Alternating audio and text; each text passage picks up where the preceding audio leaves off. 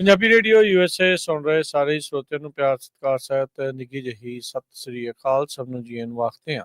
ਸੋ ਤੇ ਪ੍ਰੋਗਰਾਮ 'ਚ ਆਪ ਸਭ ਦਾ ਨਿੱਘਾ ਸਵਾਗਤ ਹੈ। ਪ੍ਰੋਗਰਾਮ ਲੈ ਕੇ ਹਾਜ਼ਰ ਹੋ ਚੁੱਕੇ ਹਾਂ ਇਸ ਮੌਕੇ ਅਪਡੇਟ ਇਮੀਗ੍ਰੇਸ਼ਨ ਪ੍ਰੋਗਰਾਮ ਦੇ ਵਿੱਚ US ਇਮੀਗ੍ਰੇਸ਼ਨ ਦੀਆਂ ਵੱਖ-ਵੱਖ ਪਹਿਲੂਆਂ ਤੋਂ ਜਿਹੜੀ ਆਪਾਂ ਗੱਲਬਾਤ ਕਰਦੇ ਹਾਂ। ਜੁੜ ਚੁੱਕੇ ਨੇ US ਇਮੀਗ੍ਰੇਸ਼ਨ ਦੇ ਅਟਾਰਨੀ ਜੇ ਟਿਰਕੇਣਾ ਜੀ। ਅਟਾਰਨੀ ਟਿਰਕੇਣਾ ਜੀ, ਸਵਾਗਤ ਹੈ ਜੀ। ਸਤਿ ਸ੍ਰੀ ਅਕਾਲ ਜੀ।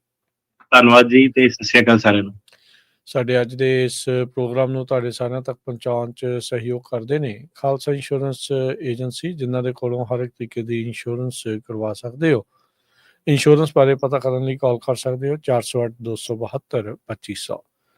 ਟਿਰਕੇਣਾ ਇਮੀਗ੍ਰੇਸ਼ਨ ਲਾ ਫਰਮ US ਇਮੀਗ੍ਰੇਸ਼ਨ ਦਾ ਹੋਵੇ ਕਿਸੇ ਵੀ ਤਰੀਕੇ ਦਾ ਕੰਮ, ਕਾਲ ਅਟਾਰਨੀ ਜੇ ਟਿਰਕੇਣਾ 415-909-0503 ਦੇ ਉੱਤੇ। ਊੜਾ ਡੈਟ ਰਿਲੀਫ ਵਾਲੇ ਨਿਰਮਲ ਸਿੰਘ ਮਾਨ, ਇਕਨੋਮਿਕ ਹਾਰਡਸ਼ਿਪ ਚੱਲ ਰਹੀ ਹੈ, ਬੈਂਕਰਪਸੀ ਤੋਂ ਬਚਣਾ ਚਾਹੁੰਦੇ ਹੋ ਤਾਂ ਇਹਨਾਂ ਦੇ ਨਾਲ ਸੰਪਰਕ ਕਰ ਸਕਦੇ ਹੋ 8888889914 ਦੇ ਉੱਤੇ। ਇਹਨਾਂ ਸਾਰਿਆਂ ਦਾ ਕਰਦੇ ਹਾਂ ਅਸੀਂ ਧੰਨਵਾਦ। ਜੇ ਤੁਸੀਂ ਵੀ ਇਸ ਪ੍ਰੋਗਰਾਮ ਨੂੰ ਸਪਾਂਸਰ ਕਰਨਾ ਚਾਹੁੰਦੇ ਹੋ, ਸੰਪਰਕ ਕਰੋ 408-722-7698 ਦੇ ਉੱਤੇ। ਬਹੁਤ ਕੁਛ ਇਮੀਗ੍ਰੇਸ਼ਨ ਨੂੰ ਲੈ ਕੇ ਤਬਦੀਲੀਆਂ ਆ ਰਹੀਆਂ, ਬਹੁਤ ਜ਼ਿਆਦੀਆਂ ਸਖਤੀਆਂ ਜਿਹੜੀਆਂ ਆ ਉਹ ਹੋ ਰਹੀਆਂ ਆ। ਪਹਿਲਾਂ ਤਾਂ ਆਪਾਂ ਅਟਾਰਨੀ ਟਿਰਕੇਣਾ ਜੀ ਜਿਹੜੇ ਜਿਹੜੇ ਐਗਜ਼ੈਕਟਿਵ ਆਰਡਰਸ ਆ ਉਹਨਾਂ ਦੀ ਗੱਲ ਜਿਹੜੀ ਉਹ ਕਰਦੇ ਆਏ ਵੀ ਉੱਧਰ ਟਰੰਪ ਹੋਣਾ ਨੇ ਇੱਧਰ ਆਹ ਵਾਲਾ ਐਗਜ਼ੈਕਟਿਵ ਆਰਡਰ ਜਾਰੀ ਕਰਤਾ, ਇੱਧਰ ਸਖਤੀ ਕਰਤੀ, ਬਾਰਡਰ ਫਰੀਜ਼ ਕਰਤਾ, ਬਾਰਡਰ 'ਤੇ ਆਹ ਸਾਰੀਆਂ ਚੀਜ਼ਾਂ ਕਰਤੀਆਂ।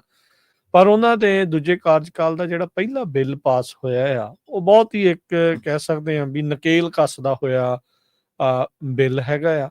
ਉਸ ਦੇ ਉੱਤੇ ਵੀ ਜਿਹੜੀ ਉਹ ਆਪਾਂ ਗੱਲ ਜਿਹੜੀ ਉਹ ਕਰਨੀ ਆ। ਅਤੇ ਉਸ ਤੋਂ ਪਹਿਲਾਂ ਜਿਹੜੀ ਥੋੜ੍ਹੀ ਜਿਹੀ ਇਹਨਾਂ ਦੇ ਐਗਜ਼ੈਕਟਿਵ ਆਰਡਰਸ 'ਤੇ ਗੱਲ ਕਰੀਏ, ਇੱਕ ਹੋਰ ਮੈਮੋ ਸਾਹਮਣੇ ਆਇਆ ਡਿਟੈਂਸ਼ਨ ਸੈਂਟਰਸ ਨੂੰ ਜਿਹੜਾ ਉਹ ਐਕਸਪੈਂਡ ਕਰਨ ਵਾਲਾ, ਇਹ ਗਿਟਮੋ ਵਾਲਾ ਜਿਹੜਾ ਆ ਇਸ ਟਾਈਮ ਆਇਆ ਵੀ 30,000 ਬੈਡਸ ਉੱਥੇ ਲਾਉਣੇ ਆ। ਡਿਟੈਂਸ਼ਨ ਸੈਂਟਰ ਜਿਹੜਾ ਗੁਆਂਟਾਨਾਮੋ ਬੇ ਦੇ ਵਿੱਚ ਬਣਾਉਣ ਜਾ ਰਹੇ ਆ। ਸੋ ਇਸ ਨੂੰ ਲੈ ਕੇ ਕੀ ਜਿਹੜੀ ਆ ਹੋਰ ਆਪਣੇ ਕੋਲ ਅਪਡੇਟ ਹੈਗੀ ਆ? ਸੋ ਜਿਹਨਾਂ ਨੂੰ ਨਹੀਂ ਪਤਾ ਗੁਆਂਟਾਨਾਮੋ ਬੇ ਦਾ, ਉੱਥੇ ਕਾਫੀ ਜਿਹੜੇ ਤੁਸੀਂ ਕਹਿ ਲਓ ਕਿ ਹਾਰਡਨਡ ਕ੍ਰਿਮੀਨਲ ਜਿਹੜੇ ਰੱਖੇ ਗਏ ਸੀਗੇ, ਜਿਹੜੇ ਤੁਸੀਂ ਕਹਿ ਲਓ ਕਿ ਇਹਨਾਂ ਦੇ ਟੈਰਰਿਜ਼ਮ ਵਾਲੇ ਜਿਹੜੇ ਅਕਿਊਜ਼ ਸੀਗੇ, 9/11 ਵਾਲੇ ਜਿਹੜੇ ਹਾਦਸੇ ਤੋਂ ਬਾਅਦ ਵਾਲੇ ਸੀਗੇ, ਉਹ ਕੈਲੀਬਰ ਦੇ ਜਿਹੜੇ ਸੀਗੇ ਕ੍ਰਿਮੀਨਲ ਜਿਹਨਾਂ ਨੇ ਉੱਥੇ ਰੱਖੇ ਸੀਗੇ। ਤੇ ਕਾਫੀ ਉੱਥੇ ਜਿਹੜਾ ਤੁਸੀਂ ਕਹਿ ਲਓ ਕਿ ਹਿਊਮਨ ਰਾਈਟ ਅਬਿਊਜ਼ ਵੀ ਸੀਗਾ। ਆਪਾਂ ਵਿਕੀਪੀਡੀਆ ਤੋਂ ਸਾਨੂੰ ਕਾਫੀ ਜਿਹੜੀ ਇਨਫੋਰਮੇਸ਼ਨ ਮਿਲੀ ਸੀ ਕਿ ਜੇਲ੍ਹ ਦੇ ਵਿੱਚ ਕੀ ਚੱਲਦਾ। ਕਾਫੀ ਕ੍ਰੇਜ਼ੀ ਜਿਹੜੇ ਤੁਸੀਂ ਕਹਿ ਲਓ ਡਿਸਟਰਬਿੰਗ ਤਰ੍ਹਾਂ ਦੇ ਜਿਹੜੇ ਉੱਥੇ ਟੂਰਚਰ ਜਿਹੜੇ ਸੀਗੇ ਆਰਮੀ ਕਰਦੀ ਸੀਗੀ, ਉੱਦਾਂ ਦੀ ਜਿਹੜੀਆਂ ਖਬਰਾਂ ਜਿਹੜੀਆਂ ਸਾਹਮਣੇ ਆਈਆਂ ਸੀਗੀਆਂ ਕੈਦੀਆਂ ਦੀਆਂ। ਤੇ ਕਾਫੀ ਉੱਥੇ ਹੰਗਰ ਸਟ੍ਰਾਈਕ ਵਗੈਰਾ ਜਿਹੜੀ ਚੱਲੀ ਸੀਗੀ ਕਿ ਗੱਲ ਉੱਥੇ ਤੱਕ ਪਹੁੰਚ ਗਈ ਸੀਗੀ ਕਿ ਕੈਦੀਆਂ ਦੇ ਰਾਈਟਸ ਦੀ ਗੱਲ ਹੋ ਰਹੀ ਸੀਗੀ ਜਦੋਂ ਪੁਰਾਣੀ ਵਾਰੀ ਸੀਗਾ। ਤੇ ਓਬਾਮਾ ਹੁਣੀ ਉਦੋਂ ਕਾਰਜਕਾਲ 'ਚ ਸੀਗੇ ਫੁੱਲ ਸਵਿੰਗ 'ਚ, ਤੇ ਕਾਫੀ ਇਹਦਾ ਰੌਲਾ ਰੱਪਾ ਸੀਗਾ ਕਿ ਇਹਨੂੰ ਬੰਦ ਕਰੋ, ਇਹ ਸਹੀ ਜਿਹੜੀ ਨਹੀਂ ਹੈਗੀ ਆ। ਤੇ ਨਾਮ ਹੀ ਉਹਦਾ ਜਿੱਦਾਂ ਕਹਿ ਲਓ ਤੁਸੀਂ ਆਪਣੇ ਇਕੁਇਵਲੈਂਟ ਦੇ ਤੁਸੀਂ ਕਹਿਣਾ ਹੋਵੇ ਕਿ ਕਾਲੇ ਪਾਣੀ ਦੀ ਸਜ਼ਾ ਦੇ ਦਿੱਤੀ, ਉਹ ਵਾਲਾ ਹਿਸਾਬ ਕਿਤਾਬ ਉੱਥੇ ਦਾ ਸੀਗਾ। ਤੇ ਹੁਣ ਇਹਨੇ ਦੁਬਾਰਾ ਜਿਹੜਾ ਸੀਗਾ, ਪਹਿਲੀ ਵਾਰੀ ਏਦਾਂ ਹੋਇਆ ਕਿ ਇਮੀਗ੍ਰੇਸ਼ਨ ਨੂੰ ਲੈ ਕੇ ਗੁਆਂਟਾਨਾਮੋ ਬੇ ਜਿਹੜਾ ਪ੍ਰਿਜ਼ਨ ਜਿਹੜੀ ਚਰਚਾ ਦੇ ਵਿੱਚ ਹੋਵੇ, ਤੇ ਇਹਨੇ ਕਿਹਾ ਕਿ ਉਹਨੂੰ ਐਕਸਪੈਂਡ ਕਰ ਦੇਣਾ, ਮਾਈਗ੍ਰੈਂਟ ਆਪਰੇਸ਼ਨ ਸੈਂਟਰ ਬਣਾਉਣਾ ਇੱਥੇ, ਜਿਹੜਾ ਇੱਥੇ ਦਾ ਨੇਵੀ ਦਾ ਸਟੇਸ਼ਨ ਹੈਗਾ ਗੁਆਂਟਾਨਾਮੋ ਦਾ, ਤੇ ਉਹਨੂੰ ਫੁੱਲ ਕਪੈਸਿਟੀ ਤੇ ਆਪਾਂ ਯੂਜ਼ ਜਿਹੜਾ ਕਰਨਾ। ਜਿੱਦਾਂ ਤੁਸੀਂ ਦੱਸਿਆ ਕਿ 30,000 ਜਿਹੜਾ ਕਹਿੰਦੇ ਉੱਥੇ ਬੈੱਡ ਇਹਨਾਂ ਨੇ ਸਥਾਪਨਾ ਜਿਹੜੀ ਕਰਨੀ ਆ। ਤੇ ਹੋਰ ਕਹਿੰਦੇ ਉਸ ਤੋਂ ਇਲਾਵਾ ਵੀ ਹੋਰ ਐਡੀਸ਼ਨਲ ਜਿਹੜੀ ਸਪੇਸ ਉਹਨਾਂ ਨੇ ਕ੍ਰੀਏਟ ਕਰਨੀ ਆ ਉੱਥੇ, ਜਿਹੜੇ ਕਿਹਨਾਂ ਦੇ ਲਈ ਕਰਨੀ ਆ, ਇਹ ਚੀਜ਼ ਵੇਖਣ ਵਾਲੀ ਆ। ਉਹਨਾਂ ਨੇ ਇੱਕ ਚੀਜ਼ ਤਾਂ ਕਿਹਾ ਕਿ ਜਿਹੜੇ ਹਾਈ ਪ੍ਰਾਇਓਰਿਟੀ ਕ੍ਰਿਮੀਨਲ ਏਲੀਅਨ ਹੈਗੇ ਆ ਇੱਥੇ ਕੱਚੇ ਤਰੀਕੇ ਨਾਲ ਪ੍ਰੈਜ਼ੈਂਟ ਆ, ਠੀਕ ਆ। ਸੋ ਹਾਈ ਪ੍ਰਾਇਓਰਿਟੀ ਹੈ ਕਿਹਨਾਂ ਨੂੰ ਮੰਨਦੇ ਆ, ਬੇਸਿਕਲੀ ਜਿਹਨਾਂ ਤੇ ਵੀ ਸ਼ੱਕ ਹੋਣਾ ਇਹਨਾਂ ਨੂੰ ਹੈਗਾ ਕਿ ਇਹ ਗੈਂਗਸਟਰ ਰਿਲੇਟਡ ਗਤੀਵਿਧੀਆਂ ਇਹਨਾਂ ਦੀਆਂ ਹੈਗੀਆਂ ਜਾਂ ਇਹਨਾਂ ਦੀਆਂ ਐਸੋਸੀਏਸ਼ਨਸ ਹੈਗੀਆਂ।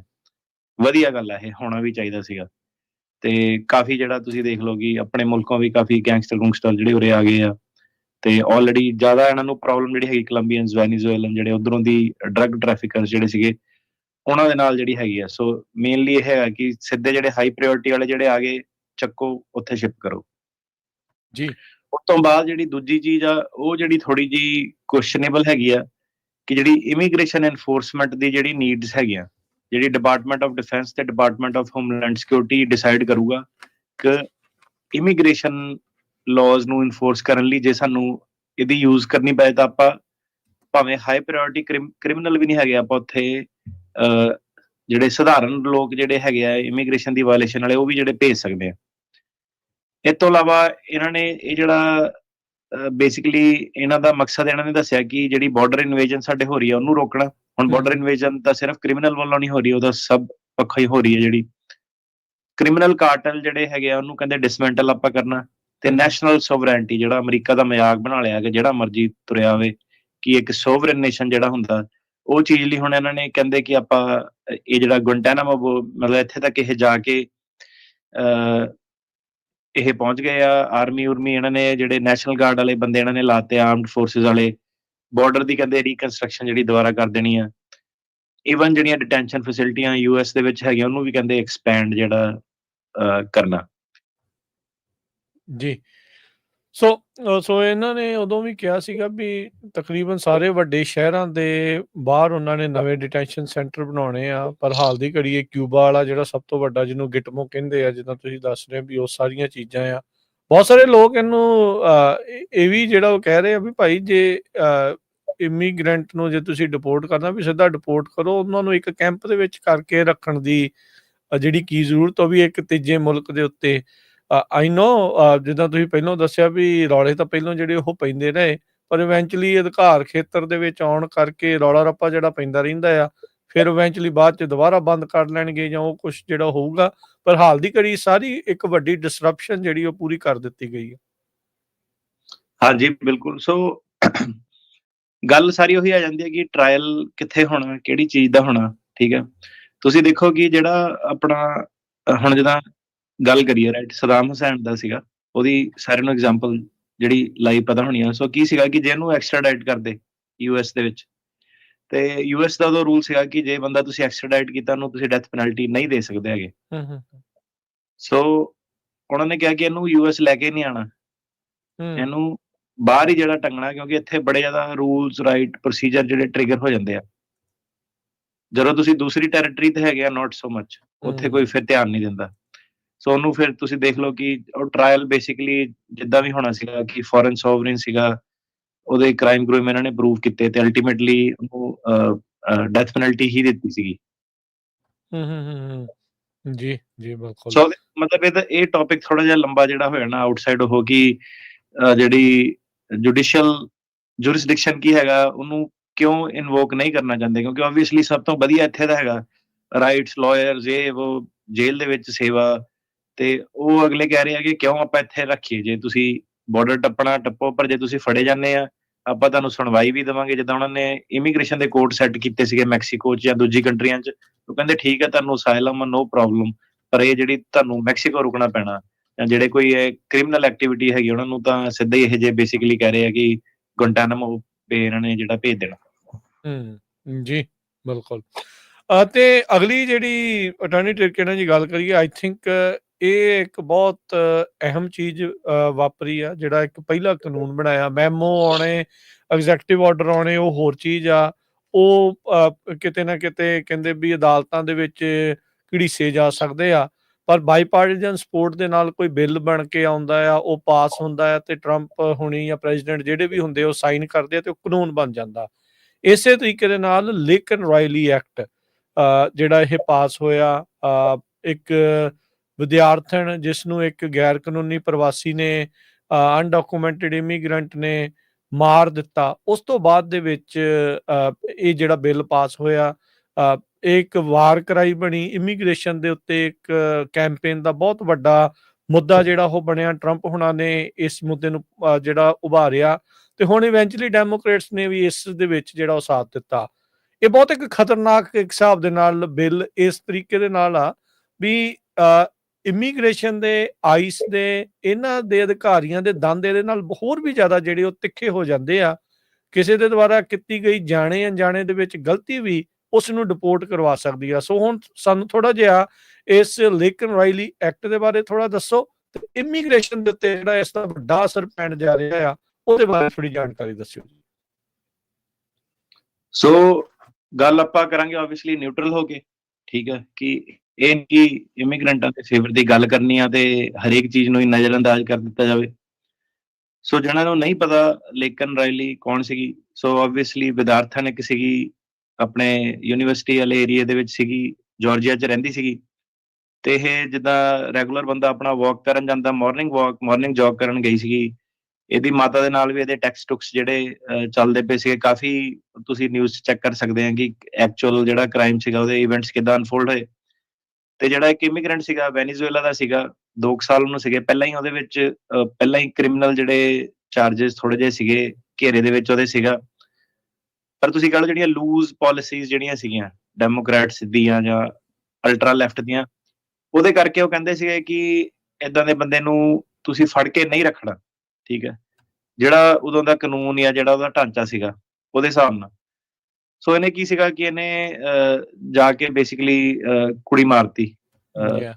ਮਾਰਨਿੰਗ ਜੌਗ ਤੇ ਜਿਹੜੀ ਗਈ। ਤੇ 2 ਸਾਲ ਤੁਸੀਂ ਦੇਖੋ ਕਿ ਬੰਦੇ ਨੂੰ ਹੋਏ ਆ, ਕ੍ਰਿਮੀਨਲ ਜਿਹੜਾ ਇਹ ਹੈਗਾ। ਹੁਣ ਕੀ ਚੱਕਰ ਹੈਗਾ ਕਿ ਇਹਦੇ ਨਾਲ ਇਮੀਗ੍ਰੈਂਟਾਂ ਦੇ ਵੱਲ ਜਿਹੜਾ ਇਸ਼ਾਰਾ ਜਿਹੜਾ ਆਬਵੀਅਸਲੀ ਵੱਜਦਾ, ਕਿਉਂਕਿ ਸਾਰੇ ਬੰਦੇ, ਜਿੱਦਾਂ ਆਪਾਂ ਕਈ ਵਾਰੀ ਦੱਸਿਆ, ਕਿ ਹੁਣ ਕੰਮ ਕਰਨ ਲਈ ਰੋਜੀ ਰੋਟੀ ਦੀ ਭਾਲ 'ਚ ਨਹੀਂ ਆਉਂਦੇ, ਮੌਜ ਮਸਤੀ ਵਾਲਾ ਕਰਾਊਡ ਜਿਹੜਾ ਬੜਾ ਆ ਗਿਆ। ਤੇ ਇੱਕ ਜਿਹੜਾ ਹੁੰਦਾ ਕਿ ਤੁਸੀਂ ਗੈਸਟ ਆਏ ਆ, ਤੁਸੀਂ ਹੰਬਲ ਹੈਗੇ ਆ, ਉਹ ਵਾਲਾ ਨਹੀਂ ਹੁਣ ਜਿਹੜਾ ਕੰਮ ਰਿਹਾ। ਆਪਣੀ ਕਮਿਊਨਿਟੀ ਵੱਲ ਵੀ ਜੇ ਝਾਤੀ ਮਾਰੀਏ, ਕਾਫੀ ਏਦਾਂ ਦੇ ਕ੍ਰਾਈਮ ਆ। ਕੋਈ ਇਹ ਨਹੀਂ ਕਿ ਇਹਨੇ ਹੀ ਕੀਤਾ ਹੈਗਾ, ਸਾਡੀ ਕਮਿਊਨਿਟੀ ਦੇ ਵਿੱਚ ਵੀ ਬੜੇ ਜ਼ਿਆਦਾ ਇਹ ਜਿਹੜੇ ਕ੍ਰਾਈਮ ਹੈਗੇ ਆ, ਸੈਕਸ਼ੂਅਲ ਕ੍ਰਾਈਮਸ ਵਗੈਰਾ, ਲੋਕੀ ਕੋਰਟ ਸਿਸਟਮ ਦੇ ਵਿੱਚ ਹੁਣ ਕੀ ਸੀਗਾ ਕਿ ਟਿਕੇ ਰਹਿੰਦੇ ਸੀਗੇ ਕਿ ਜਦ ਤੱਕ ਗਿਲਟੀ ਨਹੀਂ ਬੰਦਾ ਹੁੰਦਾ, ਬੇਲ ਬੂਲ ਉਹਨਾਂ ਨੂੰ ਮਿਲ ਜਾਂਦੀ ਸੀਗੀ। ਜੱਜਾਂ ਮੂਹਰੇ ਕੇਸ ਉਹਨਾਂ ਦੇ ਚੱਲਦੇ ਰਹਿੰਦੇ ਸੀਗੇ, ਜੱਜ ਥੋੜੀ ਘੂਰੀ ਜੀ ਜ਼ਰੂਰ ਵੱਟਦੇ ਸੀਗੇ ਕਿ ਯਾਰ ਇਹ ਕਿੱਦਾਂ ਦਾ ਬੰਦਾ ਅਸਾਲਮ ਫਾਈਲ ਕਰਨ ਜਿਹੜਾ ਆ ਗਿਆ। ਪਰ ਇਹ ਸੀਗਾ ਕਿ ਜਦ ਤੱਕ ਉਹਨਾਂ ਦੇ ਟ੍ਰਾਇਲ ਚੱਲਦੇ ਸੀਗੇ, ਠੀਕ ਆ, ਬਹੁਤ ਸਾਰੇ ਜਿਹੜੇ ਸੈਕਸ਼ੂਅਲ ਕ੍ਰਾਈਮ, ਰੇਪ ਦੇ ਰਿਲੇਟਡ, ਸੈਕਸ਼ੂਅਲ ਅਸਾਲਟ, ਕਲੱਬਾਂ 'ਚ ਜਾ ਕੇ ਕੁੜੀਆਂ ਛੇੜ ਦਿੰਦੇ ਆ, ਉਹ ਵਾਲੇ ਕ੍ਰਾਈਮ। ਇੰਟਰਨੈਟ ਦੇ ਉੱਤੇ ਜਿਹੜਾ ਸੀਗਾ ਜਵਾਕਾਂ ਦੇ ਨਾਲ ਜਿਹੜਾ ਸੀਗਾ, ਤੁਸੀਂ ਕਹਿ ਲਓ ਕਿ ਗਲਤ ਤਰੀਕੇ ਨਾਲ ਟੈਕਸਟਿੰਗ ਜਾਂ ਅੱਗੇ ਹੋਰ ਗਲਤ ਹਰਕਤਾਂ ਜਿਹੜੀਆਂ, ਉਹ ਚੀਜ਼ਾਂ ਦੇ ਵਿੱਚ ਬੜੇ ਜ਼ਿਆਦਾ ਲੋਕ ਜਿਹੜੇ ਸੀਗੇ ਸਟਿੰਗ ਆਪਰੇਸ਼ਨਾਂ ਦੇ ਵਿੱਚ ਅਕਸਰ ਜਿਹੜੇ ਫੜੇ ਜਾਂਦੇ ਸੀਗੇ, ਠੀਕ ਆ। ਕਿ ਫਰਾਈਡੇ ਹੋਇਆ ਤੇ ਮੰਡੇ ਨੂੰ ਜਿਹੜੇ ਕੇਸ ਆਏ ਉਹ ਇਹੀ ਕਿ ਏਦਾਂ ਫੜ ਲਿਆ ਪੁਲਿਸ ਨੇ, ਓਦਾਂ ਫੜ ਲਿਆ। ਤੇ ਕੁਛ ਇੱਕ ਇਹਦੇ ਵਿੱਚ ਹੁਣ ਇਹ ਸੀਗਾ ਕਿ ਜਿਹੜਾ ਇਹਨਾਂ ਦਾ ਕਲੱਬ ਕਲਚਰ ਆ, ਉਹ ਆਬਵੀਅਸਲੀ ਹੋਰ ਹਿਸਾਬ ਦਾ ਵਾ। ਜਿਹੜਾ ਉਧਰੋਂ ਦੀ ਬੰਦਾ ਆਉਂਦਾ, ਉਹ ਟੋਲਿਆਂ 'ਚ ਜਿਹੜੇ ਆਉਂਦੇ ਆ, ਉਹ ਹੋਰ ਹਿਸਾਬ ਨਾਲ ਚੀਜ਼ਾਂ ਜਿਹੜੇ ਦੇਖਦੇ ਆ ਕਿ ਫਨ ਕਰਨ ਚੱਲੀਏ ਅੱਜ ਫਰਾਈਡੇ ਨਾਈਟ ਨੂੰ, ਸੈਟਰਡੇ ਨਾਈਟ ਨੂੰ। ਤੇ ਇਹ ਜਿਹੜੇ ਪੰਗੇ ਜਿਹੜੇ ਸੀਗੇ ਏਦਾਂ ਦੇ, ਪ੍ਰੋਸਟੀਟਿਊਸ਼ਨ, ਸੈਕਸ ਕ੍ਰਾਈਮਸ, ਮਾਈਨਰ ਦੇ ਨਾਲ ਦਾਰੂ ਦੂਰੂ ਪਿਲਾਤੀ, ਕਿਸੇ ਨੂੰ DUI ਕਰ ਲਈ, ਬੰਦਾ ਮਾਰਤਾ, ਮੈਨਸਲੌਟਰ ਕਰਤਾ। ਪਿਛਲੇ 6 ਮਹੀਨੇ ਤੋਂ ਆਪਾਂ ਦੇਖਿਆ ਸੀਗਾ ਕਿ ਕੁਛ ਇੱਕ ਸਾਡੇ ਖੁਦ ਦੇ ਵੀ ਕੇਸ ਸੀਗੇ ਕਿ ਜੱਜ ਨੇ ਕਿਹਾ ਕਿ ਨਹੀਂ, ਇਹਨੂੰ ਬੌਂਡ ਤੇ ਨਹੀਂ ਛੱਡਣਾ, ਨੱਪ ਕੇ ਰੱਖੋ, ਕਿ ਬੰਦਾ ਮਾਰਤਾ। ਕਿਸੇ ਦਾ ਟਰੱਕ ਦਾ ਐਕਸੀਡੈਂਟ ਹੋ ਗਿਆ, ਬੰਦਾ ਮਰ ਗਿਆ, ਪੁਲਿਸ ਨੇ ਰਿਪੋਰਟ ਬਣਾਈ ਕਿ ਇਹ ਬੰਦਾ ਗਲਤ ਟਰਨ ਕਰ ਰਿਹਾ ਸੀ, ਸਪੀਡਿੰਗ ਕਰ ਰਿਹਾ ਸੀਗਾ, ਤੇ ਮਗਰੋਂ ਦੀ ਬੰਦਾ ਜਿਹੜਾ ਮਰ ਗਿਆ ਹਨਾ, ਇਹਨੂੰ ਕਹਿੰਦੇ ਸੀਰੀਅਸ ਇੰਜਰੀ ਜਿਹੜੀ ਹੋ ਗਈ। ਸੋ ਇਹ ਹੁਣ ਜਿਹੜਾ ਲਾਅ ਕੀ ਸੀਗਾ, ਇਹ ਲਾਅ ਕੀ ਚੇਂਜ ਕਰਦਾ ਹੈਗਾ। ਸੋ ਹੁਣ ਤੱਕ ਲੋਕਾਂ ਨੂੰ ਇੰਪ੍ਰੈਸ਼ਨ ਸੀਗਾ ਕਿ ਜੋ ਮਰਜ਼ੀ ਆ ਗਏ, ਕਰੀ ਗਏ, ਕੁਛ ਨਹੀਂ ਹੋਇਆ। ਇਹ ਹੁਣ ਤੁਹਾਡੇ ਸਾਹਮਣੇ ਜਿਹੜਾ ਹੈਗਾ ਹਨਾ, ਜਿਹੜਾ ਪਹਿਲਾਂ ਸੀਗਾ ਕਿ ਲੋਕਾਂ ਨੂੰ ਡਰਾਉਂਦੇ ਆ, ਇਹ ਹਨਾ, ਡਰਾਉਂਦੇ ਨਹੀਂ ਸੀਗਾ, ਉਦੋਂ ਕਹਿੰਦੇ ਕਿ ਭਾਈ ਸਹੀ ਕਰੋ, ਕਮਿਊਨਿਟੀ ਦੀ ਇਮੇਜ ਸਹੀ ਕਰੋ, ਨਾ ਇਦਾਂ ਦੇ ਪਾਸੇ ਜਾਓ, ਨਾ ਕਲਚਰ ਨੂੰ ਪ੍ਰਮੋਟ ਕਰੋ। ਸੋ ਲਾਅ ਹੁਣ ਕੀ ਬਣਿਆ ਹੈਗਾ, ਲੇਕਨ ਰਾਇਲੀ ਐਕਟ, ਇਹ ਕਹਿੰਦਾ ਕਿ ਮੈਂਡੇਟਰੀ ਡਿਟੈਂਸ਼ਨ ਹੋਣੀ ਚਾਹੀਦੀ ਆ, ਕਿ ਮਤਲਬ ਕੋਈ ਡਿਸਕ੍ਰੈਸ਼ਨ ਨਹੀਂ ਹੈਗੀ ਜੱਜ ਦੀ ਕਿ ਇਹਨਾਂ ਨੂੰ ਫੜਨਾ ਹੈਗਾ। ਜਿਹਨਾਂ ਤੇ ਚਾਰजेस ਲੱਗੇ ਆ, ਚਾਰजेस ਹੋ ਗਿਆ, ਸਿੱਧਾ ਹੀ ਕਿਸੇ ਨੂੰ ਚਾਰਜ ਲਾਏ ਆ ਕਿ ਤੂੰ ਕੁੜੀਆਂ ਛੇੜਦਾ ਸੀਗਾ, ਆ ਕ੍ਰਾਈਮ ਕੀਤਾ, ਸੈਕਸ਼ੂਅਲ ਅਸਾਲਟ ਕੀਤਾ, ਕੁੱਟਮਾਰ ਕੀਤੀ, ਕੁਛ ਵੀ ਕੀਤਾ, ਚਾਰਜ ਲੱਗੇ ਜਿਹਦੇ ਉੱਤੇ, ਜਾਂ ਕੋਈ ਬੰਦਾ ਅਰੈਸਟ ਹੋ ਗਿਆ, ਠੀਕ ਆ। ਹੁਣ ਅਰੈਸਟ ਤੁਸੀਂ ਦੇਖੋ ਕਿ ਬੰਦਾ ਕਈ ਤਰੀਕਿਆਂ ਨਾਲ ਅਰੈਸਟ ਹੋ ਸਕਦਾ ਵਾ। ਘਰ ਦੇ ਵਿੱਚ ਡੋਮੈਸਟਿਕ ਵਾਇਲੈਂਸ ਦੀ ਕੰਪਲੇਂਟ ਚੱਲ ਗਈ, ਕੁਛ ਚੱਲ ਗਿਆ, ਉਹ ਵੀ ਅਰੈਸਟ ਜਿਹੜਾ ਬੰਦਾ ਹੋ ਸਕਦਾ, ਜੇ ਵਾਕਿੰਗ ਲਈ ਵੀ ਹੋ ਜਾਂਦਾ ਕਈ ਵਾਰੀ। ਹਾਂਜੀ, ਤੇ ਜਾਂ ਉਹਨੂੰ ਸਜ਼ਾ ਮਿਲੀ ਹੈ, ਕਨਵਿਕਸ਼ਨ ਹੋਈ ਹੈ ਉਹਦੀ, ਠੀਕ ਹੈ, ਜਾਂ ਉਹਨੇ ਐਡਮਿਟ ਕੀਤਾ ਕਿ ਮੈਂ ਕ੍ਰਾਈਮ ਕੀਤਾ। ਕਿਹੜੇ ਕ੍ਰਾਈਮ ਆਪਾਂ ਉਹ ਗੱਲ ਤੁਹਾਡੇ ਨਾਲ ਹੁਣੇ ਕਰਾਂਗੇ। ਜਾਂ ਤੇ ਚਾਰजेस ਲੱਗੇ ਆ, ਭਾਵੇਂ ਚਾਰजेस ਨਹੀਂ ਵੀ ਲੱਗੇ ਆ, ਸਿਰਫ ਉਹਦੀ ਅਰੈਸਟ ਹੋਈ ਆ, ਜਾਂ ਉਹਨੂੰ ਸਜ਼ਾ ਮਿਲੀ ਆ, ਜਾਂ ਉਹਨੇ ਐਡਮਿਟ ਕਰ ਲਿਆ ਕਿ ਮੈਂ ਕ੍ਰਾਈਮ ਕੀਤਾ ਸੀਗਾ। ਥੋੜਾ ਜਿਹਾ ਹੋਰ ਅੱਗੇ ਵੱਧਦੇ ਹੋਏ, ਭਾਵੇਂ ਕ੍ਰਾਈਮ ਨੂੰ ਐਡਮਿਟ ਨਹੀਂ ਕੀਤਾ, ਇਹ ਐਡਮਿਟ ਕਰ ਲਿਆ ਕਿ ਐਸੈਂਸ਼ੀਅਲ ਐਲੀਮੈਂਟ ਕ੍ਰਾਈਮ ਦੇ ਕੀ ਆ। ਕਹਿਣ ਦਾ ਮਤਲਬ ਆ ਕਿ ਜੇ ਕਈ ਕੇਸਾਂ ਦੇ ਵਿੱਚ ਤੁਸੀਂ ਭਾਗੀਦਾਰੀ ਵੀ ਸੀਗੇ, ਸੱਜਣ ਮਿੱਤਰ ਦੇ ਨਾਲ, ਗਲਤ ਬੰਦੇ ਦੇ ਨਾਲ ਤੁਸੀਂ ਗੱਡੀ 'ਚ ਬੈਠੇ ਹੋਏ ਹੈਗੇ ਜਾਂ ਟੋਲੇ ਦੇ ਨਾਲ ਮੌਜੂਦ ਸੀਗੇ, ਤੇ ਐਸੈਂਸ਼ੀਅਲ ਐਲੀਮੈਂਟ ਜੇ ਕ੍ਰਾਈਮ ਦੇ, ਡਿਪੈਂਡਿੰਗ ਕਿਹੜੀ ਸਟੇਟ 'ਚ ਕਿਹੜਾ ਕ੍ਰਾਈਮ ਹੈਗਾ, ਤਾਂ ਵੀ ਤੁਸੀਂ ਚਪੇਟ 'ਚ ਆ ਸਕਦੇ ਹੋ। ਕਿਸੇ ਨੇ ਨਹੀਂ ਦੇਖਣਾ ਕਿ ਤੁਸੀਂ ਸਹੀ ਹੈ, ਇਨੋਸੈਂਟ ਆ। ਜੇ ਅਰੈਸਟ ਹੋ ਗਏ ਤਾਂ ਹੋ ਗਏ, ਬਸ ਉਹਨਾਂ ਇਨਫ ਹੈਗਾ, ਭਾਵੇਂ ਚਾਰजेस ਲੱਗੇ ਆ ਨਹੀਂ ਲੱਗੇ ਆ, ਠੀਕ ਆ। ਸੋ ਕਿਹੜੇ ਕ੍ਰਾਈਮ ਇਹਦੇ ਵਿੱਚ ਇਹਨਾਂ ਨੇ ਸਪੈਸੀਫਾਈ ਕੀਤੇ ਆ ਲੇਕਿਨ ਰਾਇਲੀ ਐਕਟ ਦੇ ਵਿੱਚ? ਬਰਗਲਰੀ, ਠੀਕ ਆ, ਘਰ ਦੇ ਬ੍ਰੇਕਿੰਗ ਐਂਡ ਐਂਟਰੀ, ਮਤਲਬ ਘਰ ਤੋੜ ਕੇ ਲੁੱਟ ਖੋਹ ਜਿਹੜੀ ਕਰਨੀ, ਕਿਸੇ ਦੀ ਪ੍ਰਾਪਰਟੀ ਤੇ ਜਾ ਕੇ ਜਿਹੜਾ ਰੌਲਾ ਰੱਪਾ ਸੀਗਾ, ਹਨਾ। ਇਹ ਵੀ ਵਧੀ ਹੋਈ ਸੀਗੀ, ਬੜੇ ਲੋਕਾਂ ਦੀ ਜੁਰਤ ਕੀ ਚੱਲ ਗਏ, ਕੁਛ ਨਹੀਂ ਕਹਿਣਾ। ਵੀ ਜੋ ਮਰਜ਼ੀ ਕਰੀ ਜਾਓ, ਲੋਕਾਂ ਨੂੰ ਏਦਾਂ ਲੱਗਦਾ ਸੀ। ਚੋਰੀ ਚਕਾਰੀ ਜਿਹੜੀ ਹੋ ਗਈ, ਥੈਫਟ ਵਾਲਾ ਕੰਮ ਹੋ ਗਿਆ, ਇਹ ਵੀ ਵਧਿਆ ਹੋਇਆ ਸੀਗਾ। ਐਕਸਟੋਰਸ਼ਨ ਦੀਆਂ ਕਾਲਾਂ ਪਈਆਂ ਹੋਈਆਂ ਸੋਸ਼ਲ ਮੀਡੀਆ ਤੇ, ਖੋ ਕੇ ਗੱਡੀਆਂ ਗੁੱਡੀਆਂ ਲੁੱਟਣ ਲੱਗ ਪਏ, ਚੋਰੀਆਂ ਚਕਾਰੀਆਂ ਜਿਹੜੀਆਂ ਕਹਿ ਲਓ ਕਿਸੇ ਦੇ ਘਰੋਂ ਦੀ ਕਰਨੀਆਂ, ਠੀਕ ਆ, ਸਮਾਨ ਚੱਕਣਾ, ਲਾਰਸਨੀ, ਸ਼ਾਪ ਲਿਫਟਿੰਗ। ਹੁਣ ਤੁਸੀਂ ਦੇਖੋ ਕਿ ਇੱਕ ਸ਼ਾਪ ਲਿਫਟਿੰਗ ਮਤਲਬ ਕੀ ਹੁੰਦਾ ਕਿ ਬਿੱਲ ਬਿਨਾਂ ਦਿੱਤੇ ਤੁਸੀਂ ਕਹਿਣਾ ਕਿ ਲੈ ਕੇ ਕਿਸੇ ਦਾ ਸਮਾਨ ਸਟੋਰ ਤੋਂ ਬਾਹਰ ਜਾਣਾ, ਠੀਕ ਆ, ਪੈਸੇ ਕਿਸੇ ਬਿਜ਼ਨਸ ਦੇ ਪੈਸੇ ਮਾਰਨੇ, ਜਾਂ assault of law enforcement officer, ਕਿ ਕਿਸੇ ਆਫਿਸਰ ਨਾਲ ਰੋਕਣਾ, ਹੱਥੋਂ-ਪਾਈ ਜਿਹੜੀ ਕਰਨੀ, ਜਾਂ ਕੋਈ ਵੀ ਕ੍ਰਾਈਮ ਜਿਹਦੇ ਨਾਲ ਕਿ ਕਿਸੇ ਦੀ ਡੈਥ ਹੋਵੇ ਜਾਂ ਸੀਰੀਅਸ ਬੋਡਲੀ ਇੰਜਰੀ ਹੋਵੇ, ਇਹ ਵਾਲਾ ਕ੍ਰਾਈਮ ਜਿਹੜਾ ਵੇਖਣ ਵਾਲਾ ਵਾ। ਹੁਣ ਕੀ ਹੈਗਾ ਕਿ ਗੈਰ ਜ਼ਿੰਮੇਵਾਰੀ ਨਹੀਂ ਚੱਕਣੀ, ਟਰੱਕ ਜਿਹੜਾ ਚਲਾਣਾ, ਨਸ਼ੇ ਪੱਤੇ ਕਰਨੇ, ਮੈਨਸਲੌਟਰ ਜਿਹੜਾ ਚਾਰਜ ਹੋ ਜਾਂਦਾ। ਹੁਣ ਕੀ ਸੀਗਾ ਕਿ ਟ੍ਰੈਫਿਕ ਲਾਅ ਦੇ ਥੱਲੇ ਐਕਸੀਡੈਂਟ ਵਾਲੇ ਨੂੰ ਛੱਡ ਦਿੰਦੇ ਸੀਗੇ ਉਹ, ਕਿ ਜਿਹੜੇ ਐਕਸੀਡੈਂਟ ਲਾਅ ਜਿਹੜੇ ਹਿਸਾਬ ਨਾਲ ਬਣੇ ਆ ਨਾ, ਕਿ ਚੱਲ ਠੀਕ ਹੈ ਐਕਸੀਡੈਂਟ ਹੋ ਗਿਆ ਤੇ ਬੰਦੇ ਕਾਫੀ ਜਿਹੜੇ ਮਰੇ ਆ, ਤੁਸੀਂ ਕਈ ਵਾਰੀ ਦੇਖੋ ਕਿ ਨੈਗਲੀਜੈਂਟ ਡਰਾਈਵਿੰਗ ਨਾਲ ਬੜੇ ਲੋਕੀ ਜਿਹੜੇ ਮਰਦੇ ਆ, ਰੌਂਗ ਟਰਨ ਦੇ ਨਾਲ, ਕਿ ਪਿੱਛੋਂ ਬੰਦਾ ਜਿਹੜਾ ਆ ਰਿਹਾ ਗੱਡੀ 'ਚ ਉਹ ਵੱਜਿਆ ਟਰੱਕ ਦੇ ਵਿੱਚ, ਉਹ ਮਰ ਗਿਆ, ਹਨਾ। ਤੁਹਾਡੇ ਐਕਸੀਡੈਂਟ ਦੇ ਨਾਲ ਜੇ ਉਹਨੇ ਬੇਸਿਕਲੀ ਕਿਹਾ ਕਿ ਤੁਹਾਨੂੰ ਪੁਲਿਸ ਨੇ ਅਰੈਸਟ ਕਰ ਲਿਆ ਜੇ ਕਿਸੇ ਕ੍ਰਾਈਮ ਦੇ ਲਈ ਜਿਹਦੇ ਵਿੱਚ ਕਿ ਕਿਸੇ ਨੂੰ ਸੀਰੀਅਸ ਬੋਡਲੀ ਇੰਜਰੀ ਹੋਈ ਆ। ਇਹ ਚੀਜ਼ ਨੂੰ ਸੋਚੋ ਇੱਕ ਵਾਰੀ ਕਿ ਕੀ ਇਹ ਚੀਜ਼ ਕਹਿ ਰਹੀ ਆ, ਕਿ ਤੁਸੀਂ ਜਾ ਰਹੇ ਆ ਤੇ ਤੁਹਾਡੀ ਗਲਤੀ ਨਾਲ ਰੌਂਗ ਟਰਨ ਹੋ ਗਿਆ, ਕੁਝ ਵੀ ਹੋ ਗਿਆ, ਠੀਕ ਆ, ਲਾਈਟ ਤੁਹਾਡੀਆਂ ਨਹੀਂ ਚੱਲਦੀਆਂ ਸੀ, ਕੋਈ ਵੀ ਵਾਲਿਆ ਤੁਹਾਡੀ ਵਜ੍ਹਾ ਦੇ ਨਾਲ ਕਿਸੇ ਨੂੰ ਸੀਰੀਅਸ ਬੋਡਲੀ ਇੰਜਰੀ ਹੋ ਗਈ, ਭਾਵੇਂ ਮਰਿਆ ਨਹੀਂ ਵੀ, ਲੱਤ ਬਾਂਹ ਜਿਹੜੀ ਟੁੱਟ ਗਈ, ਸੀਰੀਅਸ ਬੋਡਲੀ ਇੰਜਰੀ ਹੋ ਗਈ, ਤੇ ਤੁਹਾਡੀ ਮੈਂਡੇਟਰੀ ਜਿਹੜੀ ਡਿਟੈਂਸ਼ਨ ਹੈਗੀ ਆ, ਨੋ ਕੁਐਸਚਨਸ ਆਸਕਡ। ਹੁਣ ਇਹਦੇ ਵਿੱਚ ਚੇਂਜ ਕੀ ਹੋਇਆ ਕਿ ਡਿਪਾਰਟਮੈਂਟ ਆਫ ਹੋਮਲੈਂਡ ਸਿਕਿਉਰਿਟੀ ਜਿਹੜੀ ਹੈਗੀ ਆ, ਇਮੀਗ੍ਰੇਸ਼ਨ ਸਰਕਾਰੀ ਵਕੀਲ ਜਿਹੜਾ ਹੈਗਾ, ਉਹਦਾ ਮਹਿਕਮਾ ਹੈਗਾ, ਉਹਨੇ ਡਿਸਾਈਡ ਕਰਨਾ ਕਿ ਮੈਂਡੇਟਰੀ ਡਿਟੈਂਸ਼ਨ ਹੋਣੀ ਚਾਹੀਦੀ ਹੈ ਕਿ ਨਹੀਂ ਹੋਣੀ ਚਾਹੀਦੀ ਹੈ, ਠੀਕ ਹੈ।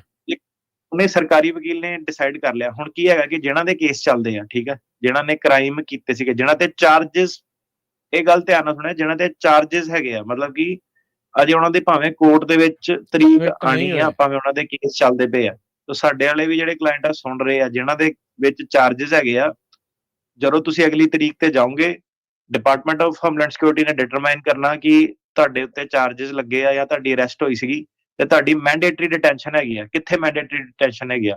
ਕੋਰਟ ਦੇ ਵਿੱਚ, ਤੁਸੀਂ ਬਾਹਰ ਨਹੀਂ ਉੱਥੋਂ ਆ ਪਾਓਗੇ। ਸੋ ਇਹ ਹੈਗਾ ਕਰਨੈਲੀ ਐਕਟ, ਕਿ ਜਦੋਂ ਡਿਪਾਰਟਮੈਂਟ ਆਫ ਹੋਮਲੈਂਡ ਸਿਕਿਉਰਿਟੀ ਨੇ ਡਿਟਰਮਾਈਨ ਕਰ ਲਿਆ, ਉਹਨੇ ਕਿੱਦਾਂ ਡਿਟਰਮਾਈਨ ਕੀਤਾ, ਉਹਨੂੰ ਆਪਾਂ ਨੂੰ ਖੁਦ ਦੱਸਣਾ ਪੈਂਦਾ, ਕਿਉਂਕਿ ਜਿਹੜੇ ਤੁਹਾਡੇ ਅਸਾਈਲਮ ਅਸੂਲਮ ਦੀ ਐਪਲੀਕੇਸ਼ਨ ਹੁੰਦੀ ਆ, ਉਹਦੇ ਵਿੱਚ ਪਹਿਲਾਂ ਹੀ ਇੱਕ ਖਾਨਾ ਹੁੰਦਾ ਕਿ ਤੁਸੀਂ ਕੋਈ ਕ੍ਰਾਈਮ ਤਾਂ ਨਹੀਂ ਕੀਤਾ, ਕੋਈ ਚਾਰजेस ਤਾਂ ਨਹੀਂ ਆਏ, ਰਾਈਟ? ਜੀ ਨਾ ਦੱਸਣ ਵਾਲਾ ਤੇ ਤੁਹਾਡਾ ਕੋਈ ਸਵਾਲ ਨਹੀਂ ਹੈਗਾ, ਸਾਰਾ ਕੁਝ ਰੈਕਰਡ 'ਚ ਹੈਗਾ। ਤੁਸੀਂ ਦੇਖੋ ਫਿੰਗਰਪ੍ਰਿੰਟ, ਬੈਕਗਰਾਉਂਡ ਚੈੱਕ ਜਿਹੜੇ ਕਰਦੇ ਸੀਗੇ, ਲਗਾ ਨਹੀਂ ਸਕਦੇ। ਹਾਂ, ਸੋ ਹੁਣ ਜਿਹੜੀ ਗੱਲ ਦੇਖੋ ਕਿ ਜਿਹੜੇ ਇਹ ਚਾਰजेस ਹੈਗੇ ਆ, ਇਹਨਾਂ ਨੇ ਇਹ ਨਹੀਂ ਕਲੈਰੀਫਾਈ ਕੀਤਾ ਕਿ ਇਹ ਚਾਰजेस ਕਿੱਥੇ ਦੇ ਨੇ। ਲਾਈਕ ਇੰਡੀਆ ਤੋਂ ਵੀ ਜੇ ਹੁਣ ਕੋਈ ਬੰਦਾ ਐਗਜ਼ੈਕਟਲੀ ਬੋਡੀ ਲਈ ਜਿਹੜੀਆਂ ਸੱਟਾਂ ਵੱਟਾਂ, ਕਈ ਤਾਂ ਪੁੱਛਦੇ ਲੈ ਵੀ ਮੇਰੇ ਤੇ ਪਰਚੇ ਹੋਏ ਆ, ਮੇਰਾ ਅਸਾਈਲਮ ਦਾ ਕੇਸ ਲੱਗ ਜਾਊਗਾ। ਮੈਂ ਕਿਹਾ ਲੈ ਯਾਰ, ਇਹ ਕਿਹੜਾ ਕੋਈ ਉਹ ਆ, ਕੋਈ ਅਹੁਦਾ ਲੈ ਕੇ ਆਇਆ ਜਿਹੜਾ ਕਿ ਪਰਚੇ ਹੋਏ ਆ ਤਾਂ ਕੇਸ ਲੱਗ ਜਾਊਗਾ? ਕੇਸ ਨਹੀਂ ਲੱਗੂਗਾ, ਮੈਂਡੇਟਰੀ ਡਿਟੈਂਸ਼ਨ ਜ਼ਰੂਰ ਹੋਊਗੀ। ਸੋ ਜਿਹੜੀ ਮੈਂਡੇਟਰੀ ਡਿਟੈਂਸ਼ਨ, ਇੱਕ ਵਾਰੀ ਸਰਕਾਰੀ ਵਕੀਲ ਨੇ ਕਹਿਤਾ ਕਿ ਬੰਦੇ ਨੂੰ ਫੜਨਾ, ਇਮੀਗ੍ਰੇਸ਼ਨ ਜਿਹੜਾ ਜੱਜ ਹੈਗਾ ਉਹ ਦੁਬਾਰਾ ਉਹਨੂੰ ਰੀਡਿਟਰਮਾਈਨ ਨਹੀਂ ਕਰ ਸਕਦਾ ਕਿ ਇਹਨੂੰ ਛੱਡ ਦਿਓ। ਮਤਲਬ ਉਹ ਇਮੀਗ੍ਰੇਸ਼ਨ ਜੱਜ ਕੋ ਉਹਨਾਂ ਨੇ ਪਾਵਰ ਖੋਹ ਲਈ ਆ। ਜੱਜ ਤੋਂ ਪਾਵਰ ਖੋਲੀ, ਥੱਲੇ ਅਧਿਕਾਰੀਆਂ ਕੋ ਦੇਤੀ ਆ। ਹਾਂ, ਜਿਹੜਾ ਸਰਕਾਰੀ ਵਕੀਲ ਆ ਉਹਨੇ ਡਿਸਾਈਡ ਕਰਨਾ ਕਿ ਮੈਂਡੇਟਰੀ ਡਿਟੈਂਸ਼ਨ ਹੋਣੀ ਚਾਹੀਦੀ ਆ, ਤੇ ਉਹਦੀ ਫਿਰ ਉਹਨੂੰ ਜੇਲ੍ਹ 'ਚ ਲੈਣਾ। ਜਿਹੜੀ ਉਹ ਕਸਟਡੀ ਦੀ ਕੰਡੀਸ਼ਨ ਹੈਗੀ ਆ, ਉਹ ਇਮੀਗ੍ਰੇਸ਼ਨ ਜੱਜ ਨਹੀਂ ਡਿਸਾਈਡ ਕਰ ਸਕਦਾ। ਜਿਹੜਾ ਚੀਜ਼ ਸਿਰਫ ਤੇ ਸਿਰਫ ਇਮੀਗ੍ਰੇਸ਼ਨ ਜੱਜ ਜਿਹੜਾ ਡਿਸਾਈਡ ਕਰ ਸਕਦਾ, ਉਹ ਸਿਰਫ ਇਹ ਆ ਕਿ ਜਿਹੜਾ ਬੰਦਾ ਫੜਿਆ ਵਾ ਉਹਨੂੰ ਪ੍ਰੋਪਰਲੀ ਇਨਕਲੂਡ ਕੀਤਾ ਕਿ ਨਹੀਂ ਕੀਤਾ। ਮਤਲਬ ਕਿ ਆ ਜਿਹੜੀ ਆਪਾਂ ਗੱਲ ਕਰਕੇ ਹਟੇ ਆ, ਬਸ ਜੱਜ ਇਹ ਦੇਖ ਸਕਦਾ ਕਿ ਇਹ ਕੈਟੇਗਰੀ ਦੇ ਵਿੱਚ ਆਂਦਾ ਕਿ ਨਹੀਂ ਆਂਦਾ, ਬਸ ਇਹ ਦੇਖ ਸਕਦਾ। ਪਰ ਜਿਹੜਾ ਸਰਕਾਰੀ ਵਕੀਲ ਆ ਉਹ ਤੈਅ ਕਰੂਗਾ ਕਿ ਬੰਦੇ ਦੀ ਡਿਟੈਂਸ਼ਨ ਜਿਹੜੀ ਹੋਣੀ ਚਾਹੀਦੀ ਹੈ ਕਿ ਨਹੀਂ। ਉਹਨੂੰ ਵੀ ਹੁਕਮ ਇਹੀ ਹੈ ਕਿ ਮੈਂਡੇਟਰੀ ਡਿਟੈਂਸ਼ਨ ਆ, ਪੁੱਛਣਾ ਹੀ ਨਹੀਂ ਕੁਛ, ਚੱਕ ਲਓ, ਬਸ ਚੱਕ ਲਓ। ਤੇ ਉਹਦੇ ਵਿੱਚ ਜਿਹੜਾ ਕੋਈ ਵੀ ਕੋਰਟ ਹੈਗਾ, ਇਮੀਗ੍ਰੇਸ਼ਨ ਕੋਰਟ ਤੋਂ ਬਾਅਦ ਵੀ, ਜਿੱਦਾਂ ਆਪਾਂ ਕਹਿੰਦੇ ਸੀ ਹੇਬੀਅਸ ਕਾਰਪਸ, ਇਹ ਉਹ ਸਾਰਾ ਕਿ ਬੰਦੇ ਨੂੰ ਹੱਕ ਦਿਓ, ਲਿਆਓ, ਛੱਡੋ, ਬੇਲ ਦਿਓ, ਫਲਾਨਾ ਢਮਕਾਨਾ, ਉਹ ਸਾਰਾ ਚੱਕਤਾ। ਉਹਨਾਂ ਨੇ ਕਿਹਾ ਕਿ ਕੋਈ ਹੇਬੀਅਸ ਕਾਰਪਸ ਜਿਹੜੀ ਨਹੀਂ ਹੋਣੀ ਚਾਹੀਦੀ ਹੈ। ਸੋ ਹੁਣ ਦੇਖੋ ਕਿ ਇਹ ਕਾਨੂੰਨ ਜਿਹੜਾ ਕੀ ਹੈਗਾ, ਕਿਸੇ ਹੱਦ ਤੱਕ ਇਹ ਕਾਨੂੰਨ ਸਹੀ ਸੀਗਾ, ਕਿਉਂਕਿ ਅੱਤ ਬਹੁਤ ਜਿਹੜੀ ਸੀਗੀ ਚੱਕੀ ਹੋਈ ਸੀਗੀ, ਕ੍ਰਾਈਮ ਜਿਹੜੇ ਸੀਗੇ, ਠੀਕ ਆ। ਜੈਂਡਰ ਬੇਸ ਜਿਹੜਾ ਵਾਇਲੈਂਸ ਸੀਗਾ, ਕਿ ਬੰਦਾ ਹੁਣ ਥਰਡ ਕੰਟਰੀ ਤੋਂ ਆਉਂਦਾ ਵਾ, ਠੀਕ ਆ, ਉਹ ਕੁੜੀਆਂ ਨੂੰ ਇੱਥੇ ਹੋਰ ਹਿਸਾਬ ਨਾਲ ਦੇਖਦਾ, ਉਹਦਾ ਨਜ਼ਰੀਆ ਜਿਹੜਾ ਹੈਗਾ ਛੇੜਛਾੜ ਵਾਲਾ, ਉਹ ਕੋਈ ਮਤਲਬ ਕਿ ਇਹ ਨਹੀਂ ਉਹ ਕਹਿੰਦੇ ਕਿ ਤੁਸੀਂ ਆਓ ਆਪਣੇ ਦੇਸ਼ ਦੇ ਵਿੱਚ ਅਸਿਮੀਲੇਟ ਹੋਵੋ ਇੱਥੇ, ਹਨਾ, ਦੇਖੋ ਇੱਥੇ ਦੇ ਤੌਰ ਤਰੀਕੇ ਕੀ ਆ, ਕੀ ਇੱਥੇ ਦਾ ਵਿਵਹਾਰ ਆ, ਉਹਦੇ ਵਿੱਚ ਕਰੋ। ਪਰ ਨਹੀਂ, ਉਹ ਜਦੋਂ ਇੰਨੇ ਲਾਰਜ ਨੰਬਰਾਂ ਦੇ ਵਿੱਚ ਲੋਕੀ ਜਦੋਂ ਆ ਗਏ ਸੀਗੇ ਤਾਂ ਹਵਾ ਜਿਹੜੀ ਜ਼ਿਆਦਾ ਹੋ ਜਾਂਦੀ ਆ, ਤੇ ਆਲਮੋਸਟ ਜਿਹੜੇ ਸੀਗੇ ਕ੍ਰਿਮੀਨਲ ਕਹਿ ਲਓ ਤੁਸੀਂ, ਜਿਹੜੇ ਸੀਗੇ ਕਿ ਸਾਊਥ ਅਮਰੀਕਾ ਤੋਂ ਕ੍ਰਿਮੀਨਲ ਜਿਹੜੇ ਸੀਗੇ ਗੈਂਗਸ ਗੂੰਗ ਸਾਰੇ, ਤੁਸੀਂ ਦੇਖੋ ਕੋਲੋਰਾਡੋ ਦੇ ਵਿੱਚ ਖਬਰ ਸੀਗੀ, ਉਹਨਾਂ ਨੇ ਆਪਣੇ ਜਿਹੜਾ ਅਪਾਰਟਮੈਂਟ ਦੇ ਮੇਕਸ਼ਿਫਟ ਉੱਤੇ ਟੈਂਟ ਲਾ ਕੇ, ਹਨਾ, ਕਿ ਹੁਣ ਕੁੜੀਆਂ ਤੋਂ ਗਲਤ ਕੰਮ ਕਰਾਉਂਦੇ ਸੀਗੇ, ਜਿਹੜੇ ਉਹੀ ਆਪਣੇ ਦੇਸ਼ਾਂ ਦੀਆਂ ਜਿਹੜੀਆਂ ਪ੍ਰੈਕਟਿਸਾਂ ਸੀਗੀਆਂ ਉਹ ਅਮਰੀਕਾ 'ਚ ਜਿਹੜੇ ਕਰ ਰਹੇ ਸੀਗੇ, ਤੇ ਕੋਈ ਕੁਝ ਕਹਿ ਨਹੀਂ ਰਿਹਾ ਸੀਗਾ। ਤੇ ਤੁਸੀਂ ਕਹਿ ਲਓ ਕਿ ਹਿੰਮਤ ਲੋਕਾਂ ਦੀ ਜਿਹੜੀ ਥੋੜੀ ਜ਼ਿਆਦਾ ਵਧੀ ਸੀਗੀ। ਕ੍ਰਾਈਮ ਸੋ ਨੂੰ ਇਹ ਕ੍ਰਾਈਮ ਹੀ ਨਹੀਂ ਸੀ ਜਿਹੜਾ ਉਸ ਅੱਖ ਨਾਲ ਦੇਖ ਨਹੀਂ ਰਹੇ, ਢੇਲੀ ਇੰਨੀ ਜ਼ਿਆਦਾ ਸੀਗੀ, ਤੇ ਫਿਰ ਲੋਕਾਂ ਨੇ ਅੱਤ ਜਿਹੜੀ ਬੜੀ ਜ਼ਿਆਦਾ ਚੱਕਤੀ ਸੀਗੀ। ਉਹਦਾ ਏਦਾਂ ਹੁੰਦਾ ਸੀਗਾ ਕਿ ਸਾਡੇ ਵਰਗਾ ਹੁਣ ਜੇ ਬੰਦਾ ਕੋਈ ਕਵੇ ਯਾਰ ਕਿ ਚੱਜ ਦੀ ਗੱਲ ਆ, ਉਹਦਾ ਮਜ਼ਾਕ ਬਣ ਜਾਂਦਾ ਸੀ ਕਿ ਲੈ ਯਾਰ ਕੁਛ ਨਹੀਂ ਹੁੰਦਾ, ਐਵੇਂ ਹੀ ਕਰੀ ਜਾਂਦੇ ਆ, ਓਦਾਂ ਹੀ ਕਹੀ ਜਾਂਦੇ ਆ, ਹਨਾ। ਕਿਸੇ ਨੇ ਕੁਛ ਨਹੀਂ ਕਹਿਣਾ। ਹਾਂ, ਤੇ ਜਿੱਦਾਂ ਦੱਸਿਆ ਹੈਗਾ ਆਪਣੇ ਸਹੀ ਮਾਇਨਿਆਂ ਦੇ ਵਿੱਚ ਜਿਹੜੇ ਮਤਲਬ ਕੋਈ ਬਾਹਲੇ ਰੋਲ ਮਾਡਲ ਵੀ ਆਪਣੀ ਕਮਿਊਨਿਟੀ ਨੂੰ ਨਹੀਂ ਮਿਲੇ। ਸਿੰਗਰ ਸੁੰਗਰ ਇਹਨਾਂ ਦੇ ਤੁਸੀਂ ਗਾਣੇ ਚੱਕ ਕੇ ਦੇਖ ਲਓ, ਹਰੇਕ ਜਿਹੜੇ ਲਿਰਿਕਸ ਦੇਖੋ ਨਾ, ਟਪੂ ਟਪੂ ਦੇ ਪਿੱਛੇ ਹੈ ਕੀ ਮੈਸੇਜ ਕੀ ਆ, ਕਿ ਤੂੰ ਜਿਹੜਾ ਆਮ ਸਧਾਰਨ ਵਿਅਕਤੀ ਇੱਥੇ ਆ, ਤੂੰ ਵੱਧ ਸੁਪੀਰੀਅਰ ਆ, ਤੇਰੀ ਚੌਧਰ ਆ, ਤੇਰੀ ਬਦਮਾਸ਼ੀ ਆ, ਤੇਰੀ ਚੜ੍ਹਾਈ ਆ, ਬਾਕੀ ਸਾਰੇ ਲੋਕ ਥੱਲੇ ਆ, ਤੂੰ ਉੱਤੇ ਆ। ਮਤਲਬ ਕਿ ਜਿਹੜਾ ਨਜ਼ਰੀਆ ਨਾ ਲੋਕਾਂ ਦਾ ਉਹੀ ਕਿ ਪੰਪ ਜਿਹਾ ਦੇ ਕੇ ਚੱਕ ਦੇਣਾ ਬੰਦੇ ਨੂੰ, ਹਨਾ। ਹਾਂਜੀ ਹਾਂਜੀ। ਸੋ ਇਹ ਹੈ ਕਿ ਯਾਰ ਕੋਈ ਉੱਤੇ ਥੱਲੇ ਨਹੀਂ ਕੋਈ ਹੁੰਦਾ, ਹਰੇਕ ਬੰਦਾ ਬਰਾਬਰ ਹੁੰਦਾ, ਕੋਈ ਬਗਾਨਾ ਪੁੱਤ ਕਿਸੇ ਦਾ ਘੱਟ ਨਹੀਂ ਹੁੰਦਾ, ਹਨਾ। ਹਾਲਾਤਾਂ ਦੀ ਗੱਲ ਬਣ ਜਾਂਦੀ ਹੈ ਟਿਰਕੀਆਣਾ ਜੀ, ਕਿਸੇ ਦੇ ਚੰਗੇ ਹੁੰਦੇ, ਕਿਸੇ ਦੇ ਥੋੜੇ ਜਿਹੇ ਏਦਾਂ ਦੇ ਫਸੇ ਹੁੰਦੇ ਆ, ਇਹੀ ਗੱਲ ਹੁੰਦੀ ਹੈ। ਹੁਣ ਜੇ ਸਾਰੇ ਬੰਦਿਆਂ ਨੇ ਸੇਮ ਕੰਮ ਕਰਨਾ ਵਾ, ਸੇਮ ਟਰੱਕ ਚਲਾਣੇ, ਸੇਮ ਲੋਡ ਚੱਲਣੇ, ਫੇਰ ਫਰਕ ਕੀ ਰਹਿ ਗਿਆ ਕਿ ਮੈਂ ਕੋਰਵੈਟ ਲੈ ਕੇ ਦਿਖਾਵਾ ਕਰਨਾ, ਮੈਂ SRT ਲੈ ਕੇ ਦਿਖਾਵਾ ਕਰਨਾ। ਜੇ ਕੰਮ ਹੀ ਸਾਰਿਆਂ ਦਾ ਸੇਮ ਆ, ਕੋਈ ਉਹ ਆ, ਪਰ ਦੇਖ ਲਓ ਤੁਸੀਂ ਫੇਰ ਵੀ ਕਿ ਸ਼ੋਅ ਆਫ ਕਲਚਰ ਜਿਹੜਾ ਥੋੜਾ ਜਿਹਾ ਜ਼ਿਆਦਾ ਆਪਣਾ ਸੀਗਾ, ਉਹਦੇ ਵਿੱਚ ਆਪਣੇ ਜਿਹੜੇ ਕਹਿ ਲਓ ਕਿ ਬਿਨਾਂ ਮਤਲਬ ਦੇ ਚੁੱਕ ਚਾ ਕੇ ਲੜਾਈ ਲੜੂਈ ਵਾਲੇ ਕ੍ਰਾਈਮ ਜਿਹੜੇ ਕਰ ਜਾਂਦੇ ਸੀਗੇ, ਤੇ DUI ਨਸ਼ੇ ਪੱਤੇ ਕਰਕੇ ਆਪਣੇ ਜਿਹੜੇ ਸੀਗੇ ਬੋਡਲੀ ਇੰਜਰੀ ਵਾਲੇ ਕ੍ਰਾਈਮ ਜਿਹੜੇ ਆ, ਬੜੀ ਸਧਾਰਨ ਜਿਹੀ ਗੱਲ ਜਿਹੜੀ ਹੈਗੀ ਆ, ਕਾਫੀ ਹਾਈ ਗਿਣਤੀ ਦੇ ਵਿੱਚ ਇਹ ਹੈਗੇ ਆ। ਹਰੇਕ ਬੰਦਾ ਇਹੀ ਸੋਚਦਾ ਕਿ ਨਹੀਂ ਮੈਂ ਦਾਰੂ ਪੀ ਕੇ ਗੱਡੀ ਚਲਾ ਲੂੰਗਾ, ਪਰ ਬੰਦਾ ਜਿਹੜਾ ਆ ਜਾਂਦਾ ਚਪੇਟ ਦੇ ਵਿੱਚ ਪੁਲਿਸ ਦੇ। ਹਾਂ, ਤੇ ਹੁਣ ਇਹ ਜਿਹੜੇ ਚੀਜ਼ ਸੀਗੀ ਇਹਨੂੰ ਤੁਸੀਂ ਰਿਸਟ੍ਰਿਕਟ ਕਰੋ।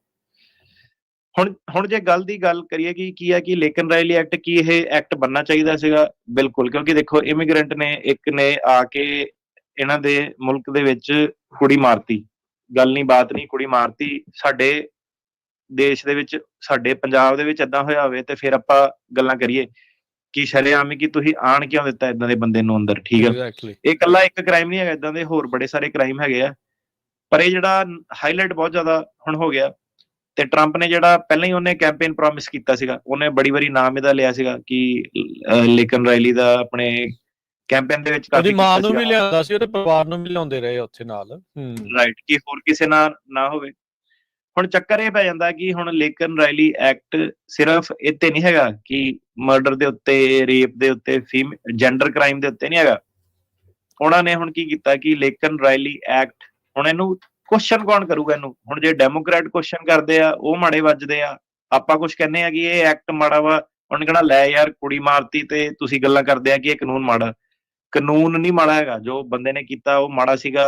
ਇਹ ਜਿਹੜਾ ਸਿਕਿਉਰਿਟੀ ਜਿਹੜੀ ਇਹਨਾਂ ਨੇ ਰਿਲੈਕਸ ਕੀਤੀ ਸੀਗੀ ਅਲਟਰਾ ਲੈਫਟ ਵਾਲਿਆਂ ਨੇ, ਇਹ ਮਾੜੀ ਸੀਗੀ, ਠੀਕ ਆ, ਕਿ ਜਿਹੜਾ ਮਰਜ਼ੀ ਆਈ ਜਾਵੇ, ਹਰੇਕ ਜਹਾਨ ਦਾ ਕ੍ਰਿਮੀਨਲ ਤੁਸੀਂ ਬੁਲਾ ਲਓ, ਕਿ ਪੈਸੇ ਦੀ ਖੇਡ ਬਣ ਗਈ ਸੀਗੀ ਕਿ ਜੇ ਕੋ ਪੈਸਾ ਵਾ, ਜਿਹੜਾ ਨਕਮਾ ਬੰਦਾ ਉਰੇ ਨੂੰ ਮੂੰਹ ਚੱਕ ਕੇ ਤੁਰਿਆ ਵਾ। ਪਰ ਜਿਹੜੀ ਚੀਜ਼ ਇਹਦੇ ਵਿੱਚ ਗਲਤ ਚੀਜ਼ ਇਹ ਸੀਗੀ ਕਿ ਸ਼ਾਪ ਲਿਫਟਿੰਗ ਵਰਗਾ ਜਿਹੜਾ ਛੋਟੀ ਛੋਟੀ ਜਿਹੜੀ ਚੀਜ਼ ਸੀਗੀ ਉਹਨੂੰ ਇਹਨਾਂ ਨੇ ਇਨਕਲੂਡ ਕਰਤਾ ਉਹਦੇ ਵਿੱਚ। ਟੌਫੀ ਚੱਕਣੀ ਵੀ ਭਾਰੀ ਪੈ ਸਕਦੀ ਲੋਕਾਂ ਨੂੰ। ਮਤਲਬ ਲੇਕਿਨ ਰਾਇਲੀ ਨੂੰ ਹੁਣ ਚੈਲੰਜ ਕੌਣ ਕਰੇ ਕਿ ਉਹ ਕਹਿੰਦੇ ਕਿ ਹੁਣ ਇਹਨੂੰ ਤਾਂ ਕਿਸੇ ਨੇ ਰੋਕਣਾ ਨਹੀਂ, ਮੋਮੈਂਟਮ ਜਿਹੜਾ ਪੂਰਾ ਹੈਗਾ ਇਹਦੇ ਥੱਲੇ ਉਹਨਾਂ ਨੇ ਸ਼ਾਪ ਲਿਫਟਿੰਗ ਵਾਲਾ ਜਿਹੜਾ ਵੀ ਬੰਦਾ ਪਾਤਾ। ਹੁਣ ਅੱਗੇ ਆਪਾਂ ਜੇ ਗੱਲ ਕਰੀਏ ਕਿ ਸ਼ਾਪ ਲਿਫਟਿੰਗ ਕਰਨੀ ਮਾੜੀ ਚੀਜ਼ ਆ, ਠੀਕ ਆ, ਮਾੜੀ ਚੀਜ਼ ਆ, ਪਰ ਕਈ ਸਾਰੇ ਲੋਕ ਕਰਦੇ ਆ, ਬਿਲਕੁਲ ਕਰਦੇ ਆ। ਹੁਣ ਜਿਹੜਾ ਬੰਦਾ ਇਹਦੀ ਚਪੇਟ ਦੇ ਵਿੱਚ ਆਊਗਾ ਉਹਦੇ ਹੋਰ ਵੀ ਹਾਲਾਤ ਜਿਹੜੇ ਚਲੋ ਹੋ ਸਕਦੇ ਆ, ਠੀਕ ਆ। ਇਹ ਨਹੀਂ ਕਿ ਉਹਨੂੰ ਸ਼ਾਪ ਲਿਫਟਿੰਗ ਹੈ ਕਿ ਨਹੀਂ, ਪਰ ਇਹ ਹੈ ਕਿ ਪਹਿਲਾਂ ਉਹਨੇ ਕੋਰਟ ਮੋਰੇ ਜਾਣਾ ਸੀਗਾ, ਕੋਰਟ ਕਚਹਿਰੀਆਂ ਮੋਰੇ ਜਾਣਾ ਸੀਗਾ। ਹੁਣ ਤੁਸੀਂ ਉਹਨੂੰ ਮੈਂਡੇਟਰੀ ਡਿਟੇਨ ਕਰਕੇ ਸਿੱਧੇ ਵਾਪਸ ਜਿਹੜਾ ਭੇਜ ਰਹੇ ਆ ਕਿ ਬਾਕੀ ਸਾਰੀਆਂ ਚੀਜ਼ਾਂ ਤੁਸੀਂ ਇਗਨੋਰ ਕਰ ਰਹੇ ਆ, ਕਿ ਜੇ ਤੂੰ ਭਾਈ ਟੌਫੀ ਵੀ ਚੱਕ ਲਈ ਜਾਂ ਤੇਰੇ ਜਵਾਕ ਨੇ ਵੀ ਟੌਫੀ ਚੱਕ ਲਈ ਤੇ ਚੱਕ ਇੱਥੋਂ ਦੀ ਅਮਰੀਕਾ ਤੋਂ ਬਾਹਰ, ਇਰਰਿਸਪੈਕਟਿਵ ਆਫ ਕਿ ਜਿਹੜਾ ਉਹ ਕਿਹੜੀ ਕੰਟਰੀ ਤੋਂ ਆਇਆ, ਉਹਨੂੰ ਕੀ ਉੱਥੇ ਪ੍ਰੋਬਲਮ ਜਿਹੜੀਆਂ ਹੈਗੀਆਂ, ਠੀਕ ਆ, ਉਹ ਸਾਰਾ ਕਿ ਉਹ ਸਾਰੀਆਂ ਚੀਜ਼ਾਂ ਨਜ਼ਰ ਅੰਦਾਜ਼ ਜਿਹੜੀਆਂ ਹੁਣ ਹੋ ਜਾਣੀਆਂ। ਇਹ ਚੀਜ਼ ਜਿਹੜੀ ਗਲਤ ਆ। ਕਿਉਂਕਿ ਜਿਹੜੀ ਸ਼ਾਪਲਿਫਟਿੰਗ ਵਾਲੀ ਪ੍ਰੋਬਲਮ ਸੀਗੀ, ਤੁਹਾਨੂੰ ਸਾਰਿਆਂ ਨੂੰ ਪਤਾ, ਠੀਕ ਹੈ, ਕਿ ਸ਼ਾਪਲਿਫਟਿੰਗ ਕੀ ਇਮੀਗ੍ਰੈਂਟ ਸ਼ਾਪਲਿਫਟਿੰਗ ਕਰਦੇ ਆ। ਇਮੀਗ੍ਰੈਂਟ ਸ਼ਾਪਲਿਫਟਿੰਗ ਦੇ ਵਿੱਚ ਇੰਨੇ ਜ਼ਿਆਦਾ ਅੱਗੇ ਨਹੀਂ ਸੀਗੇ। ਜਿਹੜਾ ਸ਼ਾਪਲਿਫਟਿੰਗ ਵਾਲਾ ਜਿਹੜਾ ਕੰਮ ਸੀਗਾ ਉਹ ਇੱਥੇ ਦੀਆਂ ਕਮਿਊਨਿਟੀਜ਼ ਹੀ ਜਿਹੜੀਆਂ ਕਰਦੀਆਂ ਸੀਗੀਆਂ, ਅਮਰੀਕਨਸ ਹੀ ਜਿਹੜੇ ਕਰਦੇ ਸੀਗੇ। ਜ਼ਿਆਦਾ ਕਰਦੇ ਆ। ਕੈਮਰੇ ਤੁਸੀਂ ਵੇਖੋ, ਵੀਡੀਓ ਤੁਸੀਂ ਦੇਖੋ, ਤੁਹਾਨੂੰ ਉਹਦੇ ਵਿੱਚ ਪਤਾ ਲੱਗ ਜਾਊਗਾ ਕਿ ਕਿੰਨੇ ਕੁ ਇਮੀਗ੍ਰੈਂਟ ਤੁਹਾਨੂੰ ਜਿਹੜੇ ਨਜ਼ਰ ਆਉਂਦੇ ਆ। ਪਰ ਜਿਹੜਾ ਉਹਨਾਂ ਦੀ ਗੱਲ ਨਹੀਂ ਹੋ ਰਹੀ, ਠੀਕ ਹੈ, ਉਹਨਾਂ ਨੂੰ ਨਹੀਂ ਇਹ ਕਹਿ ਰਹੇ ਕਿ ਤੁਹਾਨੂੰ ਮੈਂਡੇਟਰੀ ਡਿਟੇਨ ਕਰ ਲੈਣਾ ਵਾ। ਉਹਨਾਂ ਨੇ ਏਦਾਂ ਹੀ ਰਹਿਣਾ ਵਾ, ਏਦਾਂ ਹੀ ਚੱਲਣਾ ਉਹਨਾਂ ਦਾ। ਉਹ ਜੋ ਕਰਦੇ ਕਰੀ ਜਾਣ, ਉਹ ਇੱਥੋਂ ਦੇ ਰੂਲ ਦੇ ਹਿਸਾਬ ਨਾਲ ਚੱਲਣਾ ਹੈ, ਸਿਰਫ ਇਮੀਗ੍ਰੈਂਟਸ ਲਈ। ਕਿਉਂਕਿ ਹੁਣ ਇਮੀਗ੍ਰੈਂਟ ਦੀ ਤੇ ਸ਼ਾਪਲਿਫਟਿੰਗ ਵਾਲੀ ਪ੍ਰੋਬਲਮ ਸੀਗੀ ਨਹੀਂ ਕੋਈ, ਠੀਕ ਆ। ਤੇ ਜਿਹੜੇ ਇਹ ਸੀਗੇ ਕਿ ਇਹਨਾਂ ਨੇ ਇਮੀਗ੍ਰੈਂਟ ਜਿਹੜੇ ਕਿ ਕਿਉਂਕਿ ਉਹ ਬੰਦਾ ਇਮੀਗ੍ਰੈਂਟ ਸੀਗਾ, ਲੇਕਿਨ ਰੈਲੀ ਐਕਟ ਵਾਲਾ, ਇਹ ਨਹੀਂ ਕਿ ਰੇਪ ਦੇ ਜਾਂ ਮਰਡਰ ਦੇ ਪਹਿਲਾਂ ਕਾਨੂੰਨ ਨਹੀਂ ਸੀਗੇ, ਪਰ ਇਹ ਸੀਗਾ ਕਿ ਕਿਉਂਕਿ ਬੰਦਾ ਉਹ ਇਮੀਗ੍ਰੈਂਟ ਸੀਗਾ, ਉਹ ਕਹਿੰਦੇ ਹੁਣ ਲੇਕਿਨ ਰੈਲੀ ਦੀ ਜਿਹੜੀ ਚਰਚਾ ਜਿਹੜੀ ਉਹ ਹੈ ਕਿ ਸਿੰਪਥੀ ਵੋਟ ਜਿਹੜੀ ਹੈਗੀ ਹੈ ਕਿ ਜੇ ਇਦਾਂ ਦਾ ਕਾਨੂੰਨ ਆਪਾਂ ਪਾਸ ਕਰਾਂਗੇ, ਉਹਨੂੰ ਚੈਲੰਜ ਨਹੀਂ ਕਿਸੇ ਨੇ ਕਰਨਾ। ਕਿ ਜਦੋਂ ਬੰਦਾ ਹੁਣ ਜਿਹੜਾ ਟੌਫੀ ਵੀ ਚੱਕੀ ਨਾ, ਜਦੋਂ ਜੱਜ ਨੇ ਹੁਣ ਤੁਰਨਾ, ਉਹਨੇ ਇਹੀ ਦੇਖਣਾ ਕਿ ਲੈ ਵੀ ਇਹਨੇ ਰੇਕਨ ਰੈਲੀ ਦਾ ਜਿਹੜਾ ਰੈਲੀ ਐਕਟ, ਹਾਂਜੀ, ਉਹ ਲੈਵਲ ਦੀ ਉਹਦੇ ਦਿਮਾਗ 'ਚ ਖੁੰਦ ਡੀਮਨਾਈਜ਼ ਜਿਹੜਾ ਬੰਦਾ ਇੱਕ ਹੋ ਜਾਣਾ ਕਿ ਚੱਕੋ ਇਹਨਾਂ ਨੂੰ, ਫੜੋ, ਜੇਲ੍ਹ 'ਚ ਬੰਦ ਕਰੋ।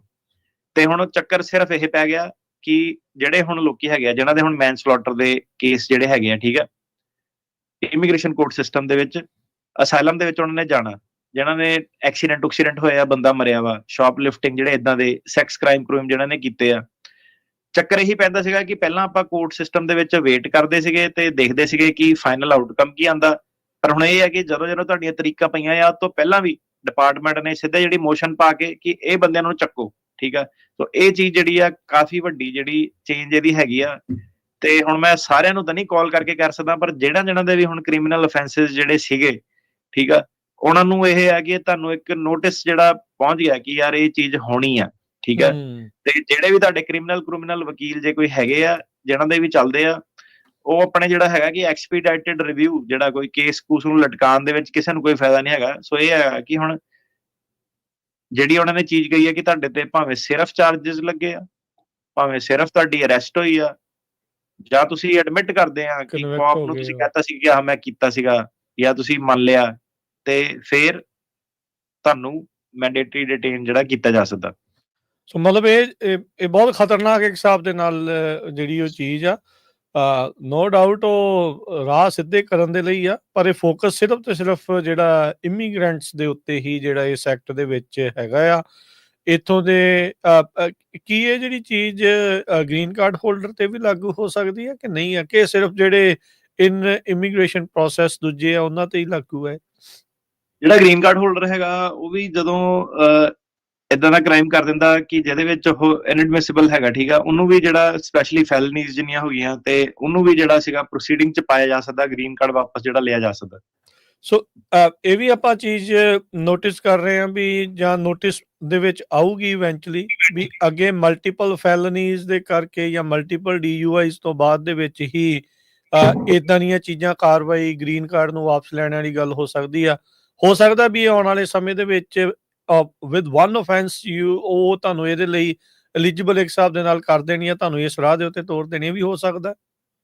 ਹੁਣ ਜਿਹਨੂੰ 2 DUIਆਂ ਮਿਲੀਆਂ, ਮਤਲਬ ਆਬਵੀਅਸਲੀ ਕਿ ਬੰਦਾ ਸੁਧਰ ਹੀ ਨਹੀਂ ਰਿਹਾ, ਕਿ ਤੁਸੀਂ ਦੂਜਿਆਂ ਦੀ ਲਾਈਫ ਜਿਹੜੀ ਡੇਂਜਰ 'ਚ ਪਾ ਰਹੇ ਹੋ। ਸਾਡੀ ਖੁਦ ਦੀ ਫੈਮਿਲੀ 'ਚ ਹੁਣ ਇੱਕ ਐਕਸੀਡੈਂਟ ਸੀਗਾ, ਹਨਾ, ਕਿ ਬੰਦਾ ਬਿਨਾਂ ਮਤਲਬ ਦੇ ਜਿਹੜਾ ਆਪਣਾ ਕੰਮ ਕਰ ਰਿਹਾ, ਕਿ ਜਿਹੜਾ ਹੁਣ ਬਿਲਕੁਲ ਟੰਗਣਾ ਚਾਹੀਦਾ, ਮਤਲਬ ਕੋਈ ਰਹਿਮ ਨਹੀਂ ਕਰਨਾ ਚਾਹੀਦਾ। ਮਤਲਬ ਸੈਕੰਡ DUI ਤਾਂ ਮਤਲਬ ਕਿ ਤੁਹਾਨੂੰ ਇੱਕ ਵਾਰੀ ਪਹਿਲਾਂ ਹੀ ਜੱਜ ਨੇ ਕਹਿਤਾ ਕਿ ਭਾਈ ਹਟ ਜਾ, ਤੇ ਤੁਸੀਂ ਕਹਿ ਰਹੇ ਆ ਕਿ ਮੈਂ ਡਿਸਰਿਗਾਰਡ ਕਰਦਾ ਲੋਕਾਂ ਦਾ ਵੀ ਤੇ ਕੋਰਟ ਸਿਸਟਮ ਦਾ ਵੀ, ਤੇ ਮੈਂ ਕਿੰਗ ਆ, ਤੇ ਫਿਰ ਬਸ ਫਿਰ ਲਾਅ ਦੇ ਹਿਸਾਬ ਨਾਲ ਹੀ ਆ। ਸੋ ਕਈ ਜਗ੍ਹਾ ਜਿਹੜੇ ਇਹ ਕਾਨੂੰਨ ਹੈਗੇ ਆ ਸਹੀ ਵੀ ਹੈਗੇ ਆ, ਖਿੱਚ ਜਿਹੜੇ ਕਰਨੀ ਚਾਹੀਦੀ ਆ, ਡਿਸਿਪਲਿਨ ਇੱਕ ਜਿਹੜਾ ਲੈ ਕੇ ਆਉਣਾ ਚਾਹੀਦਾ। ਆਪਣੇ ਬੰਦੇ ਹਿੱਟ ਐਂਡ ਰਨ 'ਚ ਵੀ ਕਈ ਵਾਰੀ ਇਨਵੋਲਵ ਹੋ ਜਾਂਦੇ। ਰੀਸੈਂਟਲੀ ਮੈਂ ਕਿਸੇ ਦੀ ਗਲੋਬਸ ਦੀ ਵੀਡੀਓ ਦੇਖੀ ਸੀ, ਗੈਸ ਸਟੇਸ਼ਨ ਦੇ ਉੱਤੇ ਉਹ ਮੁੰਡੇ ਆਏ ਸੀ। ਹੁਣ ਕਿਉਂਕਿ ਚਲੋ ਮੈਂ ਕਿਸੇ ਨੂੰ ਬਲਾਸਟ ਤੇ ਨਹੀਂ ਲਾਉਣਾ, ਉਹ ਫੋਟੋਆਂ ਜਿਹੜੀਆਂ ਅਕਸਰ ਲਾਉਂਦੇ ਆ, ਯੱਕੇ ਜੇ ਅੱਜ ਕੱਲ੍ਹ ਬਹੁਤ ਲਾਏ ਹੁੰਦੇ ਆ ਨਾ ਗੱਡੀਆਂ ਦੇ ਉੱਤੇ, ਪਛਾਣ ਹੋ ਜਾਂਦੇ ਆ ਵੀ ਕਿਹੜੀ ਕਮਿਊਨਿਟੀ ਦੇ ਨਾਲ ਸੰਬੰਧਿਤ ਆ। ਉਹ ਗੱਡੀ ਮਾਰ ਕੇ ਭੱਜ ਗਏ ਉੱਥੋਂ। ਹੁਣ ਜੇ ਉਹ ਮੰਨ ਲਓ ਉਹਨਾਂ ਦਾ ਕੇਸ ਅਸਾਈਲਮ ਵਾਲਾ ਜਾਂ ਚੱਲ ਰਿਹਾ ਆ, ਜਾਂ ਇਸ ਕੈਟਾਗਰੀ ਦੇ ਵਿੱਚ ਸੀਗੇ, ਉਹ ਹਿੱਟ ਐਂਡ ਰਨ ਕਰਕੇ ਚਲੇ ਗਏ ਆ, ਉਹਨਾਂ ਦੇ ਉੱਤੇ ਜੇ ਮੰਨ ਲਓ ਬਾਅਦ 'ਚ ਗੱਡੀ ਦੀ ਨੰਬਰ ਦੀ ਪਲੇਟ ਦੇ ਹਿਸਾਬ ਦੇ ਨਾਲ ਚਾਰਜ ਲੱਗ ਜਾਂਦੇ ਆ, ਤਾਂ ਉਹ ਵੀ ਇਸ ਦੇ ਅੰਡਰ ਇਨਐਡਮਿਸਿਬਲ ਹੋ ਜਾਣਗੇ, ਮੈਂਡੇਟਰੀ ਡਿਟੈਂਸ਼ਨ 'ਚ ਜਾ ਸਕਦੇ ਆ। ਜੇ ਸੀਰੀਅਸ ਬੋਡੀਲੀ ਇੰਜਰੀ ਕਿਸੇ ਨੂੰ ਹੋਈ ਹੈ ਤਾਂ ਹਾਂਜੀ ਬਿਲਕੁਲ ਜਾ ਸਕਦੇ ਆ। ਤੇ ਬਾਕੀ depending upon state to state hit and run ਦੀ ਜਿਹੜੀ ਸਜ਼ਾ ਵੀ ਜ਼ਿਆਦਾ ਹੋ ਜਾਂਦੀ ਹੈ ਨਾਰਮਲ ਨਾਲੋਂ। ਸੋ Yeah. ਉਹਦਾ ਆਪਣਾ ਅਲੱਗ ਤੋਂ ਜਿਹੜੀ ਹੋਰ ਤੁਸੀਂ ਡੂੰਘੇ ਪਾਣੀ 'ਚ ਜਿਹੜੇ ਚੱਲ ਜਾਂਦੇ ਆ।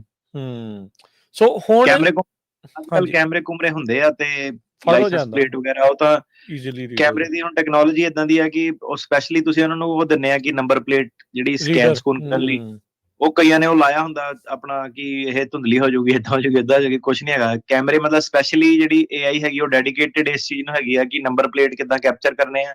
ਉਹ ਸੜਕ ਤੇ ਜਿੰਨੀਆਂ ਗੱਡੀਆਂ ਗੁੱਡੀਆਂ ਲੰਘਦੀਆਂ ਸਾਰਿਆਂ ਨੇ ਆਪਣੇ ਆਪ ਹੀ ਉਹ ਡੇਟਾਬੇਸ 'ਚ ਸੇਵ ਕਰੀ ਜਾਂਦੀਆਂ। ਉਹਦੇ ਵਿੱਚ ਕੋਈ ਏਦਾਂ ਦਾ ਨਹੀਂ ਕਿ ਉਹਨੇ ਕੋਈ ਦੇਖ ਕੇ ਬੜਾ ਔਖਾ ਉਹਦੇ ਕੰਮ ਲੱਭਣਾ। ਸੋ ਗੱਲ ਇਹ ਹੈ ਕਿ ਭਾਈ ਗਲਤ ਸੰਗਤ ਤੋਂ ਦੂਰ ਰਹੋ, ਜਿਹੜਾ ਮੇਨ ਮੈਸੇਜ ਜਿਹੜਾ ਹੈਗਾ। ਜਿਹੜੇ ਕਿਤੇ ਲੜਾਈ ਹੁੰਦੀ ਆ, ਜਦੋਂ ਤੁਸੀਂ ਨਾਲ ਹੋ ਜਾਂਦੇ ਆ, ਐਕਸੈਸਰੀ ਬਣ ਜਾਂਦੇ ਆ ਕਿਸੇ ਕ੍ਰਾਈਮ ਦੀ, ਫੈਲਨੀ ਦੀ ਜਾਂ ਉਹਨਾਂ ਚੀਜ਼ਾਂ ਦੀ, ਤੁਸੀਂ ਵੀ ਨਾਲ ਹੀ ਰਗੜ ਹੋ ਜਾਣਾ। ਜਿਹੜਾ ਉਹ ਕਹਾਵਤ ਆ ਨਾ ਵੀ ਆਟੇ ਨਾਲ ਘੁਣ ਵੀ ਪਿਸਦਾ ਆ, ਤਾਂ ਉਹ ਚੀਜ਼ ਹੋਣੀ ਹੋਈ ਆ। ਤੇ ਇਹਦਾ ਓਬਵੀਅਸਲੀ ਇਹਦੇ ਵਿੱਚ ਬਹੁਤ ਸਾਰੇ ਇਦਾਂ ਦੇ ਹੋਣੇ ਜਿਨ੍ਹਾਂ ਦੇ ਨਾਲ ਨਜਾਇਜ਼ ਹੋ ਜਾਣੀ ਆ। ਹੁਣ ਟਿਰਕੇ ਨਾ ਜੇ ਵੀ ਇਹ ਆਮ ਹੀ ਗੱਲ ਆ। ਹੁਣ ਲੋਕ ਇੱਕ ਦੂਜੇ ਦੇ ਉੱਤੇ ਪ੍ਰਤੀ ਸ਼ਿਕਾਇਤਾਂ ਵੀ ਕਰਦੇ ਆ, ਝੂਠੇ ਚਾਰਜ ਵੀ ਲਵਾ ਸਕਦੇ ਆ, ਝੂਠੇ ਚਾਰਜ ਵੀ ਜਿਹੜੇ ਉਹ ਪਾ ਸਕਦੇ ਆ। ਸੋ ਉਹਨਾਂ ਦਾ ਨਿਤਾਰਾ ਕਰਨਾ ਹੁਣ ਬਹੁਤ ਜਲਦੀ ਉਹਨਾਂ ਲੋਕਾਂ ਦੇ ਲਈ ਹੋਊਗਾ। I don't know court system ਦੇ ਵਿੱਚ ਇੰਨੀ ਤੇਜ਼ੀ ਦੇ ਨਾਲ ਉਹ ਹੋ ਸਕੂਗਾ, ਨਹੀਂ ਹੋ ਸਕੂਗਾ। ਪਰ ਜੇ ਉਸ ਦਰਮਿਆਨ ਤੁਸੀਂ ਅੜਿੱਕੇ ਆ ਗਏ ਤੇ ਲਿੰਕਨ ਰਾਈਲੀ ਐਕਟ ਤੁਹਾਡੇ ਉੱਤੇ ਲੱਗ ਗਿਆ ਤਾਂ ਹੋ ਸਕਦਾ ਵੀ ਤੁਹਾਨੂੰ ਜਿਹੜੀ ਇਹ ਚੀਜ਼ਾਂ ਜਿਹੜੀਆਂ ਉਹ ਮਹਿੰਗੀਆਂ ਜਿਹੜੀਆਂ ਉਹ ਪੈ ਸਕਦੀਆਂ। ਸੋ ਬੀ ਲਾ ਅਬਾਈਡਿੰਗ ਮੁੱਖ ਦੀ ਗੱਲ ਜਿਹੜੀ ਇਹ ਹੈਗੀ ਆ ਵੀ ਸਹੀ ਤੁਰੋ, ਸਹੀ ਢੰਗ ਦੇ ਨਾਲ ਚੱਲੋ, ਲੀਗਲੀ ਜਿਹੜੀਆਂ ਚੀਜ਼ਾਂ ਆ ਉਹ ਕਰੋ, ਇਲੀਗਲ ਕੰਮ ਤੋਂ ਭਾਈ ਦੂਰ ਹੋ ਜਾਓ। ਤੇ ਅੱਛਾ ਅਟਾਰਨੀ ਟਿਰਕੇਣਾ ਜੀ, ਹੁਣ ਇਹ ਇੱਕ ਵਾਰੀ ਫਿਰ ਤੁਸੀਂ ਥੋੜਾ ਜਿਹਾ ਦੱਸ ਦਿਓ। ਤੁਹਾਡੇ ਵੀ ਕਈ ਕਲਾਇੰਟ ਹੋਣਗੇ ਜਿਨ੍ਹਾਂ ਦੇ ਉੱਤੇ ਕਈ ਤਰੀਕੇ ਦੇ ਜਿਹੜੇ ਚਾਰਜਿਸ ਹੋ ਸਕਦੇ ਆ ਵੀ ਲੱਗੇ ਹੋਣ, ਕੋਈ ਅਰੈਸਟ ਹੋਇਆ ਹੋਵੇ, ਕੋਈ ਕਿਸੇ ਦੀ ਕਨਵਿਕਸ਼ਨ ਹੋਈ ਹੋਵੇ, ਜਾਂ ਹੋਰ ਵੀ ਵਕੀਲਾਂ ਕੋਲ ਇਦਾਂ ਦੇ ਬੰਦੇ ਹੋਣਗੇ। ਉਹਨਾਂ ਲੋਕਾਂ ਦਾ ਹੁਣ ਕੀ ਬਣੂਗਾ? ਉਹਨਾਂ ਲੋਕਾਂ ਜਿਹੜੇ ਲਿੰਕਨ ਰਾਈਲੀ ਐਕਟ ਦੇ ਵਿੱਚ ਉਸਦੇ ਕਹਿ ਲਓ ਵੀ ਉਸਦੀ ਅੰਬਰੇਲਾ ਦੇ ਵਿੱਚ ਆ ਗਏ ਆ ਜਾਂ ਉਸਦੇ ਅੜਿੱਕੇ ਦੇ ਵਿੱਚ ਆ ਜਾਣਗੇ, ਉਹਨਾਂ ਦਾ ਭਵਿੱਖ ਕੀ ਆ ਹੁਣ? ਸੋ ਪਹਿਲੀ ਗੱਲ ਤਾਂ ਏਦਾਂ ਕਿ ਹੁਣ ਜੇ ਤਾਂ ਬੰਦੇ ਨੂੰ ਪਹਿਲਾਂ ਪਤਾ ਹੋਵੇ ਕਿ ਯਾਰ ਇਹ ਮਾੜਾ ਬੰਦਾ, ਉਹਨੂੰ ਤਾਂ ਬੰਦਾ ਆਫਿਸ ਨਾ ਵੜਨ ਦੇਵੇ। ਜੇ ਪਹਿਲਾਂ ਪਤਾ ਹੋਵੇ, ਆਪਾਂ ਗੱਲ ਕਰ ਰਹੇ ਹਾਂ ਕਿ ਹੁਣ ਦੇਖੋ ਕਿ ਇਮੀਗ੍ਰੈਂਟ ਆਇਆ, ਉਹਨੇ ਨਵੇਂ ਨੇ ਬੰਦੇ ਨੇ ਕੇਸ ਲਵਾ ਲਿਆ ਜਾਂ ਕਿੱਦਾਂ ਵੀ ਹੈ ਨਾ ਪਹਿਲੇ ਮਹੀਨੇ। ਇਹ ਤਾਂ ਹੁਣ ਬਾਅਦ ਦੀਆਂ ਗੱਲਾਂ ਨਾ ਕਿ 10ਵੇਂ ਮਹੀਨੇ ਕੀ ਹੋਣਾ, 12ਵੇਂ ਮਹੀਨੇ ਕੀ ਹੋਣਾ, ਤਰੀਕ ਤੋਂ ਪਹਿਲਾਂ ਕੀ ਹੋਣਾ। ਕਈ ਵਾਰੀ ਤਾਂ ਏਦਾਂ ਵੀ ਹੋਇਆ ਕਿ ਬੰਦੇ ਉਹ ਸੋਚਦੇ ਆ ਕਿ ਮੈਂ ਦੱਸਣਾ ਹੀ ਨਹੀਂ ਵਕੀਲ ਨੂੰ, ਇਮੀਗ੍ਰੇਸ਼ਨ ਨੂੰ। ਤਾਂ ਕੋਰਟ ਦੇ ਵਿੱਚ ਜਾਂਦੇ ਆ, ਜੱਜ ਮਰੇ, ਉੱਥੇ ਜਾ ਕੇ ਪਤਾ ਲੱਗਦਾ ਕਿ ਯਾਰ ਇਹਦਾ ਏਦਾਂ ਵਾ ਬੈਕਗਰਾਉਂਡ ਚੱਕਦਾ। ਉਹ ਕਨਵੀਨੀਅੰਟਲੀ ਬੰਦਾ ਕਹਿੰਦਾ ਮੈਂ ਭੁੱਲ ਗਿਆ ਸੀਗਾ। ਮੈਂ ਲੈ ਦੱਸ ਇਹ ਕਿਹੜਾ ਭੁੱਲਣ ਵਾਲੀ ਜਿਹੜੀ ਚੀਜ਼ ਆ। ਤੇ ਹਾਂਜੀ ਉਹਨਾਂ ਦਾ ਦੇਖੋ ਕਿਸੇ ਲੈਵਲ ਤੱਕ ਆਪਾਂ ਜਿਹੜਾ ਸੀਗਾ ਸਾਨੂੰ ਵੀ ਨਿਊਟਰਲ ਜਿਹੜਾ ਐਜ਼ ਅ ਕਮਿਊਨਿਟੀ ਹੋਣਾ ਪੈਣਾ, ਠੀਕ ਹੈ। ਤੇ ਹਰੇਕ ਮਤਲਬ ਜੇ ਐਗਜ਼ਾਮਪਲ ਆਪਾਂ ਉਦਾਂ ਹੀ ਗੱਲ ਕਰਨ ਲੱਗੀਏ ਤਾਂ ਭਾਵੇਂ ਸਾਰਾ ਦਿਹਾੜੀ ਲਾ ਦਈਏ ਕਿ ਕੀ ਹੋਇਆ, ਹੋਰ ਕਹਾਣੀ ਸੁਣਾ, ਉਹ ਕਹਾਣੀ ਸੁਣਾ।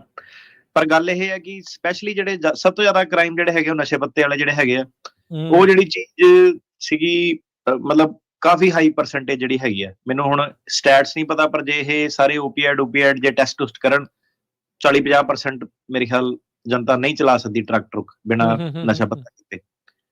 ਤੇ ਉਹਦਾ ਹੁਣ ਕਈ ਵਾਰੀ ਕੀ ਹੈ ਕਿ ਕੋਰਟ ਦੇ ਵਿੱਚ ਕਿੱਦਾਂ ਹੁਣ ਪਤਾ ਲੱਗਦਾ ਕਿ ਬੰਦਾ ਸਵਾਲ ਤੁਸੀਂ ਕਰ ਰਹੇ ਨਾ ਕਿ ਉਹਦਾ ਕੇਸ ਆ ਬਣਾ ਰਹੇ ਆ, ਸਵਾਲ ਜਵਾਬ ਪੁੱਛ ਰਹੇ ਆ, ਉਹ ਬੰਦਾ ਇਰੀਟੇਟ ਹੋ ਰਿਹਾ ਤੁਹਾਡੇ ਨਾਲ ਕਿ ਯਾਰ ਇਹ ਵਕੀਲ ਮੇਰੇ ਤੋਂ ਸਵਾਲ ਕਿਉਂ ਪੁੱਛ ਰਿਹਾ ਹੈਗਾ, ਕਿ ਮੇਰੇ ਤੋਂ ਇਹਨੇ ਪੁੱਛ ਕਿੱਦਾਂ ਲਿਆ ਮੇਰੇ ਕੇਸ ਬਾਰੇ। ਇਹ ਨਹੀਂ ਕਿ ਮੇਰੇ ਵਧੀਆ ਹੋ ਜਾਊ ਅੱਗੇ ਆ।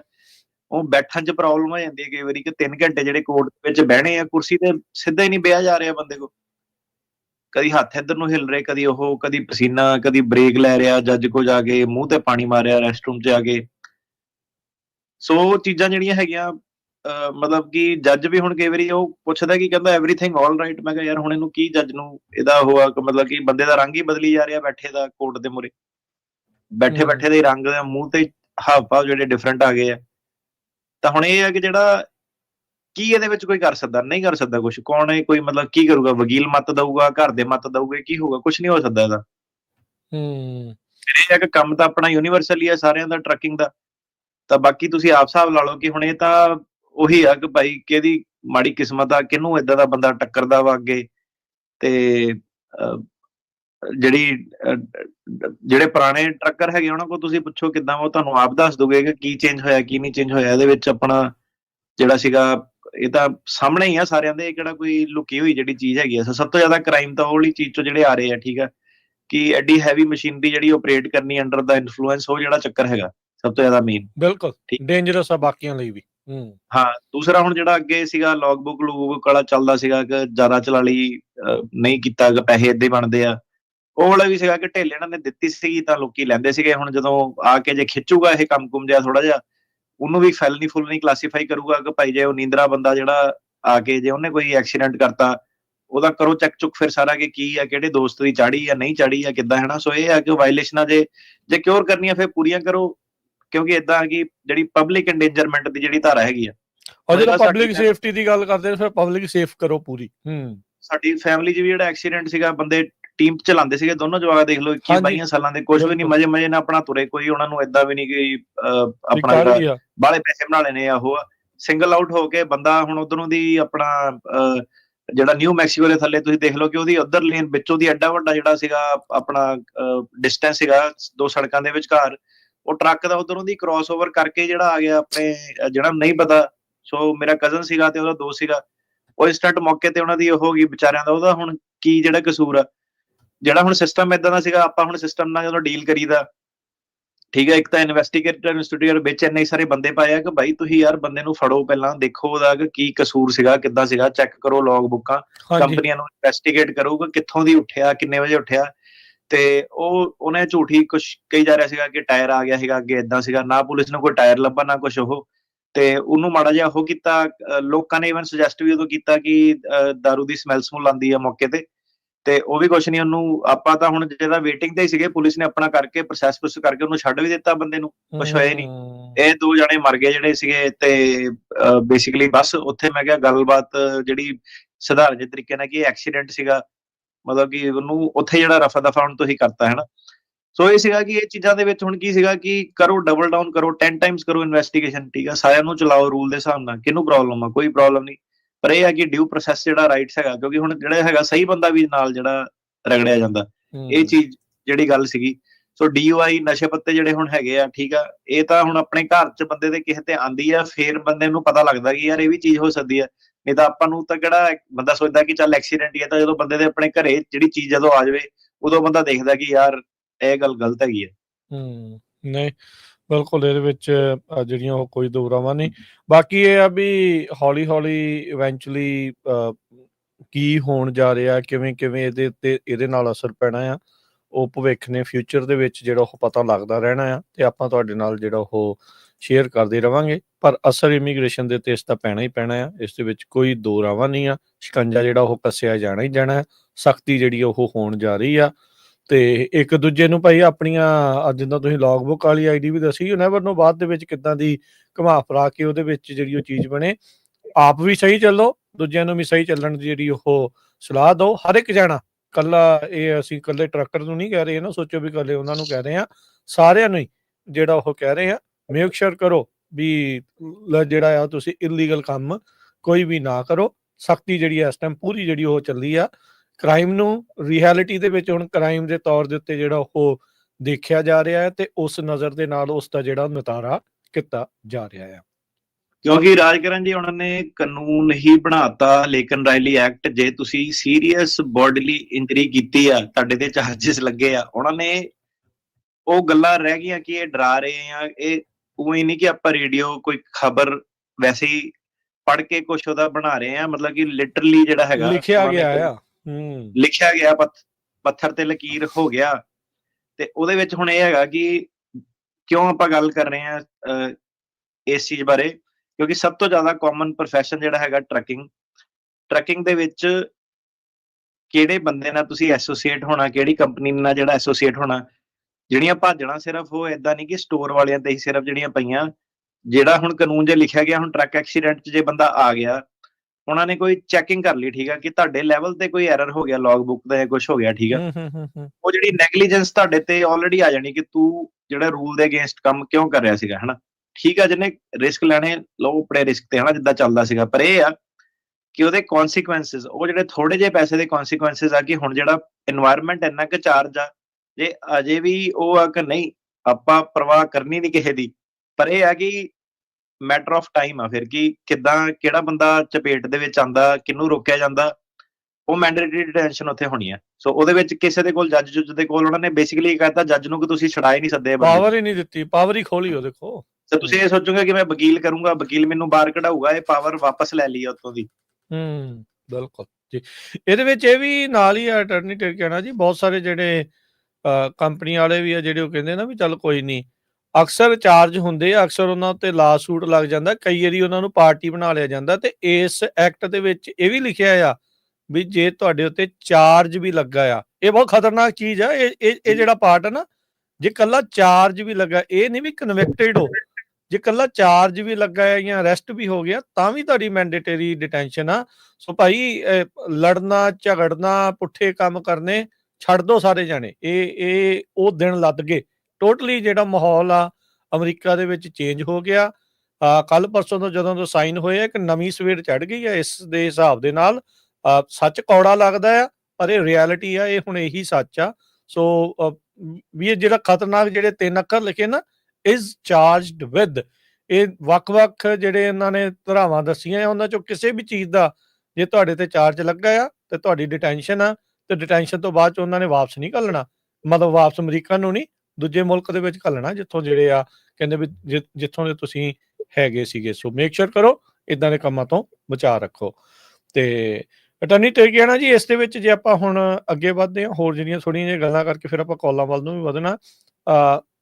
ਕਿਊਬਾ, ਹੇਟੀ, ਨਿਕਾਰਾਗੁਆ, ਵੈਨੇਜ਼ੁਏਲਾ, ਇਹਨਾਂ ਸਾਰਿਆਂ ਦੇ ਜਿਹੜੇ ਟੈਂਪਰੇਰੀ TPS ਸੀਗੇ, ਸਟੇਟਸ ਸੀ ਜਾਂ ਉਹਨਾਂ ਦੀਆਂ ਪੈਰੋਲ ਸੀਗੀਆਂ, ਉਹ ਐਕਸਟੈਂਡ ਨਹੀਂ ਕਰ ਰਹੇ, ਉਹ ਵੀ ਕਹਿੰਦੇ ਵੀ ਖਤਮ ਕੀਤੀਆਂ ਜਾ ਰਹੀਆਂ।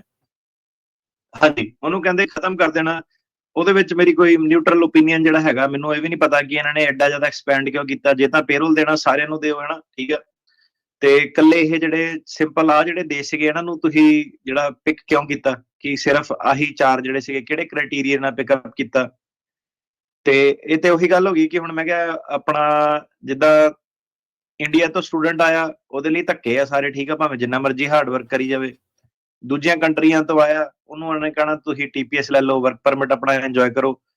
ਈਵਨ ਪਲੇਇੰਗ ਫੀਲਡ ਨਹੀਂ ਸੀਗੀ। ਕਈਆਂ ਨੂੰ ਉਹਨਾਂ ਨੇ, ਜਿੱਦਾਂ ਗੁਆਂਢੀ ਮੁਲਕ ਸਾਡਾ ਨੇਪਾਲ, ਉਹਨੂੰ TPS ਸੀਗਾ, ਠੀਕ ਆ, ਅਰਥਕੁਇਕ ਵਗੈਰਾ ਜਦੋਂ ਉਹਨਾਂ ਦੇ ਆਇਆ ਸੀਗਾ, ਹੇਟੀ ਵਗੈਰਾ। ਤੇ ਗੱਲ ਹੁਣ ਇਹ ਹੈ ਕਿ ਜਿਹੜੇ TPS ਵਗੈਰਾ ਇੱਥੇ ਵੰਡੇ ਜਾ ਰਹੇ ਆ, ਉਹਨਾਂ ਦਾ ਉੱਥੇ ਲੋਕਲ ਜਿਹੜੇ ਲੋਕਾਂ ਨੂੰ ਅਰਥਕੁਇਕ ਆ, ਉਹਨਾਂ ਨੂੰ ਕਿੰਨਾ ਕੁ ਬੈਨੀਫਿਟ ਹੋਣਾ। ਹੁਣ ਸਾਰੇ ਬੰਦੇ ਕੋਈ ਅਮਰੀਕਾ ਹੀ ਤਾਂ ਨਹੀਂ ਆ ਗਏ, ਪਰ ਤੁਸੀਂ ਹੁਣ ਜਿਹੜਾ ਬੇਸਿਕਲੀ ਤੁਸੀਂ ਉਹਨਾਂ ਨੂੰ ਸੱਦਾ ਭੇਜ ਰਹੇ ਆ ਕਿ ਭਾਈ ਤੁਸੀਂ ਜਦੋਂ ਆ ਜਾਂਦੇ ਆ ਇੱਥੇ ਤੇ ਤੁਹਾਨੂੰ ਆਪਾਂ ਵਰਕ ਪਰਮਿਟ ਦੇ ਦਾਂਗੇ, ਏਦਾਂ ਕਰ ਦਾਂਗੇ, ਓਦਾਂ ਕਰ ਦਾਂਗੇ। ਸੋ ਉਹ ਵੀ ਫਿਰ ਏਦਾਂ ਕਿ ਹਜ਼ਾਰਾਂ ਸ਼ਹਿਰ ਲੰਘ ਕੇ, ਠੀਕ ਆ, ਕਈ ਸਾਰੇ ਮੁਲਕ ਲੰਘ ਕੇ ਅਮਰੀਕਾ ਹੀ ਫਿਰ ਆ ਰਹੇ ਆ। ਕਿਉਂ ਆ ਰਹੇ ਆ? ਕਿਉਂਕਿ ਇੱਥੇ TPS ਜਿਹੜਾ ਮਿਲਦਾ, ਠੀਕ ਆ। ਤੇ ਬਾਕੀ ਹੁਣ ਸਾਊਥ ਅਮਰੀਕਾ ਦੇ ਵਿੱਚ ਹੋਰ ਕਿਹੜਾ ਕੋਈ ਕੰਟਰੀ ਨਹੀਂ ਜਿੱਥੇ ਜੌਬਸ ਨਹੀਂ ਮਿਲ ਸਕਦੀਆਂ ਏਦਾਂ। ਸੋ ਇਹਨਾਂ ਨੇ ਹੁਣ ਜਿਹੜਾ ਸੀਗਾ ਉਹਨਾਂ ਦੇ ਪੇਰੋਲ ਜਿਹੜੇ ਨਵੇਂ ਵਾਲੇ ਕੈਂਸਲ ਕਰਤੇ ਆ। ਦੂਸਰੀ ਜਿਹੜੀ ਚੀਜ਼ ਸਿਰਫ ਇਹੀ ਰਹਿੰਦੀ ਆ ਕਿ ਜਿਹਨਾਂ ਨੂੰ ਆਲਰੇਡੀ ਦਿੱਤੇ ਹੋਏ ਆ ਉਹਨਾਂ ਦਾ ਕੀ ਕਰਨਾ ਇਹਨਾਂ ਨੇ। ਤੇ ਉਹਨਾਂ ਨੂੰ ਵੀ ਕਹਿੰਦੇ ਕਿ ਇਹ ਜਿਹੜੇ TPS ਵਾਲੇ ਕਿੱਥੇ, ਉਹਨਾਂ ਨੂੰ ਹੁਣ ਇੱਕ ਤੁਸੀਂ ਕਹਿ ਲਓ ਕਿ ਰਹਿਣ ਦੀ ਪਰਮਿਸ਼ਨ ਜਾਂ ਇਹ ਸਭ ਕੁਝ ਸੀਗਾ, ਤੇ ਕਿੱਥੇ ਉਹ ਕਹਿੰਦੇ ਕਿ ਇਹਨਾਂ ਨੂੰ ਐਕਸਪੀਡਾਈਟਡ ਰਿਮੂਵਲ ਦੇ ਵਿੱਚ ਜਿਹੜਾ ਤੁਸੀਂ ਪਾਓ, ਤੇ ਇਹਨਾਂ ਨੂੰ ਚੱਕ ਕੇ ਤੁਸੀਂ ਜਿਹੜਾ ਹੈਗਾ ਛੇਤੀ ਤੋਂ ਛੇਤੀ ਜਿਹੜਾ ਇਹਨਾਂ ਦਾ ਸਟੈਂਡਰਡ ਜੱਜ ਵਾਲਾ ਨਹੀਂ, ਇਹਨਾਂ ਨੂੰ ਐਕਸਪੀਡਾਈਟ ਰਿਮੂਵਲ ਜਿਹੜਾ ਮਹੀਨੇ 2 ਮਹੀਨੇ ਚ ਇਹਨਾਂ ਦਾ ਫੈਸਲਾ ਕਰੋ ਤੇ ਇਹਨਾਂ ਨੂੰ ਵਾਪਸ ਭੇਜੋ। ਲੱਖਾਂ ਦੇ ਵਿੱਚ ਗੱਲ ਹੋ ਰਹੀ, ਲੱਖਾਂ ਦੇ ਵਿੱਚ ਜਿਹੜੇ 5 ਲੱਖ ਤੋਂ ਵੱਧ ਦੱਸਦੇ ਆ ਵੀ ਇਹਦੇ ਅੰਡਰ ਆਉਂਦੇ ਆ, 500,000 ਤੋਂ ਵੀ ਮੋਰ। ਇਹਦੇ ਵਿੱਚ ਜਿਹੜਾ ਯੂਨਾਈਟਿੰਗ ਫॉर ਯੂਕਰੇਨ ਸੀਗਾ, ਯੂਕਰੇਨੀਅਨ ਨੂੰ ਇਹਨਾਂ ਦਿੱਤਾ ਸੀ, ਲੜਾਈ ਚੱਲਦੀ ਸੀਗੀ, ਠੀਕ ਆ। ਆਪਰੇਸ਼ਨ ਐਲਾਈਜ਼ ਵੈਲਕਮ ਜਿਹੜੇ ਸੀਗੇ, ਜਿਹਨਾਂ ਨੇ ਫੌਜੀਆਂ ਦੀ ਇਹਨਾਂ ਨੇ ਹੈਲਪ ਕੀਤੀ ਸੀ, ਚਲੋ ਇਹ ਮਾੜੀ ਗੱਲ ਵੀ ਹੈਗੀ ਆ ਕਿ ਉਹਨਾਂ ਦਿੱਤਾ, ਉਹਨਾਂ ਦੇ ਵੀ ਕਹਿੰਦੇ ਵਾਪਸ ਲੈ ਲੈਣੇ, ਵਰਤ ਕੇ ਛੱਡਤਾ ਉਹਨਾਂ ਨੇ।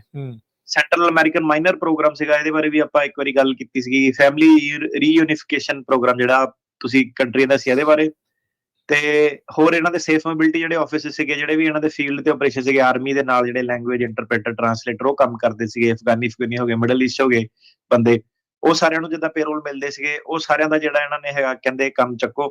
ਜਿਹੜਾ ਰੈਗੂਲੇਸ਼ਨ ਹੈਗੀ ਉਹ ਕਹਿੰਦੀ ਆ ਕਿ ਸਾਰਿਆਂ ਨੂੰ ਇੱਕ ਨੋਟਿਸ ਜਾਣਾ ਚਾਹੀਦਾ ਉਹਨਾਂ ਦੇ ਘਰੇ, ਪਰ ਹੁਣ ਇੰਨੇ ਸਾਰੇ ਲੱਖਾਂ ਚ ਲੋਕੀ ਹੈਗੇ ਆ, ਤੇ ਇਹ ਕੀ ਕਰਨ ਦੀ ਕੋਸ਼ਿਸ਼ ਕਰ ਰਹੇ ਆ ਕਿ ਨੋਟਿਸ ਵੀ ਨਾ ਕੱਢਣਾ ਪਵੇ, ਫੈਡਰਲ ਰਜਿਸਟਰ ਚ ਹੀ ਕੱਢ ਦੇਣਾ ਆਪਾਂ ਸਾਰਾ ਕਿ ਨਹੀਂ ਬਈ ਜਿਹੜੇ ਤੁਹਾਡੇ ਉਹ ਖਤਮ, ਤੇ ਤੁਹਾਡੇ ਤੱਕ ਭਾਵੇਂ ਨੋਟਿਸ ਪਹੁੰਚੇ ਨਾ ਪਹੁੰਚੇ। ਸੋ ਉਹ ਕਹਿੰਦੇ ਆ ਪੇਰੋਲ ਜਿਹੜਾ ਉਹ ਚੱਕ ਦੇਣਾ ਜੀ। ਇੱਕ ਨਾ ਕੱਲ ਮੈਂ ਇੱਕ ਵੀਡੀਓ ਦੇਖ ਰਿਹਾ ਸੀ ਵੀ ਕਿੰਨੀ ਐਕਸਪੀਡਾਈਟਡ ਰਿਮੂਵਲ ਜਿਹੜੀ ਉਹ ਚੱਲ ਰਹੀ ਆ, ਪਰਸੋਂ ਦੀ ਗੱਲ ਆ। ਇੱਕ ਕੈਲੀਫੋਰਨੀਆ ਤੋਂ ਬੰਦਾ ਉਹਨਾਂ ਨੇ ਚੱਕਿਆ, ਪਿਛਲੇ ਕਈ ਸਾਲਾਂ ਤੋਂ ਅਨਡਾਕੂਮੈਂਟਡ ਇੱਥੇ ਰਹਿ ਰਿਹਾ ਸੀ, 4 ਘੰਟਿਆਂ 'ਚ ਉਹਨਾਂ ਨੇ ਮੈਕਸੀਕੋ ਪਹੁੰਚਾਤਾ ਸੀ।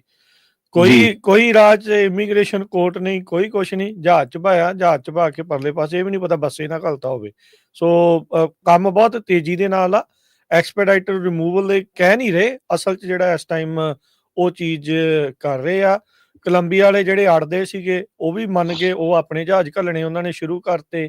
ਮੈਕਸੀਕੋ ਵਾਲੇ ਵੀ ਨਹੀਂ ਸੀ ਪਹਿਲੋਂ ਮੰਨਦੇ, ਉਹ ਵੀ ਜਿਹੜੇ ਉਹ ਮੰਨ ਰਹੇ ਆ। ਅੱਜ ਤੋਂ ਟੈਰਿਫ ਵੀ ਜਿਹੜੇ ਉਹ ਲੱਗ ਗਏ ਆ ਕੈਨੇਡਾ ਤੇ ਮੈਕਸੀਕੋ ਦੇ ਉੱਤੇ, ਚਾਈਨਾ ਦੇ ਉੱਤੇ। ਆਪਾਂ ਨੂੰ ਵੀ ਚੀਜ਼ਾਂ ਹੁਣ ਮਹਿੰਗੀਆਂ ਜਿਹੜੀਆਂ ਮਿਲਣਗੀਆਂ, ਉਹ ਵੀ ਉਹਦਾ ਪੁੱਠਾ ਅਸਰ ਜਿਹੜਾ ਨਾਲ ਦੇ ਨਾਲ ਅਫੋਰਡੇਬਿਲਟੀ ਤਾਂ ਚਲੋ ਹਾਲ ਦੀ ਘੜੀ ਲਾਂਭੇ ਆ, ਪਰ ਇਮੀਗ੍ਰੇਸ਼ਨ ਦੇ ਉੱਤੇ ਜਿਹੜੀ ਸਖਤੀ ਆ ਉਹ ਪੂਰੀ ਆ। ਤੇ ਅਟਾਰਨੀ ਟਿਰਕੇਨਾ ਜੀ, EOIR ਦਾ ਇੱਕ ਨਵਾਂ ਜਿਹੜਾ ਮੈਮੋ ਇਸ਼ੂ ਹੋਇਆ ਆ, ਗਾਈਡੈਂਸ ਆਈ ਹੈ department of homeland security the enforcement ਪ੍ਰਾਇਓਰਿਟੀਜ਼ ਤੇ ਜਿਹੜੀ PD ਨੂੰ ਜਿਹੜਾ ਉਹ ਲੈ ਕੇ, ਇਹ ਕੀ ਆਂਦੀ ਆ, ਇਹਦੇ ਨਾਲ ਕੀ ਮਾਹੌਲ ਬਦਲਣ ਜਾ ਰਿਹਾ ਆ ਇਮੀਗ੍ਰੇਸ਼ਨ ਦੇ ਕੋਰਟਸ ਦਾ? ਸੋ ਇਹ ਬੜੇ ਕੰਮ ਦੀ ਗੱਲ ਆ, ਠੀਕ ਹੈ। ਇਹ ਹੁਣ ਤੁਸੀਂ ਸੁਣਿਓ ਜਰਾ ਧਿਆਨ ਨਾਲ, ਕਿੱਦਾਂ ਮੈਂ ਤੁਹਾਨੂੰ ਦੱਸਦਾ ਕਿ ਰਵੱਈਆ ਕਿੱਦਾਂ ਚੇਂਜ ਹੁੰਦਾ ਲੋਕਾਂ ਦਾ। ਸੋ ਕੀ ਸੀਗਾ ਕਿ ਜਿਹੜੇ 3-4 ਸਾਲ ਪਹਿਲਾਂ ਸੀਗੇ ਕਲਾਇੰਟ, ਜਾਂ ਤੁਸੀਂ ਕਹਿ ਲਓ ਜਿਹੜੇ ਆਪਣੇ ਅਸਾਈਲਮ ਸੀਕਰ ਸੀਗੇ, ਇੱਕ ਲੈਵਲ ਦੀ ਨੌਲੇਜ ਰੱਖਦੇ ਸੀਗੇ ਹਿਸਟਰੀ ਦੀ, ਕੀ ਹੋਇਆ, ਇੱਕ ਰਿਗਾਰਡ ਰੱਖਦੇ ਸੀਗੇ ਪ੍ਰੋਸੈਸ ਦੇ ਲਈ, ਰਿਗਾਰਡ ਰੱਖਦੇ ਸੀਗੇ। ਤੇ ਇੱਕ ਕੰਮ ਦੇ ਵਿੱਚ ਨਾ ਕੋਰਟ ਦੇ ਮੂਹਰੇ ਜੱਜਾਂ ਨੂੰ ਵੀ ਸੁਣ ਕੇ ਇੱਕ ਤੁਸੀਂ ਕਹਿ ਲਓ ਕਿ ਰਿਸਪੈਕਟ ਸੀਗੀ ਓਵਰਆਲ, ਕਿ ਯਾਰ ਠੀਕ ਆ, ਇਹ ਚੀਜ਼ ਮਾੜੀ ਇਹਨਾਂ ਨਾਲ ਹੋਈ ਆ, ਤਾਂ ਕਰਕੇ ਇਹ ਕੰਟਰੀ ਛੱਡ ਕੇ ਜਿਹੜਾ ਆਉਂਦੇ ਆ। ਤੇ ਕੋਰਟਸ ਦੇ ਵਿੱਚ ਜਿਹੜਾ ਸੀਗਾ ਜੱਜ ਸਵਾਲ ਪੁੱਛਦੇ ਸੀਗੇ, ਕਿਸੇ ਹੱਦ ਤੱਕ ਸਿੰਪਥੀ ਵੀ ਰੱਖਦੇ ਸੀ, ਇੰਪ੍ਰੈਸ ਵੀ ਹੁੰਦੇ ਸੀਗੇ। ਲਾਸਟ 2 ਸਾਲਾਂ ਦੇ ਵਿੱਚ ਕੀ ਹੋਇਆ ਕਿ ਉਹੀ ਖੇਤ ਵੇਚ ਕੇ ਵਾਲਾ ਜਿਹੜਾ ਸੀਗਾ ਲਾਡਲਾ ਆ ਗਿਆ ਬਾਹਰ ਨੂੰ। ਉਹ ਲਾਡਲਾ ਕੀ ਹੈਗਾ ਕਿ ਉਹਨੂੰ ਪੁੱਛੀ ਜਾ ਰਹੇ ਕਿ ਭਾਈ ਦੱਸ ਤੇਰਾ ਕਲੇਮ ਕੀ ਆ। ਸੋ ਪਹਿਲੀ ਗੱਲ ਇਹ ਸੀ ਕਿ ਫ੍ਰੀਵਲਸ ਅਸਾਈਲਮ ਜਿਹੜੇ ਸੀਗੇ, ਝੂਠੇ ਅਸਾਈਲਮਾਂ ਦਾ ਵਾਧਾ ਹੋ ਗਿਆ ਬੜਾ ਜ਼ਿਆਦਾ। ਤੇ ਬੰਦਾ ਕਹਿੰਦਾ ਮੈਂ ਮੂੰਹ ਵੀ ਨਹੀਂ ਖੋਲਣਾ, ਸਾਡੇ ਆਫਿਸ ਤੋਂ ਬੜੇ ਉੱਠ ਕੇ ਜਾਂਦੇ ਆ, ਕਿ ਸਵਾਲ ਸੂਲ ਡਨ ਹੋ ਗਏ। ਕਿ ਬੰਦਾ ਭੱਜ ਗਿਆ ਆਫਿਸ ਤੋਂ, ਬੈਠਾ ਕਲਾਇੰਟ ਦੇ ਨਾਲ, ਆਪਣੇ EMPLOYEE ਦੇ ਨਾਲ ਬੈਠਾ, ਭੱਜ ਗਿਆ। ਤੇ ਹਾਸਾ ਵੀ ਕਈ ਵਾਰੀ ਬੜਾ ਆਉਂਦਾ, ਉਹ ਕੈਮਰੇ 'ਚ ਆਪਾਂ ਵੀਡੀਓ ਦੇਖਦੇ ਆ ਤੇ ਜਾਂਦੇ ਦੀ, ਮੈਂ ਕਿਹਾ ਇਹਨੂੰ ਕੀ ਹੋਇਆ। ਤੇ ਮੈਂ ਉਹਨੂੰ ਦੱਸ ਵੀ ਦੇਣਾ, ਮੈਂ ਕਿਹਾ ਦੇਖੀ ਆ 2 ਜਾਂ 3 ਵਕੀਲ ਹੈਗੇ, ਇਹਨਾਂ ਤੋਂ ਈਮੇਲ ਆਣੀ ਆ ਕਿ ਮੇਰੇ ਕੋਲ ਫਾਈਲ, ਇਹਦੀ ਫਾਈਲ ਮੈਨੂੰ ਭੇਜੋ। ਸੋ ਭੱਜ ਕਿਉਂ ਗਿਆ? ਕਿਉਂਕਿ ਦੱਸ ਨਹੀਂ ਪਾ ਰਿਹਾ ਕਿ ਇਹਦੇ ਨਾਲ ਹੋਇਆ ਕੀ ਆ। ਕਿਹੜਾ ਵਕੀਲ ਲੱਭਣਾ ਜਿਹੜਾ ਜਾ ਕੇ ਕਹਾਣੀ ਬਣਾ ਦੇਵੇ, ਕਿਹੜਾ ਟਰਾਂਸਲੇਟਰ ਲੱਭਣਾ, ਇੰਟਰਪ੍ਰੀਟਰ ਜਿਹੜਾ ਕਹਾਣੀ ਬਣਾ ਦੇਵੇ, ਕਿ ਜਿਹੜਾ ਫਰਾਡ ਕੇਸ ਲਾ ਦੇਵੇ, ਹਨਾ। ਇਹ ਜਿਹੜਾ ਚੱਕਰ ਸੀਗਾ, ਤਾਂ ਕਰਕੇ ਲੋਕੀ ਕਈ ਸਾਰੇ ਮੱਚਦੇ ਸੀਗੇ, ਹਨਾ। ਮੈਂ ਤੁਹਾਨੂੰ ਗੱਲ ਦੱਸਦਾ, ਤੁਸੀਂ ਕਹਿਣਾ ਮਜ਼ਾਕ ਕਰਦਾ, ਮਜ਼ਾਕ ਨਹੀਂ ਕਰ ਰਿਹਾ। ਕਿ ਬੰਦੇ ਦਾ ਸਿਰਫ ਏਦਾਂ ਕਿ ਅੱਛਾ ਤੇਰੀਆਂ ਜੋ ਵੀ ਤੇਰਾ ਕੇਸ ਆ ਉਹਦੇ ਵਿੱਚ 3 ਰੈਲੀਵੈਂਟ ਡੇਟਸ ਕੀ ਹੈਗੀਆਂ। ਉਹ ਬੰਦੇ ਨੇ ਪਹਿਲਾਂ ਤਾਂ ਉਹਨਾਂ 3 ਡੇਟਸ ਨੂੰ ਹੀ, ਉਹ ਬੰਦੇ ਕੋਲ ਡੇਟਸ ਹੀ ਨਹੀਂ ਬੋਲੀਆਂ ਜਾ ਰਹੀਆਂ ਕਿ ਅੱਛਾ ਡੇਟਸ। ਰਿਸ਼ਤੇਦਾਰ ਵੀ ਕਈ ਵਾਰੀ ਨਾਲ ਬਹਿੰਦੇ ਹੁੰਦੇ, ਕਹਿੰਦੇ ਮਹੀਨਾ, ਤਰੀਕ, ਸਾਲ, ਮਤਲਬ ਕਿ ਬੰਦੇ ਨੂੰ ਇੰਨੇ ਡਿਸਓਰੀਐਂਟਡ ਬੰਦਾ ਹੈਗਾ, ਹੁਣ ਪਤਾ ਨਹੀਂ ਕੀ ਪਰਸਨਲ ਲੈਵਲ ਤੇ ਕੀ ਪ੍ਰੋਬਲਮ ਆ, ਕਿੱਦਾਂ। ਸੋ ਉਹਨੂੰ ਸਮਝਾਓ ਕਿ ਬਈ ਆਹ US ਦਾ ਲਾਅ ਆ ਫ੍ਰੀਵਲਸ ਜਿਹੜੀ ਵਾਰਨਿੰਗ ਆ, ਤੇ ਬੰਦਾ ਕੁਝ ਵੀ ਨਹੀਂ, ਬੰਦਾ ਸੋਚ ਰਿਹਾ ਕਿ ਯਾਰ ਇਹ ਅਮਰੀਕਾ ਕਰਨ ਕੀ ਆਇਆ ਹੈਗਾ ਬੰਦਾ, ਹੈਨਾ। ਉਹਨੇ ਅੱਧੇ ਪੌਣੇ ਘੰਟੇ 'ਚ ਉਹਦਾ ਪਸੀਨਾ ਨਿਕਲ ਜਾਣਾ, ਉਹਨੇ ਕਹਿਣਾ ਯਾਰ ਮੈਂ ਚਲਾਂ ਇੱਥੋਂ ਦੀ, ਤੇ ਈਮੇਲ ਆ ਜਾਣੀ ਉਹੀ 2-3 ਜਿਹੜੇ ਸਟੈਂਡਰਡ ਜੇ ਅਟਰਨੀ ਆ, ਕੀ ਆ।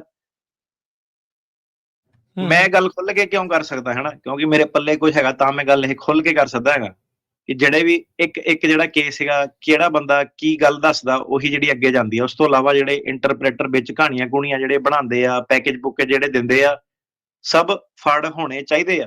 ਕਿਉਂ? ਕਿਉਂਕਿ ਉਹ ਜੱਜ ਦੇ ਮੂਹਰੇ ਬੰਦਾ ਜਾਂਦਾ, ਉਹਨੇ ਜਿਹੜਾ ਆਪਣੇ ਮੂਹਰੇ ਬਹਿ ਕੇ ਨਹੀਂ ਜਿਹੜਾ ਦੱਸ ਸਕਦਾ, ਉਹਨੇ ਕੋਰਟ ਦੇ ਵਿੱਚ ਕੀ ਦੱਸਣਾ ਵਾ। ਉਹ ਏਦਾਂ ਸੁਣਨਾ ਕਿ ਉਹਨੇ ਜਾ ਕੇ ਉਹ ਆ ਕਿ ਕੋਈ ਇਹਦੇ ਵਿੱਚ ਰੱਟਾ ਲਾ ਕੇ ਕੁਛ ਨਕਲੀ ਜਿਹੜਾ ਦੱਸ ਦੇਣਾ, ਠੀਕ ਆ। ਇਹ ਜਿਹੜਾ ਸੀਗਾ ਕਿ ਹੁਣ ਕਈ ਜਿਹੜੇ ਆਫਿਸ ਸੀਗੇ, ਹੁਣ ਛਾਪੇਮਾਰੀ ਵੀ ਜਿਹੜੀ ਪੈ ਰਹੀ ਆ ਕਈਆਂ ਤੇ। ਰਿਸੈਪਸ਼ਨਿਸਟ ਮੈਨੂੰ ਕਹਿੰਦੀ ਕਿ ਹੁਣ ਕਹਿੰਦੀ ਕੇਸਾਂ ਦੇ ਵਿੱਚ ਵਾਧਾ ਹੋ ਗਿਆ ਆਣਾ, ਲੋਕੀ ਦੂਜੇ ਵਕੀਲਾਂ ਤੋਂ ਜਿਹੜੇ ਲਿਆ ਰਹੇ ਆ, ਕਿਉਂ? ਉਹਨਾਂ ਨੂੰ ਡਰ ਪੈ ਗਿਆ ਕਿ ਯਾਰ ਇਹ ਲਾਅ ਆਫਿਸ ਨਾ ਬਸਟ ਹੋ ਜਾਵੇ, ਇਹ ਜਿਹੜੇ ਢਾਂਚੇ ਟੂਚੇ ਜੇ ਬਣਾ ਕੇ ਜਿਹੜੇ ਕਰਦੇ ਆ, ਬਸਟ ਨਾ ਹੋਏ। RKK ਸਟਾਈਲ ਵਾਲਾ ਜਿਹੜਾ ਸੀਗਾ, ਉਹਨਾਂ ਨੂੰ ਹੁਣ ਆਪਾਂ ਦੱਸ ਰਹੇ ਕਿ ਅੱਛਾ ਯਾਰ ਇਹ ਸਾਡੀ ਫੀਸ ਆ, ਇਹ ਬਰੀਫਿੰਗਸ ਆ, ਇਹ ਐਡੀਸ਼ਨਲ ਬਰੀਫਿੰਗਸ ਆ। ਜਿਹੜਾ ਪਹਿਲਾਂ ਸੀਗਾ ਨਾ ਕਿ ਨਹੀਂ ਜੀ ਬਰੀਫਿੰਗਸ ਦੇ ਪੈਸੇ ਲੈ ਲਏ, ਐਕਸਟਰਾ ਪੈਸੇ ਲੈ ਲਏ, ਏਦਾਂ ਉਹ ਕਹਿੰਦੀ ਹੁਣ ਆ ਕੇ ਕਹਿ ਰਿਹਾ ਕਿ ਨਹੀਂ ਕੋਈ ਪ੍ਰੋਬਲਮ ਨਹੀਂ, ਤੁਸੀਂ ਕਰੋ ਬਰੀਫਿੰਗ ਜੋ ਆ, ਕੇਸ ਤੁਹਾਡੇ ਕੋਲ ਹੀ ਲਗਾਉਣਾ ਹੈਗਾ। ਮੈਂ ਕਿਹਾ ਹੁਣ ਕਿੱਦਾਂ ਹੋਇਆ? ਹੁਣ ਜੇ ਟਰ ਕਹਿਣਾ ਵਧੀਆ ਹੋ ਗਿਆ, ਹੈ ਨਾ। ਪਹਿਲਾਂ ਤਾਂ ਮਾੜਾ ਹੁੰਦਾ ਹੈਗਾ, ਹੁਣ ਕਿੱਦਾਂ? ਹੁਣ ਭੱਜਣਾ ਪਈਆਂ ਹੋਈਆਂ ਸਾਰਿਆਂ ਨੂੰ। ਹਾਂਜੀ। ਤੇ 2-3 ਜਾਣੇ ਜਿਹੜੇ ਨਕੰਮੇ ਆ ਜਾ ਰਹੇ ਜਿਹੜੇ ਕਹਿੰਦੇ ਨਹੀਂ ਆਪਾਂ ਮੂੰਹ ਨਹੀਂ ਖੋਲਣਾ, ਵਕੀਲ ਫਰਾਡ ਕਰ ਦੇਵੇ, ਨੋ ਪ੍ਰੋਬਲਮ ਜਾਓ।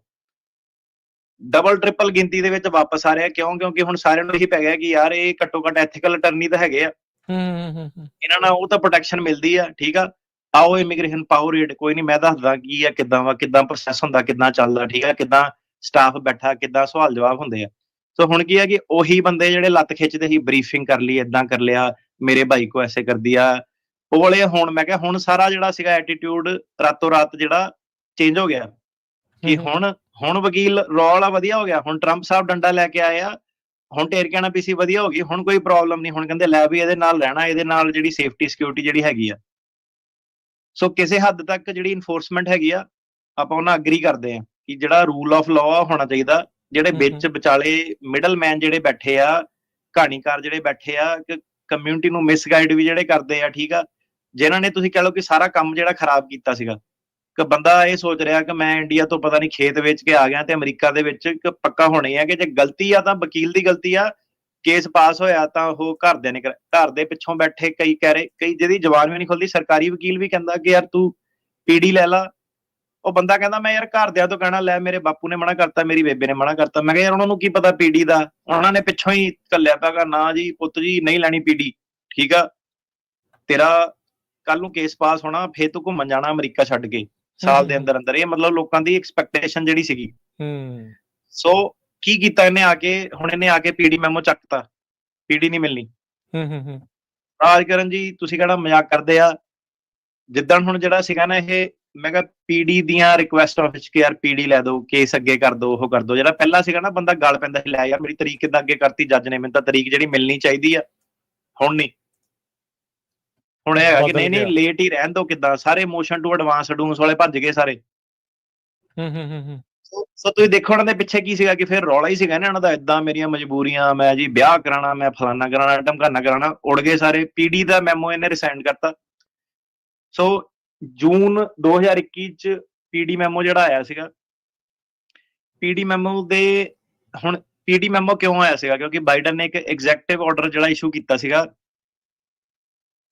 ਕਿ ਮੈਂ ਆਪਾਂ ਇਮੀਗ੍ਰੈਂਟਾਂ ਦੀ ਜਿਹੜੀ ਮਦਦ ਕਰਨੀ ਹੈ। ਸੋ ਇਹ ਜਿਹੜਾ ਪੀਡੀ ਮੈਮੋ ਸੀਗਾ, ਇਹਦੇ ਵਿੱਚ ਕਾਫੀ ਸਾਰੇ ਜਿਹੜੇ ਕੇਸ ਸੀਗੇ, ਪੁਰਾਣੇ ਕੇਸ ਸੀਗੇ, 2020 ਉਸ ਤੋਂ ਪਹਿਲਾਂ ਵਾਲੇ ਕੇਸ ਸੀਗੇ, ਉਹ ਟਰਮੀਨੇਟ ਹੋ ਜਾਂਦੇ ਸੀਗੇ। ਜਾਂ ਬੰਦਾ ਕਹਿੰਦਾ ਸੀਗਾ ਮੈਂ ਗਾਰਡੀਅਨਸ਼ਿਪ ਲੈ ਲਈ ਆ, ਮੈਂ ਪੀਡੀ ਲੈ ਲਾਂ, ਮੇਰੀ ਵਾਵਾ ਹੋ ਗਈ, ਮੈਂ ਪੀਡੀ ਕਰ ਲਾਂ, ਹਨਾ। ਸੋ ਪੀਡੀ ਦਾ ਜਿਹੜਾ ਸੀਗਾ ਤੁਸੀਂ ਕਹ ਲਓ ਕਿ ਜਰੀਆ ਜਿਹਾ ਸੀਗਾ ਕਿ ਕੇਸ ਖਤਮ ਹੋ ਜਾਂਦਾ ਸੀਗਾ। ਇਹਦੇ ਵਿੱਚ ਕੀ ਸੀਗਾ ਕਿ ਇਹਦਾ ਬੜਾ ਲੋਕਾਂ ਨੇ ਮਜ਼ਾਕ ਬਣਾਤਾ। ਨਿਊਯਾਰਕ ਵਗੈਰਾ ਵਾਲੇ ਪਾਸੇ ਸਪੈਸ਼ਲੀ ਪੈਕੇਜ ਪੂਕੇਜ ਵਕੀਲ ਜਿਹੜੇ ਦੇਣ ਲੱਗ ਪਏ ਆ। ਠੀਕ ਆ, ਕਿਉਂ ਗੱਲ ਖੁੱਲੀ ਕਰਦੇ ਆ ਇਹ? ਕਿਉਂਕਿ ਟੈਨਸ਼ਨ ਨਹੀਂ ਕੋਈ। ਕੱਲ ਨੂੰ ਡਿਪਾਰਟਮੈਂਟ ਆਫ ਹੋਮਲੈਂਡ ਸਿਕਿਉਰਿਟੀ ਆ ਕੇ ਵੀ ਪੁੱਛਦੀ ਆ। ਪਬਲਿਕ ਇਨਫੋਰਮੇਸ਼ਨ ਜਿਹੜੀ ਹੈਗੀ ਆ, ਸਾਰਿਆਂ ਨੂੰ ਪਤਾ ਕਿ ਕਿਹੜਾ ਵਕੀਲ ਕਿੱਦਾਂ ਆਪਰੇਟ ਕਰਦਾ ਹੈਗਾ। ਹੁਣ ਇਸ ਵੇਲੇ ਸਾਰਿਆਂ ਨੂੰ ਜਿਹੜੀ ਇਹ ਸਾਰੀ ਚੀਜ਼ ਜਿਹੜੀ ਪਤਾ ਹੈਗੀ ਆ। ਜਿਹੜੀ ਸਿਰਫ ਤੇ ਸਿਰਫ ਗੱਲ ਰਹਿ ਗਈ ਆ ਕਿ ਜਾ ਕੇ ਉਹਨਾਂ ਨੇ ਫੜਨਾ ਕਿ ਨਹੀਂ ਫੜਨਾ, ਉਹਦੀ ਗੱਲ ਰਹਿ ਗਈ ਆ। ਪਹਿਲਾਂ ਇਹਨਾਂ ਵਕੀਲਾਂ ਨੂੰ ਲੱਗਦਾ ਸੀਗਾ ਕਿ ਏਦਾਂ ਨਹੀਂ ਹੋਣਾ। ਆਪਾਂ ਇੱਥੇ ਗੱਲ ਵੀ ਜਿਹੜੀ ਕਰਦੇ ਸੀਗੇ, ਲੋਕੀ ਕਹਿੰਦੇ ਸੀ ਡਰਾਈ ਜਾਂਦੇ ਆ। ਅੱਜ ਕੋਈ ਦੱਸੋ ਮੈਨੂੰ ਕਿ ਡਰਾਈ ਜਾਂਦੇ ਆ ਕਿੱਦਾਂ? ਅਗਲਿਆਂ ਨੇ ਸਿੱਧੀ ਹੈਲਪਲਾਈਨ ਬਣਾ ਦਿੱਤੀ ਆ ਕਿ ਭਾਈ ਤੁਹਾਨੂੰ ਜੇ ਕੋਈ ਫਰਾਡ ਹੈਗਾ ਉਹ ਇੱਥੇ ਕਰ। ਹਾਂ, ਤੇ ਅਗਲਿਆਂ ਨੇ ਸਿੱਧਾ ਉਹ ਕਰਤਾ ਕਿ ਏਦਾਂ ਕਹਿ ਲਓ ਤੁਸੀਂ ਕਿ ਇੱਕ ਇਨਫੋਰਮੇਸ਼ਨ ਅਵੇ ਆ ਕਿ ਕੱਲ ਨੂੰ ਜਾ ਕੇ ਸਵੇਰੇ ਜਿਹੜਾ ਹੋ ਗਿਆ ਚੱਕੋ ਸਾਰੇ। ਭਾਜਣਾ ਹੁਣ ਤਾਂ ਪਈਆਂ ਕਿ ਹੁਣ ਮੈਂ ਕਿਹਾ ਇੱਕਦਮ ਹੀ ਉਹਨਾਂ ਨੂੰ ਇਹ ਹੈਗਾ ਕਿ ਇਹ ਬੰਦੇ ਸਹੀ ਸੀਗੇ, ਰੂਲ ਰੈਗੂਲੇਸ਼ਨ ਨਾਲ ਚੱਲਣ ਵਾਲੇ ਸੀਗੇ।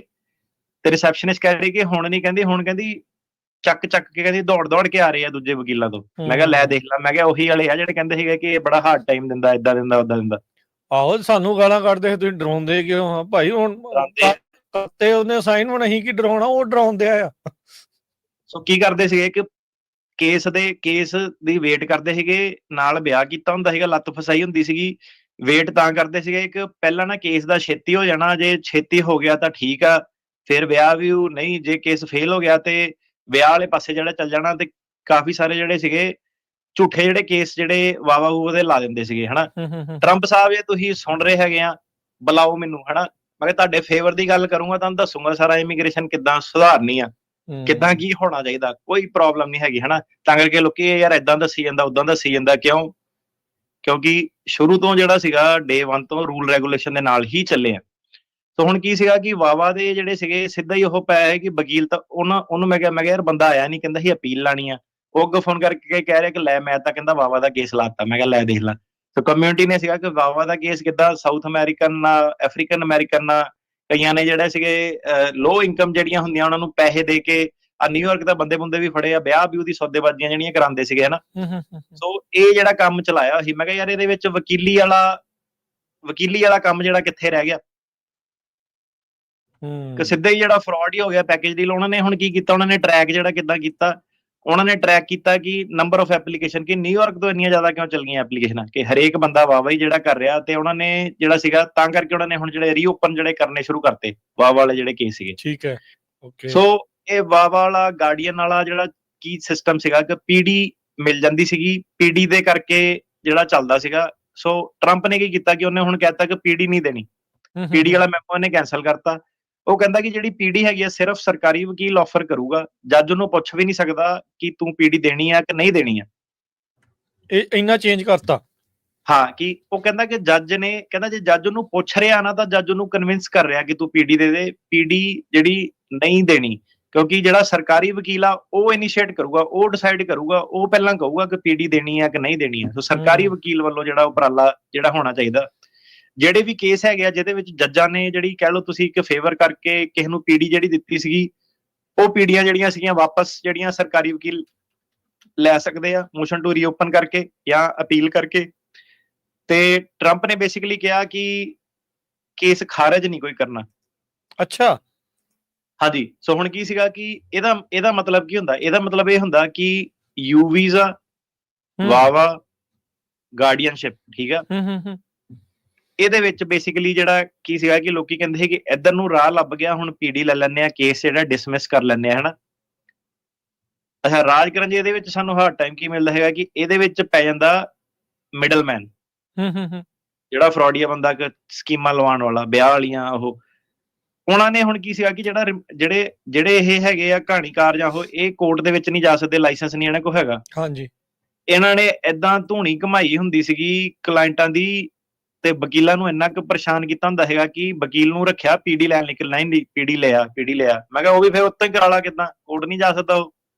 ਸੋ ਹੁਣ ਇਹ ਆ ਕਿ ਪੀਡੀ ਵਾਲਾ ਜਿਹੜਾ ਸਿਸਟਮ ਹੀ ਉਹਨਾਂ ਨੇ ਉਡਾਤਾ। ਸਰਕਾਰ ਡਿਸਾਈਡ ਕਰੂਗੀ, ਲਿਆਓ ਗਾਰਡੀਅਨਸ਼ਿਪ, ਪਰ ਪੀਡੀ ਦੇਣੀ ਹੈ ਕਿ ਨਹੀਂ ਦੇਣੀ ਹੈ ਸਰਕਾਰੀ ਵਕੀਲ ਦੇ ਹੱਥਾਂ 'ਚ। ਉਹ ਖੜ ਗਿਆ ਕਿ ਨਹੀਂ ਮੈਂ ਨਹੀਂ ਪੀਡੀ ਦੇਣੀ, ਨਹੀਂ ਉਧਰਲੇ ਪਾਸੇ ਜਾਣਾ। ਰਿਮੂਵਲ ਜਿਹੜਾ ਕੇਸ ਜਿਹੜਾ ਪ੍ਰੋਸੀਡਿੰਗ ਹੈਗੀ ਆ ਉਹਦੇ ਨਾਲ ਹੀ ਜਿਹੜਾ ਅੱਗੇ ਆਪਣਾ ਜਾਣਾ ਪੈਣਾ। ਠੀਕ ਹੈ। ਸੋ ਆਹ ਚੀਜ਼ ਜਿਹੜੀ ਹੁਣ ਚੇਂਜ ਜਿਹੜੀ ਤੁਸੀਂ ਮੇਜਰ ਹੋਈ ਆ, ਸੋ ਇਹ ਸਾਰੀਆਂ ਚੀਜ਼ਾਂ ਨੂੰ ਤੁਸੀਂ ਵੇਖ ਕੇ ਜੇ ਇਕੱਠੇ ਕਰਦੇ ਹੋ ਤੁਸੀਂ ਵੇਖੋ ਕਿ ਕਿੱਧਰਲੇ ਪਾਸੇ ਨੂੰ ਜਿਹੜੀਆਂ ਚੀਜ਼ਾਂ ਇਹ ਜਾ ਰਹੀਆਂ। ਜੀ। ਸੋ ਬਹੁਤ ਵੱਡੀਆਂ ਜਿਹੜੀਆਂ ਤਬਦੀਲੀਆਂ, ਚੇਂਜਿਸ ਜਿਹੜੀਆਂ ਆ ਉਹ ਆ ਰਹੀਆਂ ਆ। ਤੇ ਇਸ ਮੈਮੋ ਨੇ ਪੀਡੀ ਦਾ ਵੀ ਕੰਮ ਇੱਕ ਹਿਸਾਬ ਦੇ ਨਾਲ ਚੱਕਤਾ। ਜਿਹੜੇ ਉਹ ਲੋਕ ਉਦੋਂ ਨਾ ਕਰਦੇ ਸੀ ਵੀ ਪੀਡੀ ਮੈਨੂੰ ਨਹੀਂ ਚਾਹੀਦੀ, ਉਹ ਹੁਣ ਕਈ ਜਿਹੜੇ ਉਹ ਕਹਿਣਗੇ ਵੀ ਭਾਈ ਪੀਡੀ ਜਿਹੜੀ ਉਹ ਲੈ ਦਿਓ। ਪਰ ਇਹ ਹੁਣ ਸਰਕਾਰੀ ਵਕੀਲ ਦੇ ਹੱਥ ਦੇ ਵਿੱਚ ਜਿਹੜਾ ਉਹ ਰਹੂਗਾ ਵੀ ਉਹ ਇਹਨਾਂ ਨੂੰ ਪੀਡੀ ਦੇਣਾ ਚਾਹੁੰਦਾ ਆ, ਆਫਰ ਕਰਨਾ ਚਾਹੁੰਦਾ ਆ ਜਾਂ ਨਹੀਂ।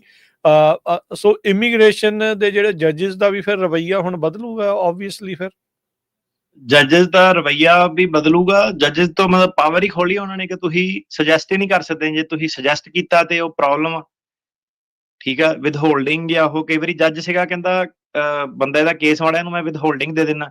ਉਹਨਾਂ ਨੇ ਬੇਸਿਕਲੀ ਉਹੀ ਕਿਹਾ ਕਿ ਇਹ ਜਿਹੜੀਆਂ ਚੀਜ਼ਾਂ ਸਰਕਾਰ ਪਹਿਲਾਂ ਆਫਰ ਕਰੂਗੀ, ਤੁਸੀਂ ਖੁਦ ਨਹੀਂ ਜਿਹੜਾ ਕਰ ਸਕਦੇ ਹੈਗੇ। ਠੀਕ ਹੈ। ਸੋ ਉਹ ਸਿਰਫ ਤੇ ਸਿਰਫ ਜਿਹੜੇ ਆ ਉਹ ਉਹਨਾਂ ਦੇ ਹਿਸਾਬ ਦੇ ਨਾਲ ਹੀ ਆ, ਵੀ ਵਕੀਲ ਦੇ ਹਿਸਾਬ ਦੇ ਨਾਲ, ਸਰਕਾਰੀ ਵਕੀਲ ਦੇ ਹਿਸਾਬ ਦੇ ਨਾਲ ਆ। ਤੇ ਜਿਹੜੀ ਅੱਗੇ ਤੁਸੀਂ ਦੱਸਦੇ ਰਹੇ ਵੀ ਡਾਕੂਮੈਂਟਸ ਦੇ ਪਿੱਛੇ ਬਹੁਤ ਜਾਂਦੇ ਸੀ, ਉਹ ਸਾਰੀਆਂ ਚੀਜ਼ਾਂ ਆ ਵੀ ਸੇਮ ਸਟੋਰੀਆਂ, ਉਹ ਸਾਰੀਆਂ ਚੀਜ਼ਾਂ ਮਤਲਬ ਉਹਨਾਂ ਕੇਸਾਂ ਦੇ ਵਿੱਚ ਵੀ ਹੋਰ ਵਾਧਾ ਹੋਊਗਾ, ਉਹਦੇ ਵਿੱਚ ਹੋਰ ਵੀ ਸਖਤੀ ਦੀ ਆਸ ਆ। ਉਹ ਪਤਾ ਨਹੀਂ, ਇੰਡੀਆ ਹਸਪਤਾਲ ਜੇ ਬਣੇ ਹੋਏ ਆ ਕੋਈ ਆਪਣੇ। ਜ਼ਿਆਦਾਤਰ ਕੀ ਆ ਕਿ ਹਰੇਕ ਡਾਕਟਰ ਦੇ ਜਿਹੜਾ ਟਾਈਪੋ, ਸਪੈਲਿੰਗ ਮਿਸਟੇਕ, ਜੱਜ ਕੀ ਵੇਖ ਰਿਹਾ ਕਿ ਇੱਕ ਸਟੇਟ ਤੋਂ ਦੂਜੀ ਸਟੇਟ 'ਚ ਢਾਂਚੇ ਸਿਮਿਲਰ ਆ, ਡਾਕਟਰ ਦੀਆਂ ਲੈਟਰਾਂ ਦੇ ਲੈਂਗੁਏਜ ਜਿਹੜੀ ਸਿਮਿਲਰ ਆ। ਸੁਜੈਸ਼ਨ ਇਹ ਹੁੰਦਾ ਕਿ ਵਿੱਚ ਮਤਲਬ ਇਹ ਤੋਂ ਐਂ ਲੱਗਦਾ ਵੇਖਣ ਨੂੰ ਕਿ ਵਿੱਚ ਵਿਚਾਲੇ ਕੋਈ ਵਿਚੋਲੇ ਜਿਹੜੇ ਹੁੰਦੇ ਆ ਆਪਣੇ ਇੰਡੀਆ ਪੇਪਰ ਜਿਹੜੇ ਤਿਆਰ ਕਰਦੇ ਆ, ਉਹ ਹਸਪਤਾਲਾਂ ਦੇ ਬਿਹਾਫ ਤੇ ਵੀ ਲੈਟਰਾਂ ਜਿਹੜੀਆਂ ਲਿਖੀ ਜਾਂਦੇ ਆ। ਇਹ ਸੁਜੈਸ਼ਨ ਜਿਹੜਾ ਮਿਲਦਾ ਕਿ ਲੱਗਦਾ ਨਹੀਂ ਕਿ ਡਾਕਟਰ ਵਾਲੀਆਂ ਕਈ ਵਾਰੀ ਉਹ ਜਿਹੜੇ ਉਹਨਾਂ ਦੇ ਰਜਿਸਟ੍ਰੇਸ਼ਨ ਨੰਬਰ ਰਨ ਕਰਕੇ ਜਿਹੜੇ ਵੇਖਦੇ ਆ ਤੇ ਡਾਕਟਰ ਦਾ ਨਾਮ ਨਹੀਂ ਆਉਂਦਾ, ਤੇ ਕਈ ਜਿਹੜੇ ਜੱਜ ਆ ਹੁਣ ਉਹ ਕਹਿੰਦੇ ਆ ਕਿ ਡਾਕਟਰ ਆ ਕੇ ਗਵਾਹੀ ਦੇਵੇ, ਤੇ ਉਦੋਂ ਬੰਦਾ ਕਹਿੰਦਾ ਕਿ ਬਹਾਨੇ ਮਾਰਦਾ ਕਿ ਡਾਕਟਰ ਨੇ ਗਵਾਹੀ ਨਹੀਂ ਜਿਹੜੀ ਦੇਣੀ ਹੈਗੀ। ਉਹ ਚੀਜ਼ ਜਿਹੜੀ ਹੈਗੀ ਆ, ਉਹ ਚੀਜ਼ ਵੱਲ ਜਿਹੜਾ ਸੈਂਟ ਐਨਾ ਕੋਰਟ ਦੇ ਵਿੱਚ ਖਾਸ ਕਰਕੇ ਜਿਹੜਾ ਸੀਗਾ ਉਧਰ ਨੂੰ ਗੱਲ ਜਿਹੜੀ ਫੁੱਲ ਜਿਹੜੀ ਉਧਰ ਨੂੰ ਹੈਗੀ ਆ। ਟਕੋਮਾ ਵੱਲ ਜਿਹੜੇ ਡਿਟੇਨ ਕੇਸ ਜਿਹੜੇ ਸੀਗੇ ਆਪਣੇ ਨਾਲ ਕਈ ਵਾਰੀ ਉਹ ਹੋਈ ਆ, ਤੇ ਉਹ ਬੇਸਿਕਲੀ ਕਹਿੰਦਾ ਕਿ ਡਾਕਟਰ ਕੋ ਗਵਾਹੀ ਕਰਾ ਲਓ ਤੇ ਕੇਸ ਪਾਸ ਕਰਾ ਲਓ, ਤੇ ਡਾਕਟਰ ਜੇ ਨਹੀਂ ਆਊਗਾ ਤੇ ਨਹੀਂ, ਤੇ ਉਹ ਲੈਟਰਾਂ ਲੂਟਰਾਂ ਜਿਹੜੀਆਂ। ਸੋ ਬੇਸਿਕਲੀ ਕੀ ਸੀਗਾ ਕਿ ਜਿਹੜਾ ਸਿੰਪਲ ਕਿ ਇੰਡੀਆ ਦੀ ਫੋਟੋ ਕਿਉਂ ਨਹੀਂ ਹੈਗੀ, ਫੋਨ ਗਵਾਚ ਗਿਆ, ਉੱਥੇ ਮੈਂ ਖਿੱਚੀ ਨਹੀਂ ਸੀਗੀ। ਡਾਕਟਰ ਕਿਉਂ ਨਹੀਂ ਆਇਆ, ਡਾਕਟਰ ਕਹਿੰਦਾ ਮੈਂ ਨਹੀਂ ਕਰਨੀ। ਓਰੀਜਨਲ ਲੈਟਰ ਕਿਉਂ। ਸੋ ਕੀ ਸੀਗਾ ਕਿ ਇਹ ਸਾਰੀਆਂ ਜਿਹੜੀਆਂ ਚੀਜ਼ਾਂ ਹੈਗੀਆਂ ਹੁਣ ਬਹੁਤ ਜ਼ਿਆਦਾ, ਕਿਉਂਕਿ ਗਿਣਤੀ ਦੇ ਵਿੱਚ ਲੋਕੀ ਜਿਹੜੇ ਆਏ ਸੀਗੇ, ਤੇ ਪ੍ਰੋਬਲਮ ਜਿਹੜੀ ਇਹ ਸੀਗੀ ਕਿ ਕਾਫੀ ਜਿਹੜਾ ਵਿੱਚ ਫਰਾਡ ਜਿਹੜਾ ਵੱਧ ਗਿਆ ਸੀਗਾ, ਤੇ ਲੈਟਰਾਂ ਕਈਆਂ ਨੇ ਫੋਟੋਸ਼ਾਪ ਕੀਤੀਆਂ, ਡਾਕਟਰ ਦੇ ਜਿਹੜੇ ਉਹ ਸੀਗੇ ਉਹ ਫੋਟੋਸ਼ਾਪ ਵਗੈਰਾ ਜਿਹੜੇ ਕੀਤੇ ਆ। ਸੋ ਇਹ ਕੋਰਟ ਇਹ ਕੀ ਸੀਗਾ ਕਿ ਸਰਕਾਰੀ ਵਕੀਲਾਂ ਦੇ ਕਾਈਂਡ ਆਫ ਹੱਥ ਤੁਸੀਂ ਜਿਹੜੇ ਸਰਕਾਰਾਂ ਨੇ ਬੰਨੇ ਹੋਏ ਸੀਗੇ, ਤੇ ਟਰੰਪ ਨੇ ਆ ਕੇ ਜਿਹੜਾ ਬੇਸਿਕਲੀ ਸੀਗਾ ਕਿ ਉਹ ਹੱਥ ਖੋਲਤੇ ਆ ਕਿ ਚੱਕੋ ਇਹਨਾਂ ਨੂੰ। ਤੇ ਕੀ ਨਵੇਂ ਹੋਰ ਇਮੀਗ੍ਰੇਸ਼ਨ ਦੇ ਜੱਜਸ ਵਗੈਰਾ ਦੀ ਵੀ ਹਾਇਰਿੰਗ ਜਿਹੜੀ ਉਹ ਹੋ ਰਹੀ ਆ ਜਾਂ ਹੋਊਗੀ? ਕੋਈ ਫਰਕ ਪਊਗਾ? ਤੁਹਾਨੂੰ ਕੀ ਲੱਗਦਾ ਇਸ ਚੀਜ਼ ਦੇ ਵਿੱਚ ਕੀ ਕਿੱਦਾਂ ਦਾ ਅਸਰ ਜਿਹੜਾ ਹੋਊਗਾ? ਕੰਮ ਤੇਜ਼ ਹੋਊਗਾ, ਸਲੋ ਹੋਊਗਾ, ਕਿੱਦਾਂ ਦਾ ਤੁਹਾਨੂੰ ਆਸ ਹੈਗੀ ਹੈ ਇਸ ਪੂਰੇ ਕ੍ਰੈਕਡਾਊਨ ਤੋਂ ਬਾਅਦ 'ਚ? ਦੇਖੋ ਏਦਾਂ ਹੁੰਦਾ ਕਿ ਜਿਹੜੇ ਹੁਣ ਗਾੜਾ ਜਿੱਦਾਂ ਹੁਣ ਮੰਨ ਲਓ ਸੈਨ ਫਰਾਂਸਿਸਕੋ ਕੇਸ ਪਾਸ ਹੋ ਰਹੇ ਆ, ਕੌਂਕਰਡ ਹੋ ਰਹੇ ਆ, ਉੱਧਰ ਹੋ ਰਹੇ ਆ। ਸੋ ਜਿਹੜੇ ਇਹ ਸਰਕਾਰਾਂ ਹੁੰਦੀਆਂ ਕੀ ਕਰਦੀਆਂ ਕਿ ਇੱਥੇ ਆਪਣੇ ਬੰਦੇ ਭੇਜਦੀਆਂ ਜਿਹੜੀਆਂ ਰਾਈਟ ਵਿੰਗ ਸੋਚ ਵਾਲੇ ਰੱਖਦੇ ਆ, ਥੋੜੇ ਐਂਟੀ ਇਮੀਗ੍ਰੇਸ਼ਨ ਸੈਂਟੀਮੈਂਟ ਰੱਖਦੇ ਆ, ਠੀਕ ਆ। 2-4 ਜੱਜ ਜਿਹੜੇ ਬਿਲਕੁਲ ਉੱਥੇ ਸਟ੍ਰਿਕਟ ਹੁੰਦੇ ਸੀਗੇ, ਪਰ ਬਾਕੀ ਜਿਹੜੇ ਜੱਜ ਸੀਗੇ ਉਹ ਥੋੜੇ ਤੁਸੀਂ ਕਹਿ ਲਓ ਕਿ ਇੰਨੇ ਸਟ੍ਰਿਕਟ ਜਿਹੜੇ ਨਹੀਂ ਸੀਗੇ। ਸੋ ਜਿਹੜਾ ਚੇਂਜ ਇਹ ਹੋਊਗਾ ਹਾਇਰਿੰਗ ਕਿ ਉਹਨੂੰ ਵਧਾ ਦਿਓ ਤੁਸੀਂ, ਉਹਦੇ ਵਿੱਚ 50% ਤੁਸੀਂ ਜੱਜ ਏਦਾਂ ਦੇ ਲੈ ਕੇ ਆਓ ਜਿਹੜੇ ਕਿ ਬਿਲਕੁਲ ਸਟ੍ਰਿਕਟ ਜਿਹੜੇ ਹੈਗੇ ਆ, ਤੇ ਇਹ ਚੀਜ਼ਾਂ ਦਾ ਵੀ ਜਿਹੜਾ ਉਹ ਮਾਹੌਲ ਜਿਹੜਾ ਚੇਂਜ ਹੋ ਜਾਊਗਾ। 4 ਸਾਲ ਜਿਹੜਾ ਹੈਗਾ ਉਹ ਬਹੁਤ ਇਨਫ ਟਾਈਮ ਹੈਗਾ ਜਿਹੜਾ। ਤੇ ਗੱਲ 4 ਸਾਲਾਂ ਦੀ ਨਹੀਂ, ਇਸ ਤੋਂ ਪਹਿਲਾਂ ਵੀ ਜਿਹੜੇ 4 ਸਾਲ ਆਇਆ ਸੀਗਾ, ਜਿਹੜੇ ਬੰਦੇ ਦੀ ਇਮੀਗ੍ਰੇਸ਼ਨ ਟੀਮ ਸੀਗੀ ਇਹਨੇ ਉਹੀ ਵਾਲੀ ਜਿਹੜੀ ਚੈੱਕ ਕੀਤੀ ਹੈ। ਤਾਂ ਕਰਕੇ ਤੁਸੀਂ ਦੇਖੋ ਆਂਦੇ ਹੀ ਇਹਨੇ ਪਹਿਲੇ ਡੇ 1 ਤੋਂ ਹੀ ਪੂਰਾ ਪਲਾਨ ਸੀਗਾ ਕਿ ਜਦ ਤੱਕ ਕੋਰਟ ਨੇ ਇੰਟਰਵੀਨ ਕਰਨਾ ਤਦ ਤੱਕ ਇਹਨਾਂ ਨੇ ਸਫਾਈ ਵੀ ਕਰ ਦੇਣੀ ਲੋਕਾਂ ਦੀ, ਹਨਾ। ਜੀ ਜੀ ਬਿਲਕੁਲ। ਹਾਂਜੀ ਜੀ। ਇੱਕ ਮੈਂ ਫਨੀ ਤੁਹਾਨੂੰ ਮੈਂ ਚੀਜ਼ ਦੱਸਦਾ ਕਿੱਦਾਂ। ਨਾਲ ਮੇਰਾ ਟਿਕਟੌਕ ਦਾ ਲਾਈਵ ਜਿੱਦਾਂ ਚੱਲ ਰਿਹਾ ਨਾ ਹੁਣ, ਕਈ ਮਜ਼ੇ ਪਏ ਆ ਵਿੱਚ ਨਾ, ਜਿਹੜੇ ਲੈ ਵੀ ਏਦਾਂ ਟਰੰਪ ਦਾ ਚਮਚਾ ਏਦਾਂ ਫਲਾਣੇ ਹੋਣਾ ਕਈ। ਹੁਣ ਮੈਂ ਕਿਹਾ ਮਜ਼ੇ ਪਏ ਆ। ਟਰੰਪ ਦੇ ਚਮਚੇ ਨੂੰ ਕੀ ਕਹਿਣਾ, ਉਹ ਭਾਈ ਰਿਐਲਿਟੀ ਹੈ। ਮਜ਼ੇ ਪਤਾ ਕਿੱਦਾਂ ਪਏ ਆ ਹੁਣ, ਡੰਡਾ ਜਿਉਂ ਪੈਣਾ ਵਾ। ਸੋ ਏਦਾਂ ਕਿ ਦੇਖੋ ਆਪ ਹਾਂ, ਕਿਉਂਕਿ ਕਿੱਦਾਂ ਕਿ ਇਹ ਹੁਣ ਸਾਡੇ ਕੋਲ, ਮੈਂ ਜਦੋਂ ਤੁਹਾਡੇ ਨਾਲ ਗੱਲ ਕਰ ਰਿਹਾ ਤੇ ਐਨੋਨਿਮਿਟੀ ਨਹੀਂ ਹੈਗੀ, ਤੁਹਾਨੂੰ ਪਤਾ ਮੈਂ ਕੌਣ, ਮੈਂ ਕਿੱਥੇ ਰਹਿਣਾ, ਕਿੱਥੇ ਮੇਰਾ ਆਫਿਸ ਆ, ਰਾਜ ਕਰਨ ਜੀ ਕੌਣ ਹੈ, ਇਹ ਸਾਡਾ ਪਤਾ। ਜਦੋਂ ਬੰਦਾ ਇੰਟਰਨੈਟ ਦੇ ਬਿਹਾਈਂਡ ਹੁੰਦਾ ਨਾ, ਉਹ ਹੁੰਦੀ ਐਨੋਨਿਮਿਟੀ। ਜੇ ਤੁਸੀਂ ਕਹਿ ਰਹੇ ਨਾ ਤੁਹਾਡੀ ਗੱਲ 'ਚ ਦਮ ਤਾਂ ਹੋਊਗਾ, ਸਾਹਮਣੇ ਆ ਕੇ ਫੇਰ ਵੀਡੀਓ ਬਣਾਓ ਕਿ ਟਰੰਪ ਏਦਾਂ ਵਾ, ਗਲਤ ਆ, ਏਦਾਂ, ਤੁਸੀਂ ਕੌਣ ਆ, ਤੁਹਾਡੀ ਆਇਡੈਂਟੀਟੀ ਕੌਣ ਆ, ਕਿੱਦਾਂ ਵਾ, ਫੇਰ ਦੱਸੋ ਕਿ ਮੈਂ ਆਹ ਕ੍ਰਾਈਮ ਕੀਤਾ, ਮੈਨੂੰ ਡਿਪੋਰਟ ਕਰਕੇ ਵਿਖਾ, ਠੀਕ ਆ। ਸੋ ਕਮੈਂਟਾਂ ਦੇ ਵਿੱਚ ਰੌਲਾ ਰੂਲਾ ਜਿਹੜਾ ਪਾਉਣਾ, ਉਹ ਕੀ ਹੈਗਾ ਕਿ ਉਹ ਇਹੀ ਦਰਸਾ ਰਿਹਾ ਕਿ ਇਹ ਬੰਦੇ ਮਚੇ ਕਿਉਂ ਪਏ ਆ। 2-3 ਤਰੀਕੇ ਨਾਲ, ਜਾਂ ਤਾਂ ਕ੍ਰਿਮੀਨਲ ਐਕਟੀਵਿਟੀ ਆ ਤਾਂ ਮਚੇ ਪਏ ਆ, ਜਾਂ ਇਹ ਹੈ ਕਿ ਜਿਹੜੀ ਮੈਂ ਗੱਲ ਕਰ ਰਿਹਾ ਉਹ ਲੱਗ ਹੀ ਤਿੱਖੀ ਕਿ ਜਿਹੜੇ ਬੰਦੇ ਨੇ ਆਪਣਾ ਕੇਸ ਬਿਆਨ ਨਹੀਂ ਕਰ ਸਕਦਾ, ਉਹ ਨਹੀਂ ਕਰ ਸਕਦਾ, ਉੱਤੇ ਫਰਾਡ ਦੇ ਕੰਸਰਨ ਆਉਂਦੇ ਆ, ਉਹ ਇਹ ਵਿੱਚ ਵਿਚੋਲਿਆਂ ਕੋ ਲੈ ਕੇ ਕਹਾਣੀਆਂ ਕੁਣੀਆਂ ਬਣਾ ਕੇ ਆਪਣੇ ਕੇਸ ਲਵਾਉਂਦੇ ਆ ਹੋਰਾਂ ਵਕੀਲਾਂ ਕੋ। ਇਹ ਜਿਹੜੇ ਮੇਨ ਮੱਚਦੇ ਆ, ਮਚੋ, ਨੋ ਪ੍ਰੋਬਲਮ, ਕਿੱਦਾਂ ਹੈਗਾ। ਪਰ ਇਹ ਆ ਕਿ ਤੁਹਾਨੂੰ ਵੀ ਪਤਾ ਆਪਣੀ ਆਇਡੈਂਟੀਟੀ ਦਿਖਾ ਕੇ ਤੁਸੀਂ ਨਹੀਂ ਮੱਚ ਸਕਦੇ ਹੈਗੇ, ਕਿਉਂਕਿ ਜਿਹੜੇ ਸਰਪੰਚ ਸਾਹਿਬ ਆ ਗਏ ਨਾ ਹੁਣ, ਪਹਿਲਾਂ ਜਿਹੜਾ ਸੀਗਾ ਰੂਲ ਬੜਾ ਹੋਰ ਸੀਗਾ, ਲੀਨੀਅੰਸੀ ਸੀਗੀ, ਚੱਲ ਜਾਂਦੇ ਸੀ ਕੰਮ, ਪਰ ਹੁਣ ਨਹੀਂ ਚੱਲਣੇ ਹੈਗੇ। ਮਾਹੌਲ ਬਦਲ ਗਿਆ। ਦੇਖੋ ਜਿਹੜੇ ਮੱਚਦੇ ਆ ਭਾਈ, ਤੁਸੀਂ ਬਚਣ ਦੀ ਸੋਚੋ ਵੀ ਬਚਣਾ ਕਿੱਦਾਂ ਆ। ਆਪੇ ਜਾਣਾ ਆ ਜਾਂ ਉਹਨਾਂ ਦੇ ਜਹਾਜ਼ ਤੇ ਬਹਿ ਕੇ ਜਾਣਾ ਆ। ਸੋ ਇਹ ਹੁਣ ਤੁਹਾਡਾ ਜਿਹੜੇ ਉਹਦੇ ਵਿੱਚ ਮੋਰੇ ਜਿਹੜਾ ਹੋ ਰਹਿਣਾ, ਉਹ ਮੱਚਦੇ ਉਹੀ ਹੁੰਦੇ ਆ ਟਿਰਕਿਆਣਾ ਜੀ, ਜਿਨ੍ਹਾਂ ਦਾ ਤੀਰ ਨਿਸ਼ਾਨੇ ਤੇ ਜਿਹੜਾ ਉਹ ਲੱਗਦਾ ਨਾ, ਜਦੋਂ ਸਿੱਧਾ ਦਿਲ ਦੇ ਵਿੱਚ ਜਾ ਕੇ ਲੱਗਦਾ ਫਿਰ ਹਾਏ ਨਿਕਲਦੀ ਹੁੰਦੀ ਆ। ਸੋ ਉਹੀ ਚੀਜ਼ ਜਿਹੜੀ ਉਹ ਕਰ ਰਹੇ ਆ। ਨਵੀਂ ਗੱਲ ਸੁਣ ਲਓ, ਫਿਰ ਇਹ ਨਾ ਕਿ ਉਹ ਵੀ ਦੱਸਿਆ ਨਹੀਂ ਸੀਗਾ। ਇਮੀਗ੍ਰੇਸ਼ਨ ਦੀਆਂ ਰੇਟਸ ਦੇ ਨੂੰ ਕਹਿੰਦੇ ਵੀ ਉਹਨਾਂ ਨੇ ਕੋਟਾ ਸੈੱਟ ਕਰਤਾ ਆ ਟਰੰਪ ਹੋਣਾ ਨੇ। ਦਿਹਾੜੀ ਦਾ 1200 ਬੰਦਾ ਕਹਿੰਦੇ ਚੱਕਣਾ ਆ। ਡੈਲਸ ਦੀ ਆਈਸ ਵਾਲੇ ਕਹਿੰਦੇ ਵੀ 75 ਬੰਦੇ ਚੱਕਿਆ ਕਰਨੇ ਅਸੀਂ ਦਿਹਾੜੀ ਦੇ ਉੱਥੇ। ਸੋ ਕਿੰਨੀਆਂ ਆਈਸ ਦੀਆਂ ਏਜੰਸੀਆਂ, ਕਿੰਨੇ ਸੈਕਟਰ ਨੇ ਆਈਸ ਦੇ, ਕਈਆਂ ਨੂੰ ਤੇ ਵੀ ਨਹੀਂ ਪਤਾ ਹੋਣਾ ਨਾ ਵੀ ਇੱਕ ਸੂਬੇ 'ਚ ਕਿੰਨੇ ਸੈਕਟਰ ਜਿਹੜੇ ਉਹ ਹੁੰਦੇ ਆ। ਇਸ ਟਾਈਮ ਐਵਰੇਜ ਜਿਹੜੀ ਪਹਿਲੋਂ 250 ਜਾਂ 300 ਦੀ ਸੀ average, I think 350 the, 270 the average C Biden ਦੇ ਕਾਰਜਕਾਲ 'ਚ ਰੋਜ਼ਾਨਾ ਜਿਹੜੇ ਬੰਦੇ ਅਰੈਸਟ ਹੋਣ ਦੀ ਆਈਸ ਦੇ ਦੁਆਰਾ। ਉਹ ਵੱਧ ਜੀ ਕੇ ਆਲਰੇਡੀ 800 ਤੇ ਪਹੁੰਚ ਚੁੱਕੀ ਆ 2 ਹਫ਼ਤਿਆਂ ਦੇ ਵਿੱਚ। ਤੇ ਟਰੰਪ ਹੁਣੀ ਜੀ ਕਹਿੰਦੇ ਆ ਵੀ ਇਹਨੂੰ ਐਕਸੈਲਰੇਟ ਕਰਕੇ ਅਸੀਂ 1200 ਐਵਰੀ ਡੇ ਦੇ ਉੱਤੇ ਲੈ ਕੇ ਜਾਣਾ ਆ। ਟੌਮ ਹੂਮਨ ਜਿਸ ਤਰੀਕੇ ਦੇ ਨਾਲ ਹੱਥ ਧੋ ਕੇ ਇਮੀਗ੍ਰੇਸ਼ਨ ਦੀਆਂ ਰੇਡਾਂ ਨੂੰ ਲੈ ਕੇ ਜਿਹੜਾ ਉਹ ਚੱਲ ਰਿਹਾ ਆ, ਕ੍ਰਿਸਟੀ ਨਿਯਮ ਉਹ ਆਪ ਜਿਹੜੀ ਨਵੀਂ ਡਿਪਾਰਟਮੈਂਟ ਆਫ ਹੋਮਲੈਂਡ ਸਿਕਿਉਰਿਟੀ ਦੀ ਸਕੱਤਰ ਬਣੀ ਆ, ਜਿਸ ਤਰੀਕੇ ਦੇ ਨਾਲ ਉਹ ਰੇਡਾਂ ਦੇ ਵਿੱਚ ਨਾਲ ਸ਼ਾਮਲ ਹੋ ਰਹੀ ਆ, ਖੈਰ ਨਹੀਂ ਲੱਗਦੀ। ਕਈਆਂ ਨੂੰ ਲੱਗਦਾ ਹੋਣਾ ਵੀ ਐਵੇਂ ਕਿਤੇ ਜਿਹੜੇ ਉਹ ਆਖੀ ਜਾਂਦੇ ਆ ਵੀ ਕੀ ਜਿਹੜਾ ਇਸ ਦੇ ਵਿੱਚ ਹੋਣਾ, ਪਰ ਰਿਐਲਿਟੀ ਇਹੀ ਆ। ਤੇ ਟਰੰਪ ਹੋਣਾ ਨੇ ਤੇ ਟੌਮ ਹੂਮਨ ਨੇ ਐਗਜ਼ੈਕਟਲੀ ਜਿਹੜਾ ਇਹ ਚੀਜ਼ ਉਹਨਾਂ ਦੇ ਸ਼ਬਦ ਆ, ਕਹਿੰਦੇ ਵੀ ਇਹ ਨੰਬਰ ਹੋਰ ਵਧਣੇ ਆ, ਫਿਕਰ ਨਾ ਕਰੋ, ਅਸੀਂ ਹੋਰ ਤੇਜ਼ੀ ਦੇ ਨਾਲ ਜਿਹੜਾ ਉਹ ਕੰਮ ਕਰ ਰਹੇ ਆ, ਖਿੱਚ ਰਹੇ ਆ। ਜਿਹੜੇ ਬਹੁਤ ਸਾਰੀ ਮਨੀ ਇੱਧਰੋਂ ਉੱਧਰੋਂ ਜੋਬਾਂ ਚੋਂ ਕਰ ਲਓ ਜਾਂ ਮਹਿਕਮੇ ਬੰਦ ਕਰਕੇ ਉਹ ਵਿਚਾਰੇ, ਉਹ ਸਾਰੀ ਮਨੀ ਇੱਧਰ ਹੀ ਹੋਣੀ ਆ ਡਾਈਵਰਟ। ਉਹ ਸਾਰੀ ਦੀ ਸਾਰੀ ਜੀ ਇਮੀਗ੍ਰੇਸ਼ਨ ਵਾਲੇ ਪਾਸੇ ਨੂੰ ਹੀ ਜਿਹੜੀ ਉਹ ਜਾਣੀ ਆ, ਕ੍ਰੈਕਡਾਊਨ ਦੇ ਉੱਤੇ ਜਿਹੜੀ ਉਹ ਲੱਗਣੀ ਆ। ਸੋ ਇਹ ਜਿਹੜੀ ਉਹ ਚੀਜ਼ ਆ ਤੇ ਇਹ ਰਿਐਲਿਟੀ ਆ, ਇਹ ਨਵੀਂ ਚੀਜ਼ ਆ। ਅੱਛਾ, ਇੱਥੇ ਇਹ ਚੀਜ਼ ਜ਼ਰੂਰ ਦੱਸ ਦਿਓ ਹੁਣ ਅਟਰਨੀ ਟਿਕਾਣਾ ਜੀ, ਬਹੁਤ ਸਾਰੇ ਜਿਹੜੇ ਹੁਣ ਲੀਗਲ ਰਾਹ ਦੇ ਜ਼ਰੀਏ ਵੀ ਆ ਰਹੇ ਆ, ਜਿੱਦਾਂ ਭੈਣ ਭਾਈਆਂ ਦੇ ਕੇਸ, ਵਿਆਹ ਸ਼ਾਦੀ ਵਾਲੇ ਕੇਸ ਆ, ਉਹਨਾਂ ਕੇਸਾਂ ਦੇ ਉੱਤੇ ਵੀ ਕੋਈ ਅਸਰ ਆਪਾਂ ਦੇਖਦੇ ਆ ਵੀ ਕੋਈ ਪਊਗਾ? ਸਲੋ ਡਾਊਨ ਹੋ ਸਕਦੇ ਆ, ਤੇਜ਼ ਹੋਣਗੇ? ਵਾਕਿਆ ਹੀ ਐਵਰੀ ਈਅਰ ਇਹ 50,000 ਗ੍ਰੀਨ ਕਾਰਡ ਦਿਆ ਕਰਨਗੇ ਜਾਂ ਉਸ ਨੰਬਰ ਨੂੰ ਵੀ ਇਹ ਘਟਾ ਸਕਦੇ ਆ ਹੁਣ? ਸੋ ਵਿਆਹ ਵਾਲੇ ਦੇ ਕੇਸਾਂ ਦੇ ਵਿੱਚ ਵੀ ਬੜਾ ਫਰਾਡ ਕਿੱਦਾਂ ਹੁਣ ਸਭ ਤੋਂ ਕਾਮਨ ਫੈਕਟ ਪੈਟਰਨ ਕੀ ਆ ਕਿ ਪੰਜਾਬੀ ਬੰਦੇ ਦਾ ਵਿਆਹ ਆਲਰੇਡੀ ਸੀਗਾ, ਉਹਨੇ ਡਿਵੋਰਸ ਲੈ ਲਿਆ ਤੇ ਦੋ ਤਿੰਨ ਚੀਜ਼ਾਂ ਆ ਜਾਂਦੀਆਂ। ਇੱਕ ਬੰਦਾ ਮੰਨ ਲਓ ਆਪਾਂ ਇੰਡੀਆ ਦੀ ਗੱਲ ਕਰੀਏ, ਇੱਕ ਬੰਦਾ ਆਪਾਂ ਕਰੀਏ ਉਰੇ ਹੈਗਾ ਹਨਾ। ਥੋੜਾ ਇੰਡੀਆ ਵਾਲਾ ਸੀਗਾ ਕਿ ਵਿਆਹ ਵਿਆਹ ਜਿਹੜਾ ਉਹਨੇ ਡਿਵੋਰਸ ਕਰਾ ਲਿਆ ਉੱਥੇ, ਤੇ ਵਿਆਹ ਉਹਦਾ ਅਸਲੀ ਸੀਗਾ ਸਾਰਾ, ਕੋਈ ਪ੍ਰੋਬਲਮ ਨਹੀਂ ਸੀਗੀ। ਇੱਥੇ ਆ ਕੇ ਵਿਆਹ ਕਰਾ ਲਿਆ ਕਿਸੇ ਨਾਲ, ਜਿਹੜੇ ਆਪਣੇ ਪੈਸੇ ਪੂਸੇ ਦੇ ਕੇ ਵਾਲੇ ਵਿਆਹ ਵੀ ਜਿਹੜੇ ਹੁੰਦੇ ਆ, ਤੇ ਉਹਦੇ ਬੇਸ ਤੇ ਗ੍ਰੀਨ ਕਾਰਡ ਜਿਹੜਾ ਫਾਈਲ ਕਰਤਾ। ਅਲਟੀਮੇਟਲੀ ਕੀ ਸੀਗਾ ਕਿ ਬੰਦਾ ਆਪ ਦਾ ਰਹਿੰਦਾ ਰਿਹਾ, ਜਿੰਨਾ ਵਿਆਹ ਕਰਾਇਆ ਸੀ ਉਹ ਆਪ ਦਾ ਰਹਿੰਦੇ ਰਹੇ ਹਨਾ, ਕਿ ਪੈਸੇ ਵਾਲੀ ਜਿਹੜੀ ਅਰੇਂਜਮੈਂਟ ਸੀਗੀ ਸਿੱਧੀ। ਸੋ ਇਮੀਗ੍ਰੇਸ਼ਨ ਨੇ ਕੀ ਕੀਤਾ ਕਿ ਉਹ ਜਾ ਰਹੀ ਆ, ਉਹ ਸਾਈਟ ਵਿਜ਼ਿਟ ਵਗੈਰਾ ਬੜੀ ਕਰ ਰਹੀ ਆ, ਤੇ ਸਾਈਟ ਵਿਜ਼ਿਟ ਜਦੋਂ ਕਰਦੇ ਨਾ, ਉਹ ਜਾ ਕੇ ਜਿਹੜਾ ਬੰਦੇ ਨੇ ਪਟੀਸ਼ਨ ਹੁਣ ਫਾਈਲ ਕੀਤੀ ਹੈ, ਜਿਹੜਾ ਯੂਐਸ ਸਿਟੀਜ਼ਨ ਬੰਦਾ ਹੈਗਾ ਜਿਹਨੂੰ ਪੈਸੇ ਦਿੱਤੇ ਆ, ਜੀ ਉਹਨੂੰ ਪੁੱਛਦੇ ਆ, ਉਹਦੇ ਬॉयਫ੍ਰੈਂਡ ਗਰਲਫ੍ਰੈਂਡ ਜੋ ਵੀ ਆ ਉਹਨੂੰ ਪੁੱਛਦੇ ਆ, ਗਵਾਂਢੀਆਂ ਨੂੰ ਪੁੱਛਦੇ ਆ, ਪੂਰਾ ਜਿਹੜਾ ਪੂਰਾ ਕੇਸ ਬਣਾ ਕੇ ਲਿਆ ਰਹੇ ਆ ਕਿ ਯਾਰ ਉਹਨਾਂ ਦੀ ਪੈਰਲਲ ਲਾਈਫ ਚੱਲਦੀ ਆ। ਤੇ ਇਹ ਜਦੋਂ ਇੰਟਰਵਿਊ ਤੇ ਜਾ ਰਹੇ ਆ, ਉੱਥੇ ਇਹਨਾਂ ਨੂੰ ਟੰਗ ਰਹੇ ਆ 204C ਜਿਹੜੀ ਫਰਾਡ ਦੀ ਜਿਹੜੀ ਬਾਰ ਲਗਾ ਕੇ। ਅੱਛਾ ਜੀ। ਸੇਮ ਥਿੰਗ ਜਿਹੜੀ ਇੰਡੀਆ ਦੇ ਵਿੱਚ ਆ, ਉਹ ਇੱਥੋਂ ਦੀ ਨਾ ਬੰਦੇ ਦੇ, ਜਿੱਦਾਂ ਉਹ ਕਹਿੰਦਾ ਮੈਂ ਡਿਵੋਰਸ ਲੈ ਲਿਆ, ਇੱਥੇ ਪੱਕਾ ਹੋ ਰਿਹਾ, ਇੰਡੀਆ ਦੇ ਵਿੱਚ ਜਿਹੜੀ ਇਨਵੈਸਟੀਗੇਸ਼ਨ ਕਰਨ ਲਈ ਉਹਨਾਂ ਦੇ ਪਿੰਡ ਬੰਦਾ ਭੇਜ ਰਹੇ ਆ ਬੰਦੇ ਦੇ ਘਰ। ਜਿੱਦਾਂ ਮੰਨ ਲਓ ਕਿ ਕੋਈ ਇੱਥੇ ਆਇਆ, ਉਹਨੇ ਇੱਥੇ ਵਿਆਹ ਕਰਾ ਲਿਆ, ਉਹਨੂੰ ਉੱਥੇ ਭੇਜ ਰਹੇ ਆ, ਤੇ ਪਿੰਡ ਵਾਲਿਆਂ ਤੋਂ ਪੁੱਛ ਰਹੇ ਆ ਕਿ ਇਹਦੇ ਘਰੇ ਕੌਣ ਕੌਣ ਰਹਿੰਦਾ ਹੈਗਾ, ਤੇ ਉਹ ਅੱਗੋਂ ਦੀ ਇਹੀ ਆ ਕਿ ਇਹਦੇ ਜਵਾਕ ਤੇ ਇਹਦੀ ਘਰ ਵਾਲੀ ਹਨਾ। ਕਿਉਂਕਿ ਹਾਂ, ਸੋ ਇਹ ਚੀਜ਼ ਆ, ਇਹ ਵਾਲੀ ਚੀਜ਼ ਦੇ ਵਿੱਚ ਵੀ ਤੁਸੀਂ ਦੇਖੋ ਕਿ ਉਹਨਾਂ ਨੂੰ ਪਤਾ ਲੱਗ ਗਿਆ ਕਿ ਇਹ ਇਦਾਂ ਦੇ ਕੰਮ ਬੜੇ ਜ਼ਿਆਦਾ ਜਿਹੜੇ ਹੈਗੇ ਆ, ਕੰਮ ਹੋ ਰਿਹਾ। ਇਹ ਚੀਜ਼ ਹਾਂ, ਇਹ ਚੀਜ਼ ਉਹਨਾਂ ਨੇ ਸਪੀਡ ਜਿਹੜੀ ਚੱਕੀ ਹੋਈ ਆ ਫੁੱਲ। ਬਸ ਸਿਰਫ ਗੱਲ ਇਹ ਆ ਕਿ ਇਹਨਾਂ ਕੋਲ ਰਿਸੋਰਸਿਸ ਜਿਹੜੇ ਘੱਟ ਆ, ਇਹਨਾਂ ਨੇ ਲੋਕਲ ਜਿਹੜੇ ਉੱਥੇ ਦੇ ਲੋਕ ਜਿਹੜੇ ਹੈਗੇ ਉਹਨਾਂ ਨਾਲ ਪਾਰਟਨਰ ਕਰ ਲਿਆ ਇੰਡੀਆ ਦੀਆਂ ਜਿਹੜੀਆਂ ਏਜੰਸੀਆਂ, ਤੇ ਉਹ ਜਿਹੜੇ ਹੈਗੇ ਆ ਪਿੰਡਾਂ ਚੋਂ ਇਨਕੁਆਇਰੀ ਜਿਹੜੀ ਆਪਣੀ ਭੇਜ ਕੇ, ਤੇ ਬੰਦੇ ਨੂੰ ਤੇ ਪਤਾ ਵੀ ਨਹੀਂ ਲੱਗਦਾ ਕਿ ਪਿੰਡ ਚੋਂ ਜਿੱਦਾਂ ਇਨਕੁਆਇਰੀ ਜਿਹੜੀ ਹੋਈ ਆ, ਤੇ ਆ ਕੇ ਜਿੱਦਾਂ ਏਦਾਂ ਕਿਸੇ ਦੇ ਗਏ ਕਿ ਕੌਣ ਆ ਫਲਾਣੇ ਘਰ ਚ ਕੌਣ ਰਹਿੰਦਾ, ਉਹ ਪੂਰੀ ਜਿਹੜੀ ਰਿਪੋਰਟ ਬਣ ਕੇ ਆ ਰਹੀ ਆ USCIS ਦੇ ਵਿੱਚ। ਇੱਥੇ ਜਿਹੜੀ ਇੰਟਰਵਿਊ ਆ, ਤੇ ਇੱਥੋਂ ਦੀ ਉਹ ਸਾਰਾ ਜਿਹੜਾ ਤੁਸੀਂ ਕਹਿ ਲਓ ਕਿ ਪੂਰਾ ਜਿਹੜਾ ਹਿਸਾਬ ਕਿਤਾਬ ਕਰਕੇ ਤੇ ਉਹਨਾਂ ਨੂੰ ਕਨਫਰੰਟ ਜਿਹੜਾ ਕਰ ਰਹੇ ਆ।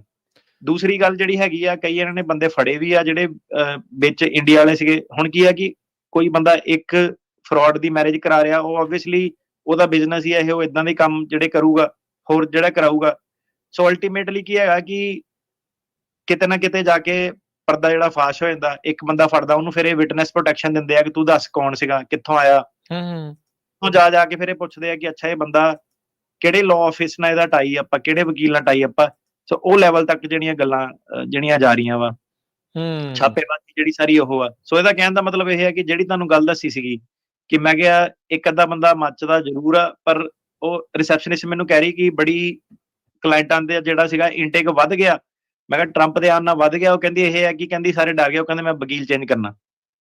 ਅੱਛਾ, ਠੀਕ ਆ। ਹਾਂ, ਤੇ ਡਰ ਹੁਣ ਇਹੀ ਆ ਉਹਨਾਂ ਨੂੰ ਕਿ ਆਹੀ ਜਿਹੜੀਆਂ ਗੱਲਾਂ ਜਿਹੜੀਆਂ ਹੈਗੀਆਂ ਕਿ ਐਥੀਕਲੀ ਜਿਹੜਾ ਚੱਲਣਾ, 10 ਚੋਂ ਜੇ 7 ਕਲਾਇੰਟ ਛੱਡਣੇ ਵੀ ਪੈਣ ਜਿਹੜੇ ਕਹਿ ਰਹੇ ਆ ਕਿ ਝੂਠੀ ਕਹਾਣੀ ਬਣਾ ਦੋ, ਲਾ ਦੋ, ਤੇ ਉਹੀ ਜਿਹੜਾ US ਦੇ ਲਾਅ ਦੇ ਹਿਸਾਬ ਨਾਲ ਜਿਹੜਾ ਚੱਲਣਾ ਪੈਂਦਾ, ਤੇ ਸਹੀ ਚੱਲੇ ਬੰਦਾ, ਸਿਸਟਮ ਨਾਲ ਚੱਲੇ, ਕਿਸੇ ਨੂੰ ਕੋਈ ਪ੍ਰੋਬਲਮ ਜਿਹੜੀ ਨਹੀਂ ਹੁੰਦੀ।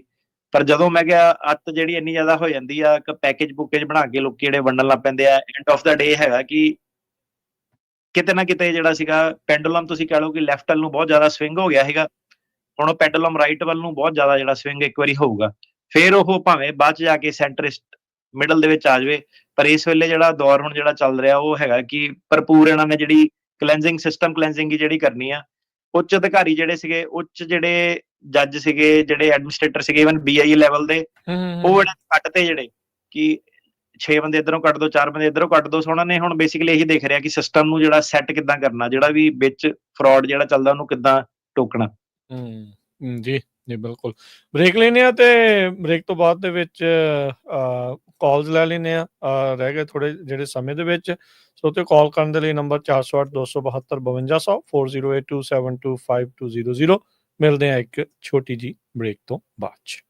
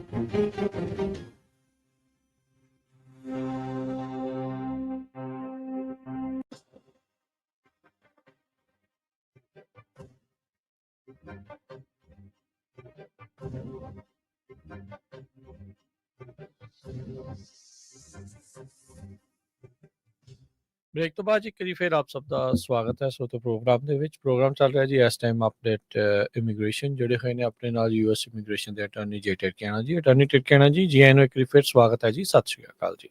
ਧੰਨਵਾਦ ਜੀ, ਸਤਿ ਸ੍ਰੀ ਅਕਾਲ ਸਾਰਿਆਂ ਨੂੰ ਜੀ। ਤੇ ਆਓ ਹੁਣ ਆਪਾਂ ਕਾਲਸ ਵੱਲ ਨੂੰ ਵੱਧਦੇ ਹਾਂ ਤੇ ਵਾਰੀ ਸਿਰ ਕਾਲਸ ਲੈਂਦੇ ਹਾਂ। ਕਾਲ ਕਰਨ ਦੇ ਲਈ ਨੰਬਰ ਹੈ ਜੀ 408 272 5200 4082725200। ਦਲਜੀਤ ਜੀ ਸਤਿ ਸ਼੍ਰੀ ਅਕਾਲ। ਹਾਂਜੀ ਹਾਂਜੀ ਭਾਜੀ, ਸਤਿ ਸ੍ਰੀ ਅਕਾਲ ਜੀ। ਜੀ ਭਾਜੀ ਮੈਂ ਲਾਸਟ ਟਾਈਮ ਭਾਜੀ ਉਹਨਾਂ ਨਾਲ ਆਪਣਾ ਇਹਨਾਂ ਕਿਹਾ ਸੀ ਵੀ ਤੇਰਾ ਬੋਨਾਫਾਈਡ ਆ ਗਿਆ ਵਾ ਤੇ ਤੂੰ ਆਪਣਾ ਪੀਡੀ ਲੈ ਲਾ ਤੇ ਸਾਡੇ ਆਫਿਸ ਨਾਲ ਕੰਟੈਕਟ ਕਰ। ਮੈਂ ਭਾਜੀ ਆਫਿਸ ਨਾਲ ਕੰਟੈਕਟ ਕੀਤਾ, ਉਹਨਾਂ ਮੇਰੇ ਨਾਲ ਕੋਈ ਗੱਲ ਨਹੀਂ ਕੀਤੀ ਅਜੇ। ਹੁਣ ਮੰਡੇ ਦਾ ਨਾ ਮੈਨੂੰ ਟਾਈਮ ਦਿੱਤਾ ਤੇ ਭਾਜੀ ਮੈਂ ਇਹ ਗੱਲ ਕਰਨਾ ਚਾਹੁੰਦਾ, ਜੇ ਮੈਂ ਪੀਡੀ ਲੈ ਲੈਣਾ ਤੇ ਮੈਂ ਮੂਵ ਹੋ ਸਕਦਾ ਜਿੱਦਾਂ ਨਿਊ ਜਰਸੀ ਇੱਥੋਂ ਫਿਲਾਡੈਲਫੀਆ ਤੋਂ? ਨਹੀਂ ਦੇਖ ਮੇਰਾ ਵੀਰ, ਮੂਵ ਤਾਂ ਕੋਈ ਵੀ ਬੰਦਾ ਕਿਤੇ ਵੀ ਹੋ ਸਕਦਾ। ਆਪਣਾ ਐਡਰੈਸ ਅਪਡੇਟ ਕਰਨਾ ਹੁੰਦਾ ਆਈਸ ਦੇ ਨਾਲ ਤੇ ਕੋਡ ਸਿਸਟਮ ਦੇ ਨਾਲ ਐਡਰੈਸ ਅਪਡੇਟ ਕਰਨਾ ਹੁੰਦਾ। ਤੇ ਜਿਹੜੀ ਚੀਜ਼ ਹੁਣ ਸਾਨੂੰ ਸਾਹਮਣੇ ਵਿਖਣ ਨੂੰ ਆ ਰਹੀ ਆ ਉਹ ਇਹ ਆ ਕਿ ਬੰਦਾ ਜਦੋਂ ਆਈਸ ਵਾਲਿਆਂ ਕੋਲ ਜਾ ਰਿਹਾ, ਅਪਡੇਟ ਕਰ ਰਿਹਾ, ਉੱਤੇ ਕਈ ਵਾਰੀ ਉਹ ਟਰੈਕਿੰਗ ਜਿਹੜੀ ਉਹ ਲਾ ਦਿੰਦੇ ਆ। ਇਹ ਚੀਜ਼ ਜਿਹੜੀ ਸੀਗੀ ਕਾਫੀ ਜਾਣੇ ਨੇ ਰਿਪੋਰਟ ਜਿਹੜੀ ਕੀਤੀ ਆ। ਤੇ ਬਾਕੀ ਹਾਂਜੀ ਤੁਸੀਂ ਮੂਵ ਹੋ ਸਕਦੇ ਆ, ਬਸ ਇਹੀ ਹੈ ਕਿ ਐਡਰੈਸ ਵਗੈਰਾ ਆਪਣੇ ਅਪਡੇਟ ਰੱਖਣੇ ਆ ਕੋਡ ਸਿਸਟਮ ਨਾਲ। ਨਹੀਂ ਮੇਰੀ ਫਾਈਨਲ ਤਰੀਕ ਵੀ ਹੈ ਨਾ ਇੱਥੇ ਫਿਲਾਡੈਲਫੀਆ 'ਚ, ਤੁਹਾਨੂੰ ਦੱਸਿਆ ਸੀ ਲਾਸਟ ਟਾਈਮ। ਤੇ ਉਹ ਫਿਲਾਡੈਲਫੀਆ ਵੀਰ ਮੇਰੀ ਗੱਲ ਸੁਣ ਯਾਰ, ਮੈਨੂੰ ਕਿਹੜਾ ਲਾਸਟ ਟਾਈਮ ਵਾਲਾ ਯਾਦ ਰਹਿਣਾ ਵਾ ਹੁਣ ਤੱਕ।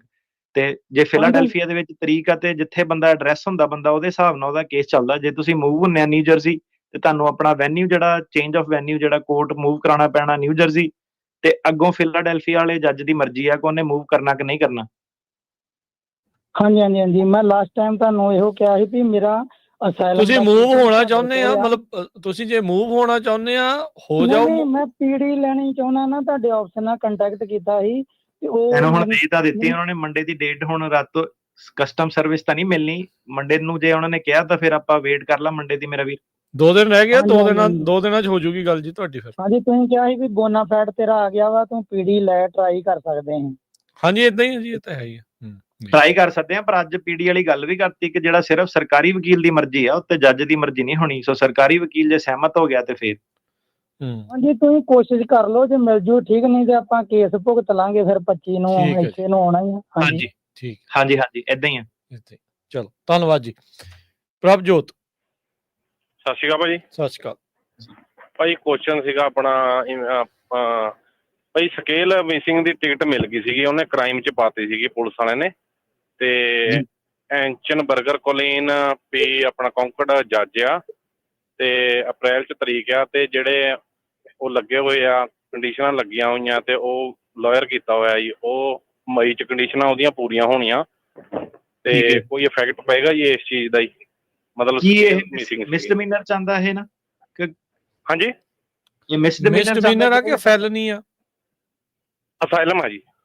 ਨਹੀਂ ਜਿਹੜਾ ਮਿਸ ਕੀਤੀ ਆ ਟਿਕਟ ਮਿਸ ਕੀਤੀ ਹੈ ਕਿ ਮਿਸਡਮੀਨਰ ਚਾਹੁੰਦਾ ਨਾ? ਆਵਾਜ਼ ਕੱਟ ਗਈ ਪ੍ਰਭਜੋਤ, ਕੀ ਕਿਹਾ? ਮਿਸਡਮੀਨਰ ਚਾਹੁੰਦਾ? ਹੈਲੋ ਹਾਂਜੀ ਉਹ ਪੁੱਛਦੇ ਆ, ਕਹਿੰਦੇ ਵੀ ਫੈਲਨੀ ਚਾਹੁੰਦਾ ਹੈ ਕਿ ਮਿਸਡਮੀਨਰ ਚਾਹੁੰਦਾ ਹੈ, ਜਿਹੜੀ ਕੈਟਾਗਰੀ ਹੈ ਜਿਹੜਾ ਚਾਰਜ ਲੱਗੇ ਆ। ਉਹ ਨਹੀਂ ਮੈਂ ਚੈੱਕ ਪਤਾ ਜੀ ਉਹ। ਅੱਛਾ ਜੇ ਤਾਂ ਭਾਜੀ ਮੈਨੂੰ ਹੁਣ ਹਰੇਕ ਟ੍ਰੈਫਿਕ ਦੇ ਉਹਦੇ ਤਾਂ ਨਹੀਂ ਨੌਲੇਜ, ਪਰ ਜਿਹੜੇ ਹਿਸਾਬ ਨਾਲ ਤੁਸੀਂ ਦੱਸ ਰਹੇ ਜੇ ਮਿਸਡਮੀਨਰ ਚਾਹੁੰਦਾ ਫਿਰ ਉਹਦਾ ਕੋਈ ਪ੍ਰਭਾਵ ਨਹੀਂ ਤੁਹਾਡੇ ਕੇਸ ਦੇ ਉੱਤੇ। ਓਕੇ ਸਰ ਜੀ, ਠੀਕ ਹੈ ਜੀ, ਇਹ ਕਨਫਰਮ ਕਰ ਲਿਓ। ਮੈਂ ਆਪਣੇ ਲਾਇਰ ਨੂੰ ਹੁਣ ਦੱਸਣਾ ਮੈਨੂੰ ਚਾਹੀਦਾ ਜੀ ਹਨਾ? ਆਫ ਕੋਰਸ ਦੱਸਣਾ ਚਾਹੀਦਾ ਸਾਰੇ ਟ੍ਰੈਫਿਕ ਐਕਸੀਡੈਂਟਸ। ਲਾਇਰ ਨੂੰ ਨਾ ਦੱਸਣ ਵਾਲੀ ਤਾਂ ਕੋਈ ਗੱਲ ਹੀ ਨਹੀਂ। ਪਹਿਲਾਂ ਦੱਸੋ ਸਗੋਂ ਬਾਅਦ ਚ ਉਹਨੂੰ ਵੀ ਨਹੀਂ ਪ੍ਰੋਬਲਮ ਹੋਊਗੀ। ਠੀਕ ਹੈ ਜੀ। ਤੇ ਜੱਜ ਸਾਹਿਬ ਕਿੱਦਾਂ ਜੀ ਇਹ ਐਂਚਨ ਬਰਗਰ? ਜੱਜ ਸਾਹਿਬ ਬਾਰੇ ਕੋਈ ਕਮੈਂਟ ਨਹੀਂ, ਸਾਰੇ ਵਧੀਆ। ਓਕੇ ਸਰ ਜੀ, ਥੈਂਕ ਯੂ ਸੋ ਮਚ ਜੀ, ਮਿਹਰਬਾਨੀ। ਸੁਰਿੰਦਰ ਜੀ ਹਾਂਜੀ ਸਤਿ ਸ਼੍ਰੀ ਅਕਾਲ ਜੀ। ਸਤਿ ਸ਼੍ਰੀ ਅਕਾਲ ਜੀ। ਹਾਂਜੀ ਮੈਂ ਤਾਂ ਪੁੱਛਣਾ ਸੀ, ਜਿਹੜਾ ਆਪਾਂ ਯੂਕੇ ਤੋਂ ਕਿਸੇ ਨੂੰ ਆਪਾਂ ਇੱਥੋਂ ਦੀ ਬਿਜ਼ਨਸ ਲੈਣਾ ਹੋਵੇ ਤਾਂ ਉਹਦੀ ਕੀ ਪ੍ਰੋਸੀਜਰ ਹੈਗਾ ਨਾ? ਕਿੰਨਾ ਪੈਸਾ UK ਆਪਣੇ ਲੱਗਦਾ citizen? ਹੁੰਦਾ। ਹਾਂ ਉੱਥੇ ਦੇ ਸਿਟੀਜ਼ਨ ਹੀ ਆ, ਹਾਂਜੀ। ਹਾਂਜੀ, ਤੇ ਇੱਥੇ ਗ੍ਰੀਨ ਪਹਿਲਾਂ ਗ੍ਰੀਨ ਆਪਣੇ ਕਾਰਡ ਨਹੀਂ ਹੁੰਦੇ ਸਿਟੀ। ਆਪਣੇ ਅਕਾਊਂਟੈਂਟ ਨਾਲ ਮਿਲ ਕੇ ਪਹਿਲਾਂ ਕੰਪਨੀ ਖੁਲਾਓ, ਕੰਪਨੀ ਦੇ ਵਿੱਚ ਬੈਂਕ ਖੁਲਾਓ ਉਹ ਬੰਦੇ ਦਾ, ਤੇ ਬੈਂਕ 'ਚ ਲੀਗਲ ਤਰੀਕੇ ਨਾਲ ਪੈਸੇ ਟ੍ਰਾਂਸਫਰ ਕਰੋ ਅਮਰੀਕਾ ਤੋਂ, ਇੰਗਲੈਂਡ ਤੋਂ, ਇੰਡੀਆ ਤੋਂ, ਜਿੱਥੋਂ ਵੀ, ਤੇ ਫਿਰ ਆਪਣਾ ਸੌਦੇਬਾਜ਼ੀ ਕਰੋ ਬੰਦੇ ਨਾਲ ਜਿਹਨੇ ਬਿਜ਼ਨਸ ਵੇਚਣਾ ਵਾ, ਫਿਰ ਕੰਪਨੀ ਬਿਜ਼ਨਸ ਐਕਵਾਇਰ ਕਰੇ, ਤੇ ਉਸ ਤੋਂ ਬਾਅਦ ਇਮੀਗ੍ਰੇਸ਼ਨ ਵਕੀਲ ਨੂੰ ਕੰਟੈਕਟ ਕਰੋ, ਠੀਕ ਆ, ਜਦੋਂ ਬਿਜ਼ਨਸ ਦਾ ਹੋ ਜਾਂਦਾ, ਤੇ ਫਿਰ ਆਪਣਾ E2 ਵੀਜ਼ਾ ਫਾਈਲ ਕਰਕੇ ਅਮਰੀਕਾ ਜਾਓ। ਠੀਕ ਹੈ, ਫਿਰ ਤੁਹਾਡੇ ਨਾਲ ਸਾਰੀ ਸਲਾਹ ਕਰਨੀ ਪਊਗੀ ਜਦੋਂ ਹੁਣ ਉਹਨਾਂ ਨੇ ਬਣਾ ਲਿਆ ਪ੍ਰੋਗਰਾਮ, ਠੀਕ ਹੈ ਨਾ। ਹਾਂਜੀ, ਲੰਬਾ ਬਿਲਕੁਲ ਜੀ, procedure ਜ਼ਰੂਰ ਹੈ ਨਾ। ਬਣਾ ਲਓ ਹਾਂਜੀ ਜੀ। ਹਾਂਜੀ, ਠੀਕ ਹੈ ਜੀ, ਓਕੇ Okay. ਥੈਂਕ ਯੂ ਜੀ। ਸੋ ਨੰਬਰ ਇਹਨਾਂ ਦੇ ਆਫਿਸ ਦਾ ਇੱਕ ਵਾਰੀ ਦੱਸ ਦਿੰਦੇ ਆ, 4159090503 415 909 0503 ਦੇ ਉੱਤੇ ਜਿਹੜਾ ਆ ਉਹ ਤੁਸੀਂ ਕਾਲ ਇਹਨਾਂ ਦੇ ਨਾਲ ਕਰ ਸਕਦੇ ਆ। ਬਾਕੀ ਜਿਹੜਾ ਵਿੱਚ ਜੇ ਗੱਲ ਕਰਨ ਲੱਗੇ ਸੀ ਨਾ ਵੀ ਗ੍ਰੀਨ ਕਾਰਡ ਤੇ ਸਿਟੀਜ਼ਨ 'ਚ ਫਰਕ, ਸੇਮ ਫਰਕ ਹੀ ਆ ਜੀ ਸਾਰੇ ਮੁਲਕਾਂ 'ਚ। ਜੇ ਅਮਰੀਕਾ 'ਚ ਗ੍ਰੀਨ ਕਾਰਡ ਤੇ ਸਿਟੀਜ਼ਨਸ਼ਿਪ 'ਚ ਫਰਕ ਆ, ਤੇ ਬਾਕੀ ਦੁਨੀਆ 'ਚ ਵੀ ਉਦਾਂ ਹੀ ਫਰਕ ਹੁੰਦਾ ਆ। ਇੱਕ ਕੱਲਾ ਪਰਮਾਨੈਂਟ ਰੈਜ਼ੀਡੈਂਟ ਹੋਣਾ ਤੇ ਇੱਕ ਸਿਟੀਜ਼ਨ ਹੋਣ ਦੇ ਵਿੱਚ ਉਹੀ ਫਰਕ ਆ। ਤੇ ਜਿਹੜਾ E2 ਵੀਜ਼ਾ ਹੈ ਉਹ ਸਿਰਫ ਸਿਟੀਜ਼ਨ ਦੇ ਲਈ ਹੈ, ਰਾਈਟ? E2 ਵੀਜ਼ਾ ਸਿਰਫ ਸਿਟੀਜ਼ਨ ਦੇ ਲਈ ਹੈ। ਠੀਕ ਹੈ ਜੀ। ਅਗਲੇ ਕਾਲਰ ਮਾਈਕਲ ਸਿੰਘ। ਹਾਂਜੀ, ਸਤਿ ਸ਼੍ਰੀ ਅਕਾਲ ਭਾਜੀ। ਸਤਿ ਸ਼੍ਰੀ ਅਕਾਲ ਜੀ। ਭਾਜੀ ਮੇਰਾ ਇਸ ਵਾਰ ਸੀਗਾ ਜੀ, ਮੈਨੂੰ ਆਈਸ ਨੇ ਚੈੱਕ ਇਨ ਤੇ ਲਾਇਆ ਹੋਇਆ ਸੀਗਾ, ਤੇ 2 ਵੀਕ ਪਹਿਲਾਂ ਉਹਨਾਂ ਨੇ ਮੇਰੀ ਲੋਕੇਸ਼ਨ ਹਟਾ ਕੇ ਤੇ ਮੈਨੂੰ ਕੋਰਟ ਦਾ ਇੱਕ ਨੋਟਿਸ ਦਿੱਤਾ ਹੈ ਵੀ ਮੇਰੀ ਜਿੱਦਾਂ ਮਾਸਟਰ ਹੀਅਰਿੰਗ ਜਾਂ ਕੋਈ ਕੋਰਟ ਦੀ ਹੀਅਰਿੰਗ ਨਹੀਂ ਸ਼ੋ ਹੋ ਰਹੀ ਸੀਗੀ, ਤੇ ਮੇਰੀ ਮਾਰਚ ਦੇ ਵਿੱਚ ਹੋ ਰਹੀ ਹੈ ਸ਼ੋ ਜੀ ਉਹ ਵਾਲੀ ਹੀਅਰਿੰਗ। ਤੇ ਉਹਨਾਂ ਨੇ ਕਿਹਾ ਸੀਗਾ ਵੀ ਆਪਣੇ ਵਕੀਲ ਨੂੰ ਨੋਟੀਫਾਈ ਕਰਨਾ, ਤੇ ਮੇਰਾ ਕੇਸ ਸਰ ਦੇ ਕੋਲ ਹੀ ਹੈ। ਮੈਂ 2 ਵੀਕ ਤੋਂ ਟਰਾਈ ਕਰ ਰਿਹਾ ਸੀਗਾ, ਤੇ ਮੇਲ ਵੀ ਕੀਤੀ, ਆਫਿਸ ਮੇ ਵੀ ਬਿਜ਼ੀ ਹੋਣਗੇ, ਸੋ ਮੈਂ ਤਾਂ ਕਰਕੇ ਇੱਥੇ ਜੀ ਕਾਲ ਆਪਣਾ ਕਰ ਰਹੀ। ਕੋਡ, ਹੁਣ ਕੋਡ ਕਿਹੜੇ ਵਾਲਾ ਉਹਨਾਂ ਨੇ ਤੁਹਾਨੂੰ ਦੱਸਿਆ ਵਾ? ਸੈਕਰਾਮੈਂਟੋ ਤੱਕ ਵੀ ਇੱਕ ਵਾਰੀ ਐਡਰੈਸ ਬੋਲਿਓ ਕੋਡ ਦਾ। ਕੋਟ ਦਾ ਸੈਕਿੰਡ ਦੇ ਵੀ। ਤੁਸੀਂ ਏਦਾਂ ਕਰੋ, ਮੈਂ ਤੁਹਾਨੂੰ ਕੰਟੈਕਟ ਕਰ ਲੈਣਾ, ਤੁਸੀਂ ਮੈਨੂੰ ਨਾ ਆਪਣਾ ਨਾਮ ਤੇ ਲਾਸਟ 3 ਨੰਬਰ ਦੱਸ ਦਿਓ ਏਲੀਅਨ ਨੰਬਰ ਤੇ। ਠੀਕ ਹੈ ਜੀ, ਮੇਰਾ ਨਾਮ ਹੈਗਾ ਜੀ ਮਾਈਕਲ ਸਿੰਘ, ਤੇ ਲਾਸਟ ਏਰੀਆ ਨੰਬਰ ਹੈਗਾ ਜੀ 5810 ਠੀਕ ਹੈ ਭਾਜੀ, ਮੈਂ ਤੁਹਾਨੂੰ ਕਰ ਦਿੰਦਾ, ਕੰਟੈਕਟ ਕਰ ਲੈਣਾ। ਸੋ ਜਦੋਂ ਦਾ ਆਪਣਾ ਟਰੰਪ ਆਇਆ, ਆਲਮੋਸਟ ਜਿਹੜੀਆਂ ਹੈਲਪਲਾਈਨ ਵਾਲੀਆਂ ਜਿਹੜੀਆਂ ਕਾਲ ਹੈਗੀਆਂ, ਦਿਨ ਦੀ ਜਿਹੜੀ ਵੋਲਿਊਮ ਹੈਗੀ ਆ ਉਹ ਹੈਗੀ ਆ 1000 ਤੋਂ 1500 ਕਾਲ, ਜਿਹੜੇ ਆਹੀ ਕਮਿਊਨਿਟੀ ਵਾਲੇ ਬੰਦੇ ਜਿਹੜੇ ਫਸੇ ਇੱਕਦਮ ਹੀ ਬੜਾ ਜ਼ਿਆਦਾ ਇਨਕਰੀਜ਼ ਹੋ ਗਿਆ, ਤੇ ਕਾਫੀ ਆਪਾਂ ਸਟਾਫ ਦੇ ਜਿਹੜੇ 20-25 ਜਾਣੇ ਕਾਲ ਕੂਲ ਸੁਣਨ ਤੇ ਜਿਹੜੇ ਲਾਏ ਆ, ਪਰ ਜਿੱਦਾਂ ਲੋਕੀ ਡਰੇ ਵੀ ਕਾਫੀ ਪਏ ਆ। ਤੇ ਕੋਈ ਨਹੀਂ, ਮੈਂ ਤੁਹਾਡਾ ਉਹਨਾਂ ਨੂੰ ਭਾਜੀ ਕਾਲ ਕਰਾ ਦਿੰਦਾ ਤੁਹਾਨੂੰ, ਮੈਂ don't worry. Thank you so much ਭਾਜੀ, ਥੈਂਕ ਯੂ ਠੀਕ ਹੈ ਜੀ। ਗੁਰਪ੍ਰੀਤ। ਸਤਿ ਸ਼੍ਰੀ ਅਕਾਲ ਸਰ ਜੀ। ਸਤਿ ਸ਼੍ਰੀ ਅਕਾਲ ਜੀ। ਹਾਂ ਸਰ ਜੀ, ਮੈਂ ਨਾ ਪਹਿਲਾਂ ਵੀ ਮੇਰੀ ਗੱਲ ਹੋਈ ਸੀ ਸਰ ਜੀ ਨਾ, ਮੇਰਾ ਨਾ ਕੇਸ ਸੀਗਾ ਉਹਨਾਂ ਜੱਜ ਨੇ ਟਰਮੀਨੇਟ ਕਰਤਾ ਸੀਗਾ। ਹਾਂਜੀ।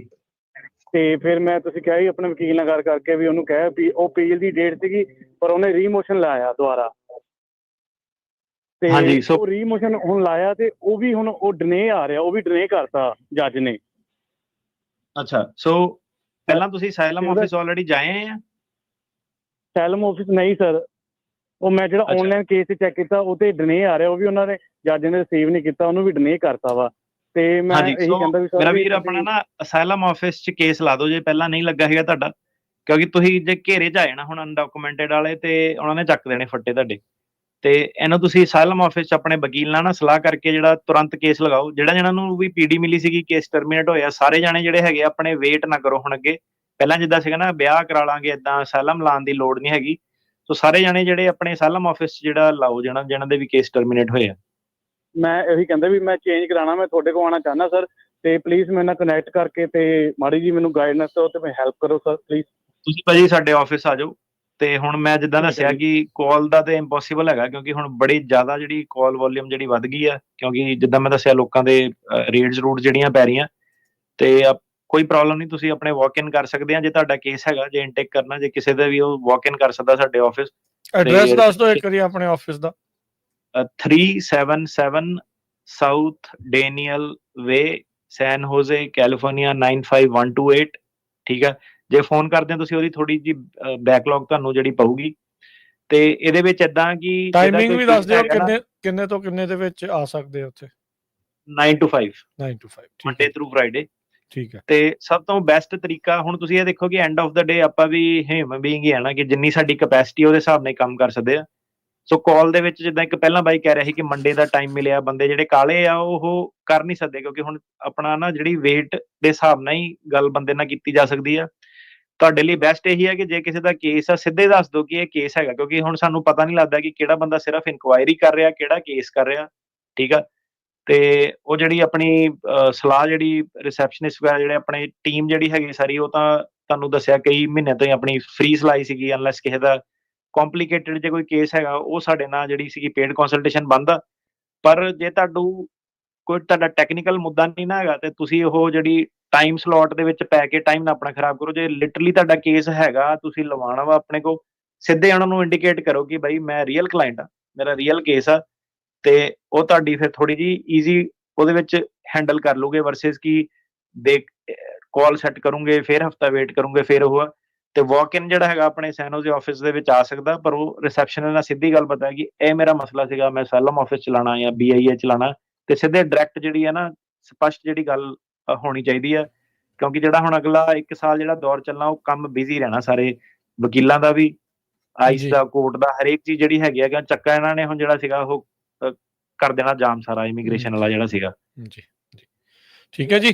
ਟਿਊਜ਼ਡੇ ਜਾਂ ਵੈਡਨਸਡੇ ਤੁਹਾਡੇ ਆਫਿਸ ਆ ਸਕਦਾ? ਬਿਲਕੁਲ ਜੀ, ਮੰਡੇ ਟੂ ਫਰਾਈਡੇ 9 ਤੋਂ 5 ਬਿਲਕੁਲ ਠੀਕ ਹੈ ਜੀ, ਛੁੱਟੀ ਵਾਲੇ ਦਿਨ ਨਹੀਂ ਜੀ। ਤੇ ਅਗਲੇ ਕਾਲਰ ਨੇ ਸ਼ਾਹਿਦ। हाय मैं शोएब बोल रहा हूँ। हाँ जी बोलो। मेरा क्वेश्चन ये है कि मेरा क्वेश्चन ये है कि मेरी वाइफ का एक I-130 अप्रूव एप्लीकेशन मॉन्ट्रियल में है और हौले हौले हम उसके NVC में डॉक्यूमेंट जमा करा रहे हैं। हम लोग कैनेडियन सिटीजन हैं, रहते यहाँ पर हैं, यहाँ कैलिफोर्निया में। मेरा क्वेश्चन ये है कि DS 260 एक एप्लीकेशन होती है, वो अप्रूव होने से पहले एक मेडिकल चेकअप भी ड्यू होते हैं। मेडिकल चेकअप कनाडा में कराने के बजाय यहाँ कैलिफोर्निया में हो सकता है? मतलब ये पिटीशन है किसकी, हस्बैंड ने वाइफ की करी है कि किसने करी? मेरी वाइफ की, मेरे बेटे ने अप्लाई किया था। वाइफ की बेटे ने अप्लाई किया था। वाइफ US में लीगल स्टेटस पे अभी? हाँ, वो TD के स्टेटस पर रहती है यहाँ पर, मतलब मेरे अंडर रहती है। मैं TN पर हूँ, वो TD में है। सो बेटा US सिटीजन है, राइट? हाँ जी, हाँ जी। तो आप इसको एडजस्टमेंट ऑफ स्टेटस क्यों नहीं फाइल कर रहे हो US में? नहीं, उसका रीजन ये है कि मेरे 2 बच्चे और भी हैं जो कैनेडियन हैं, उनको जल्दी छेदी कराने के लिए, मतलब ये कि उनका मॉन्ट्रियल में जल्दी हो जाए, तो ताकि ऑन दैट बेसिस जो है मैं बच्चों के लिए अप्लाई कर सकूं। लेकिन अभी फिलहाल फॉर द टाइम बीइंग बच्चों के लिए कैसे जल्दी कैसे होगा कॉन्सुलेट में? कॉन्सुलेट वाला एडजस्टमेंट ऑफ स्टेटस जल्दी होगा कॉन्सुलेट से? तो हाँ, कॉन्सुलेट का इंटरव्यू जो है, हौले हौले NVC को डॉक्यूमेंट जमा करा रहे हैं वो। मेरे को आपका रीजन इसमें समझ लगा कि क्यों आप ऐसे कर रहे हो, बट चलो जो आपके सवाल का जवाब है, अगर आप कॉन्सुलर प्रोसेसिंग कराते हो तो वो वाले डॉक्टर से वहाँ पे जो होता है ना ओवरसीज, वहां से उनकी रिक्वायरमेंट जो है वहां पे मीट करनी होती है। अगर एडजस्टमेंट करोगे तो US में सिर्फ फर्क ये होता है कि अगर US में आपने कोई मेडिकल जो वैक्सीनेशन वगैरह ये सब जो रिकॉर्ड लिया है ना, जो यहाँ पे आपके MMR वो सारे इंजेक्शन वगैरह होते हैं, तो US में अगर रिकॉर्ड कीपिंग सही है तो वो आपके जो यहाँ पे मेडिकल जो करा है वो आपको दोबारा नहीं शायद से वो करना पड़ेगा, बस ये फर्क होएगा, पर जो रिपोर्ट है वो आपको बाहर से बनवानी पड़ेगी। ठीक है जी। नहीं, उसमें ये है कि मैं कोशिश ये कर रहा हूँ कि मतलब वो मुझे बजाय इसके कनाडा में मतलब मेडिकल देने के बजाय वो यहीं देने की, हम रहते नहीं पर हैं। ऐसे नहीं हो सकता। अभी ਤੁਹਾਡੇ ਹਿਸਾਬ ਨਾਲ ਨਹੀਂ ਨਾ ਕੰਮ ਚੱਲਣਾ, ਲਾਈਕ ਜੋ ਲਾਅ ਹੈ ਉਹਦੇ ਹਿਸਾਬ ਨਾਲ ਹੀ ਚੱਲਣਾ ਕੰਮ ना। हाँ, यहाँ पे आप मेडिकल सर्टेन इंजेक्शन वगैरह वो चीजें लगा सकते हो, पर जो वो उनका वहाँ पे जो आपको जहाँ पे भेजेंगे वो जो मॉन्ट्रियल वाली एम्बेसी जो उनकी क्लिनिक्स एक्सेप्ट करती है वहीं से बनाना पड़ेगा। स्वर्णजीत। हाँ जी, सत श्री अकाल जी। जी सत श्री अकाल। हाँ जी सर, मेरा वकील साहब ते क्वेश्चन है, मैं 2008 च कनेडा आया सी, कनेडा तो 2014 च मैं अमेरिका आ गया सीगा जी, ठीक है जी। उस तो बाद मेरी 4-5 बार हियरिंग आई है, तो लास्ट हियरिंग आई सी अपना जनवरी 2024 तो वो फिर ਜਿਹੜੇ ਸਰਕਾਰੀ ਵਕੀਲ ਸੀ ਉਹਨਾਂ ਨੇ ਕਿਹਾ ਵੀ ਹੀਅਰਿੰਗ ਨਹੀਂ ਅਸੀਂ ਕਰਨੀ, ਤੇ ਜੱਜ ਸਾਹਿਬ ਨੇ ਇਹ ਕਿਹਾ ਸੀ ਕੋਰਟ ਵਿਦ ਹੋਲਡਿੰਗ ਥੱਲੇ ਕਰ ਦਿੱਤਾ, ਸਾਈਡ 'ਚ ਭੇਜ ਦਿੱਤਾ। ਤੇ ਤੇ ਉਸ ਤੋਂ ਬਾਅਦ ਸਾਡੀ ਕੋਈ ਤਰੀਕ ਨਹੀਂ ਹੈ, ਤੇ ਜਿਹੜਾ 30 ਦਿਨ ਚਲਾਉਣਾ ਹੁੰਦਾ ਸਾਡੇ ਵਕੀਲ ਸਾਹਿਬ ਨੇ ਲਗਾ ਦਿੱਤਾ ਸੀਗਾ। ਤੇ ਸਾਨੂੰ ਕਿਸ ਤਰ੍ਹਾਂ ਵੀ ਰੱਖਣਾ ਚਾਹੀਦਾ ਵਾ, ਆਪਣਾ ਪੇਪਰ ਵਰਕ ਨਾਲ ਰੱਖਣਾ ਚਾਹੀਦਾ। ਤੇ ਦੂਸਰਾ, ਰਾਜਕਰਨ ਜੀ ਨੂੰ ਸਾਰਾ ਪਤਾ, ਇੱਕ ਤਰ੍ਹਾਂ ਕੇਸ ਹੋਇਆ ਸੀਗਾ, ਟਰੱਕਬਾਜ਼ ਫੜਿਆ ਗਿਆ ਸੀ ਰਸਤੇ 'ਚ, ਕਿਸੇ ਨੇ ਕੰਪਲੇਂਟ ਕਰ ਦਿੱਤੀ ਸੀ ਕਿ ਵੀ ਇਹ ਟਰੱਕ ਮੇਰਾ ਚੋਰੀ ਹੋਇਆ, ਤੇ ਪਰ ਉਹ ਫਿਰ ਕੰਪਲੇਂਟ ਵਾਪਸ ਹੋ ਗਈ ਸੀ। ਮੈਨੂੰ ਉੱਥੇ ਉਹਨਾਂ ਨੇ ਬਿਠਾ ਲਿਆ ਸੀ ਅਰੈਸਟ ਕਰਕੇ ਕਾਰ 'ਚ, ਪਰ ਕੰਪਲੇਂਟ ਵਾਪਸ ਹੋਣ ਤੇ ਉਹਨਾਂ ਨੇ ਆਪਣਾ ਮੈਨੂੰ ਛੱਡਤਾ, ਰਿਲੀਜ਼ ਕਰਤਾ, ਤੇ ਕਹਿੰਦੇ ਤੁਹਾਡਾ ਰੈਕਟ 'ਚ ਨਹੀਂ ਆਊਗਾ। ਇਹ ਮੇਰੇ 2 ਕੁਐਸਚਨ ਨੇ ਬਸ। ਠੀਕ ਹੈ। ਸੋ ਪਹਿਲੀ ਚੀਜ਼ ਜਿਹੜੀ ਤੁਸੀਂ ਕਹਿ ਰਹੇ ਹੋ ਵਿਦ ਹੋਲਡਿੰਗ ਮਿਲੀ ਆ ਤੁਹਾਨੂੰ, ਤੇ ਉਹਦੀ ਅਪੀਲ ਪੈਂਡਿੰਗ ਆ, ਇਹ ਮੈਨੂੰ ਸਮਝ ਆਇਆ, ਤੇ ਉਹ ਅਪੀਲ ਦੀ ਤੁਹਾਨੂੰ ਵੇਟ ਕਰਨੀ ਪੈਣੀ ਆ। ਅਪੀਲ ਦੇ ਪੇਪਰ ਆਪਣੇ ਨਾਲ ਰੱਖੋ ਜਦ ਤੱਕ ਆਪਣਾ ਵਿਦ ਹੋਲਡਿੰਗ ਆਫ ਰਿਮੂਵਲ ਜਿਹੜਾ ਹੈਗਾ, ਤੇ ਅਪੀਲ ਜਦ ਤੱਕ ਤੁਹਾਡੀ ਚੱਲਦੀ ਆ ਤੇ ਕੋਈ ਪ੍ਰੋਬਲਮ ਨਹੀਂ ਹੈਗੀ।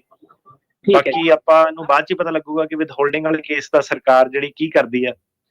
ਤੇ ਜਿਹੜਾ ਤੁਸੀਂ ਦੱਸਿਆ ਕਿ ਤੁਹਾਡਾ ਰੈਕਟ ਆਊਗਾ ਕਿ ਨਹੀਂ ਆਊਗਾ, ਉਹ ਸਾਡੇ ਸਕੋਪ ਤੋਂ ਬਾਹਰ ਆ। ਉਹ ਤਾਂ ਮਤਲਬ ਤੁਹਾਨੂੰ ਜਿਹੜਾ ਟ੍ਰੈਫਿਕ ਵਾਲਾ ਲਾਇਰ ਹੀ ਦੱਸ ਸਕਦਾ ਕਿ ਕਿੱਦਾਂ ਵਾ। ਵੈਸੇ ਜਿਹੜੀ ਆਫੀਸਰ ਸੀਗੀ ਉਹ ਕਹਿੰਦੇ ਤੁਹਾਡੇ ਰੈਕਟ 'ਚ ਅਸੀਂ ਬਿਲਕੁਲ ਨਹੀਂ ਆਏਗਾ, ਉਹਨੇ ਵਾਪਸ ਲੈ ਲਈ ਆਪਣੀ ਕੰਪਲੇਂਟ ਉੱਥੇ ਰਾਈਟ ਵੇ। ਚਲੋ ਹਾਂਜੀ, ਉਹਦਾ ਹੁਣ ਤੁਹਾਨੂੰ ਮੈਂ ਤਾਂ ਨਹੀਂ ਦੱਸ ਸਕਦਾ ਉਹਦਾ ਰੈਕਟ 'ਚ ਆਊਗਾ ਕਿ ਨਹੀਂ ਆਊਗਾ। ਜੇ ਆਊਗਾ ਤਾਂ ਕਨਫਰਮ ਕਰ ਲਓ, ਆਪਣਾ ਰੈਕਡ ਹੀ ਚੈੱਕ ਕਰ ਸਕਦੇ ਹੋ। ਆਈ ਡੋਂਟ ਨੋ ਕਿੱਥੋਂ ਕਰਵਾਇਆ ਜਾ ਸਕਦਾ, ਉਹਦੇ ਬਾਰੇ ਕੋਈ ਆਈਡੀਆ ਨਹੀਂ ਆ। ਜਿਹੜੇ ਕ੍ਰਾਈਮ ਆਪਾਂ ਦੱਸੇ ਨਾ, ਥੈਫਟ, ਬਰਗਰੀ, ਸ਼ਾਪਲਿਫਟਿੰਗ, ਵਾਇਲੈਂਟ ਕ੍ਰਾਈਮ, ਸਾਰੇ ਉਹ ਆ। ਹੁਣ ਜਿਹੜੇ ਆ ਸਕੇਲ ਜੰਪ ਕਰਤੀ, ਉਹਦਾ ਨਹੀਂ ਮੈਨੂੰ ਪਤਾ। ਜਿਹੜਾ ਆਹ ਥੈਫਟ ਵਾਲਾ, ਹੁਣ ਇਹ ਹੈ ਕਿ ਗੱਲ ਇਹ ਹੈ ਕਿ ਤੁਹਾਡੇ ਉੱਤੇ ਕੋਈ ਫਿਗਰ ਤਾਂ ਨਹੀਂ ਪੁਆਇੰਟ ਹੁੰਦੀ ਥੈਫਟ ਵਾਲੀ। ਉਹ ਜੇ ਤੁਹਾਡੇ ਰੈਕਟ 'ਚ ਆ ਗਿਆ ਤੇ ਫਿਰ ਤੁਹਾਨੂੰ ਮੈਂਡੇਟਰੀ ਡਿਟੇਨ ਕੀਤਾ ਜਾ ਸਕਦਾ। ਤੇ ਜੇ ਉਹ ਕੰਪਲੇਨ ਵਾਪਸ ਲੈ ਲਈ ਸੀ, ਮੇਕ ਸ਼ੋਰ ਕਰ ਲਓ ਵੀ ਤੁਹਾਡਾ ਰੈਕਡ ਜਿਹੜਾ ਅਸਲ 'ਚ ਕਲੀਨ ਆ। ਆਈ ਡੋਂਟ ਨੋ ਥਾਣੇ ਜਾ ਕੇ ਚੈੱਕ ਕਰਾਉਣਾ ਪੈਣਾ ਆ, ਜਾਂ ਕਿਸੇ ਲਾਇਰ ਦੀ ਮਦਦ ਲੈ ਕੇ, ਕਿਸੇ ਹੋਰ ਤੇ ਕ੍ਰਿਮੀਨਲ ਲਾਇਰ ਜਿਹੜੇ ਹੁੰਦੇ ਆ ਜਾਂ ਸਿਵਲ ਵਾਲੇ, ਉਹਨਾਂ ਤੋਂ ਜਿਹੜੀ ਉਹ ਤੁਸੀਂ ਪਤਾ ਕਰਨ ਦੀ ਕੋਸ਼ਿਸ਼ ਕਰੋ ਵੀ ਕੀ ਰਾਹ ਹੈਗਾ ਆ। ਅਗਲੇ ਜਿਹੜੇ ਕਾਲਰ ਨੇ ਸਤਵਿੰਦਰ ਜੀ। ਸਤਿ ਸ਼੍ਰੀ ਅਕਾਲ ਭਾਜੀ। ਸਤਿ ਸ਼੍ਰੀ ਅਕਾਲ ਜੀ ਸਰ ਨਾਲ ਗੱਲ ਕਰਨੀ। ਸਤਿ ਸ਼੍ਰੀ ਅਕਾਲ ਭਾਜੀ। ਸਤਿ ਸ਼੍ਰੀ ਅਕਾਲ ਜੀ। ਹੈਲੋ, ਮੈਂ ਉਹ ਤਾਂ ਮੇਰਾ ਕੇਸ ਨਾ ਐਕਚੁਅਲੀ ਅੰਡਰ ਰਿਮੂਵਲ ਹੈ, ਤੇ ਆਪਣਾ ਜੁਆਇੰਟ ਮੋਸ਼ਨ ਵੀ ਲਾਇਆ ਸੀ, ਤੇ ਜੁਆਇੰਟ ਮੋਸ਼ਨ ਉਹਨੇ ਡਿਨਾਈ ਕਰਤਾ। ਗਵਰਨਮੈਂਟ ਨੇ ਐਕਸਰਸਾਈਜ਼ ਨਹੀਂ ਕਰ ਸਕਦੇ। ਪਹਿਲਾਂ ਪੀਡੀ ਲਾਈ, ਪੀਡੀ ਡਿਨਾਈ ਕੀਤੀ, ਪਰ ਮੈਂ ਆਇਆ ਵੀਜੇ ਤੇ ਸੀ। 2008 ਦਾ ਆਇਆ, 17 ਸਾਲ ਹੋ ਗਏ ਨੇ। ਫਿਰ ਮੈਂ US ਸਿਟੀਜ਼ਨ ਨਾਲ ਵਿਆਹ ਕਰ ਲਿਆ। ਉਸ ਤੋਂ ਬਾਅਦ ਹੁਣ ਮੇਰੀ ਪ੍ਰੋਬਲਮ ਚੱਲ ਰਹੀ US ਸਿਟੀਜ਼ਨ ਨਾਲ ਕਲੀਅਰ ਨਹੀਂ ਹੋਇਆ। I-30 ਮੇਰੀ ਅਪਰੂਵ ਹੈ।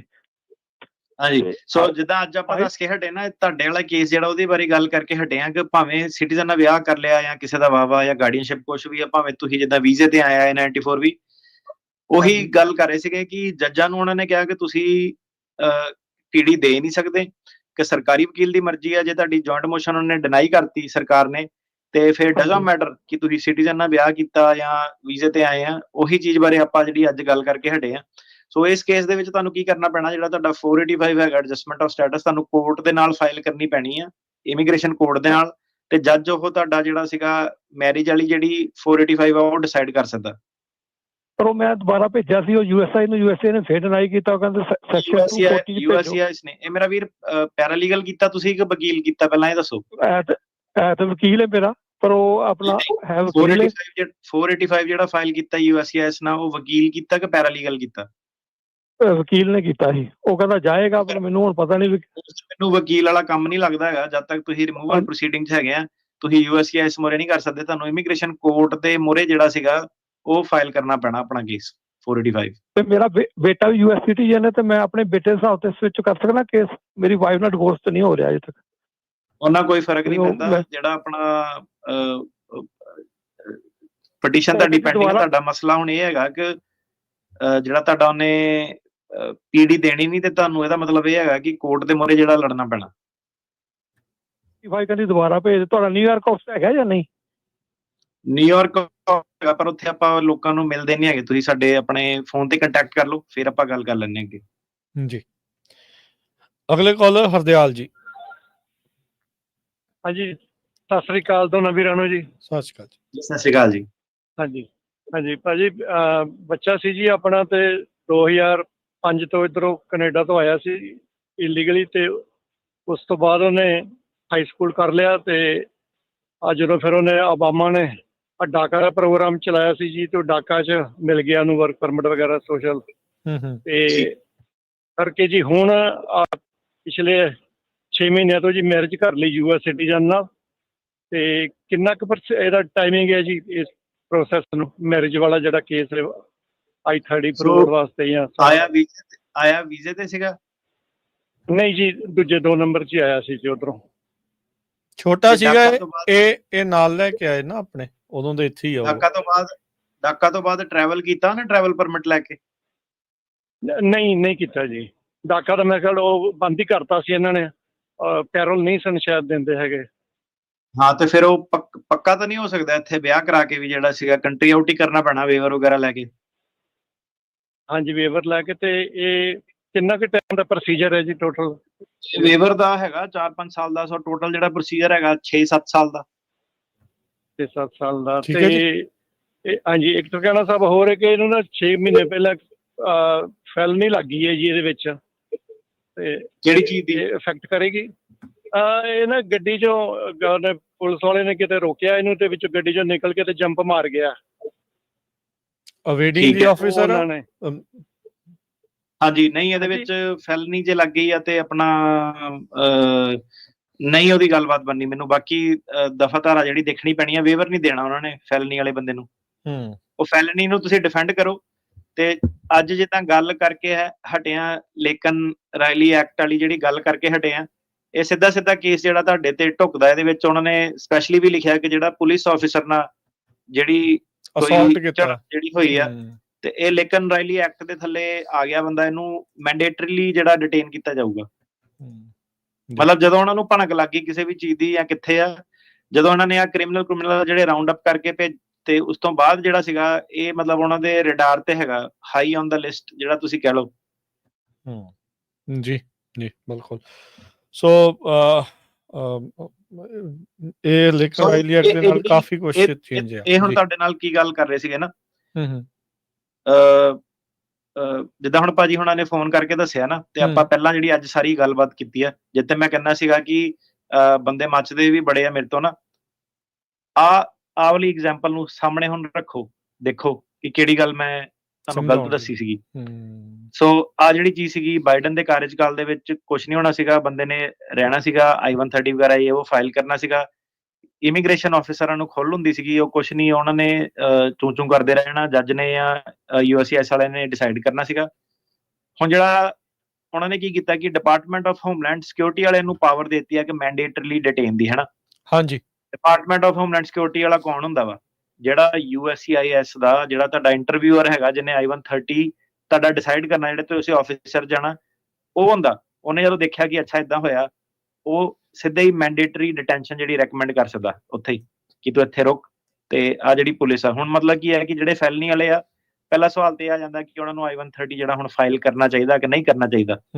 ਸੋ ਇਹ ਤਰੀਕੇ ਨਾਲ ਇਹ ਹੁਣ ਤੁਹਾਡੇ ਮੂਹਰੇ ਲਾਈਵ ਜਿਹੜੀ ਉਹ ਆ ਕਿੱਦਾਂ ਵਾ ਕਿ ਹੁਣ ਆਪਾਂ ਜਿਹੜਾ ਇਹ ਸ਼ੋਅ ਕੀਤਾ, ਸਾਨੂੰ ਅਗਲੇ ਹਫਤੇ ਹੋਰ ਕਾਲਸ ਆਉਗੀਆਂ ਜਿਹੜੇ ਹਾਈ ਕ੍ਰਿਮੀਨਲ ਕਨਵਿਕਸ਼ਨਸ ਵਾਲੇ ਜਿਹੜੇ ਸਾਰੇ ਆ।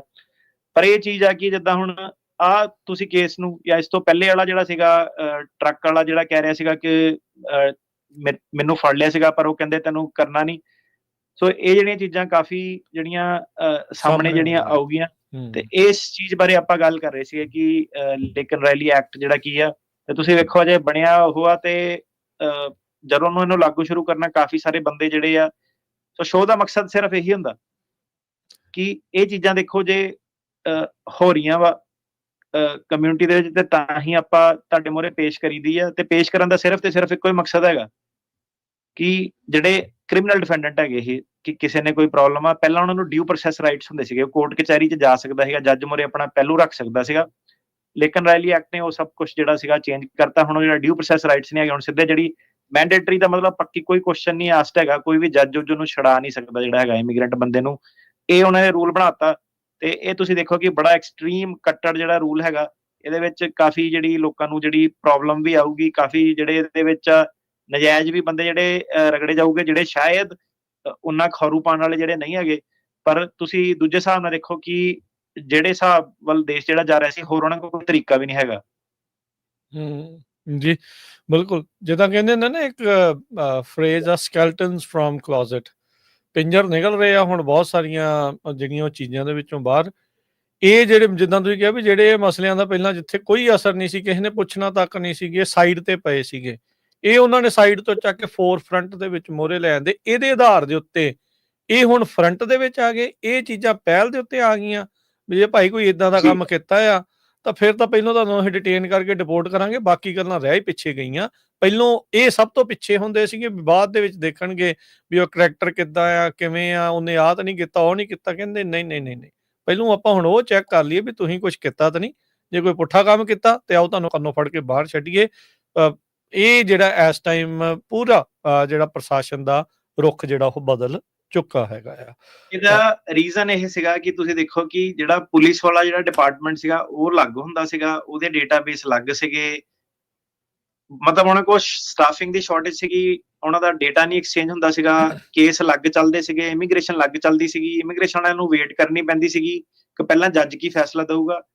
ਸੋ ਹੁਣ ਉਹਨਾਂ ਨੇ ਉਹ ਪੰਗੇ ਹੀ ਖਤਮ ਕਰਤਾ। ਉਹਨੇ ਪਾਵਰ ਹੀ ਇਮੀਗ੍ਰੇਸ਼ਨ ਵਾਲਿਆਂ ਨੂੰ ਦੇ ਦਿੱਤੀ ਕਿ ਜਦੋਂ ਭਾਈ ਤੇਰੇ ਮੂਹਰੇ ਖਬਰ ਆ ਗਈ ਨਾ ਕਿ ਕਿਸੇ ਨੇ ਸ਼ਾਪ ਲਿਫਟਿੰਗ ਕੀਤੀ ਆ, ਭਾਵੇਂ ਉੱਤੇ ਐਕਿਊਜ਼ੇਸ਼ਨ ਵੀ ਲੱਗੀ ਆ, ਭਾਵੇਂ ਉਹਨੇ ਐਕਚੁਅਲ ਚ ਕੀਤੀ ਆ ਕਿ ਨਹੀਂ ਕੀਤੀ ਆ, ਤੇਰੀ ਉਹਦੇ ਵਿੱਚ ਡਿਸਕ੍ਰੈਸ਼ਨ ਨਹੀਂ ਹੈਗੀ, ਤੁਹਾਨੂੰ ਮੈਂਡੇਟਰੀ ਡਿਟੈਂਸ਼ਨ ਤੂੰ ਸਿੱਧੇ ਬੁਲਾ ਕੇ ਉਹਨੂੰ ਡਿਟੇਨ ਜਿਹੜਾ ਕਰਨਾ ਹੈਗਾ।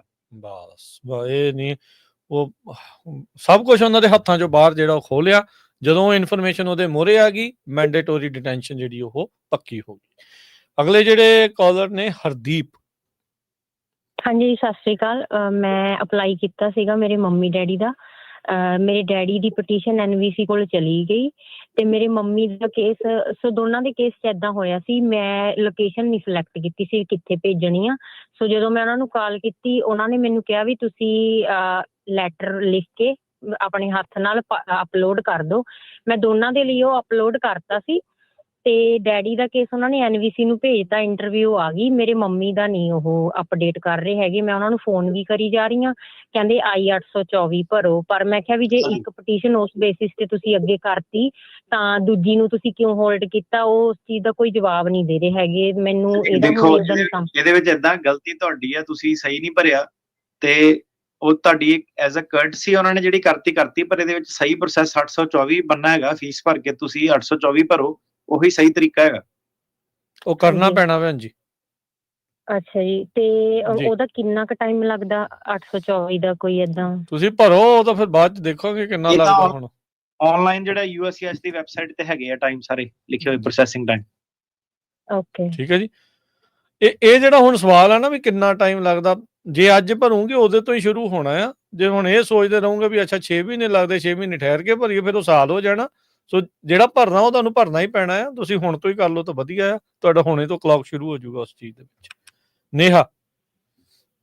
ਹਾਂਜੀ, ਸਤਿ ਸ਼੍ਰੀ ਅਕਾਲ ਜੀ। ਜੀ ਸਰ, ਮੈਂ ਆਪਣੀ ਫੈਮਿਲੀ ਦੇ ਨਾਲ 2024 'ਚ ਇੱਥੇ ਆਈ ਸੀਗੀ B1 ਵੀਜ਼ਾ ਦੇ ਥਰੂ, ਤੇ ਇੱਥੇ ਆ ਕੇ ਅਸੀਂ ਪੋਲੀਟੀਕਲ ਅਸਾਈਲਮ ਅਪਲਾਈ ਕਰਿਆ ਸੀਗਾ।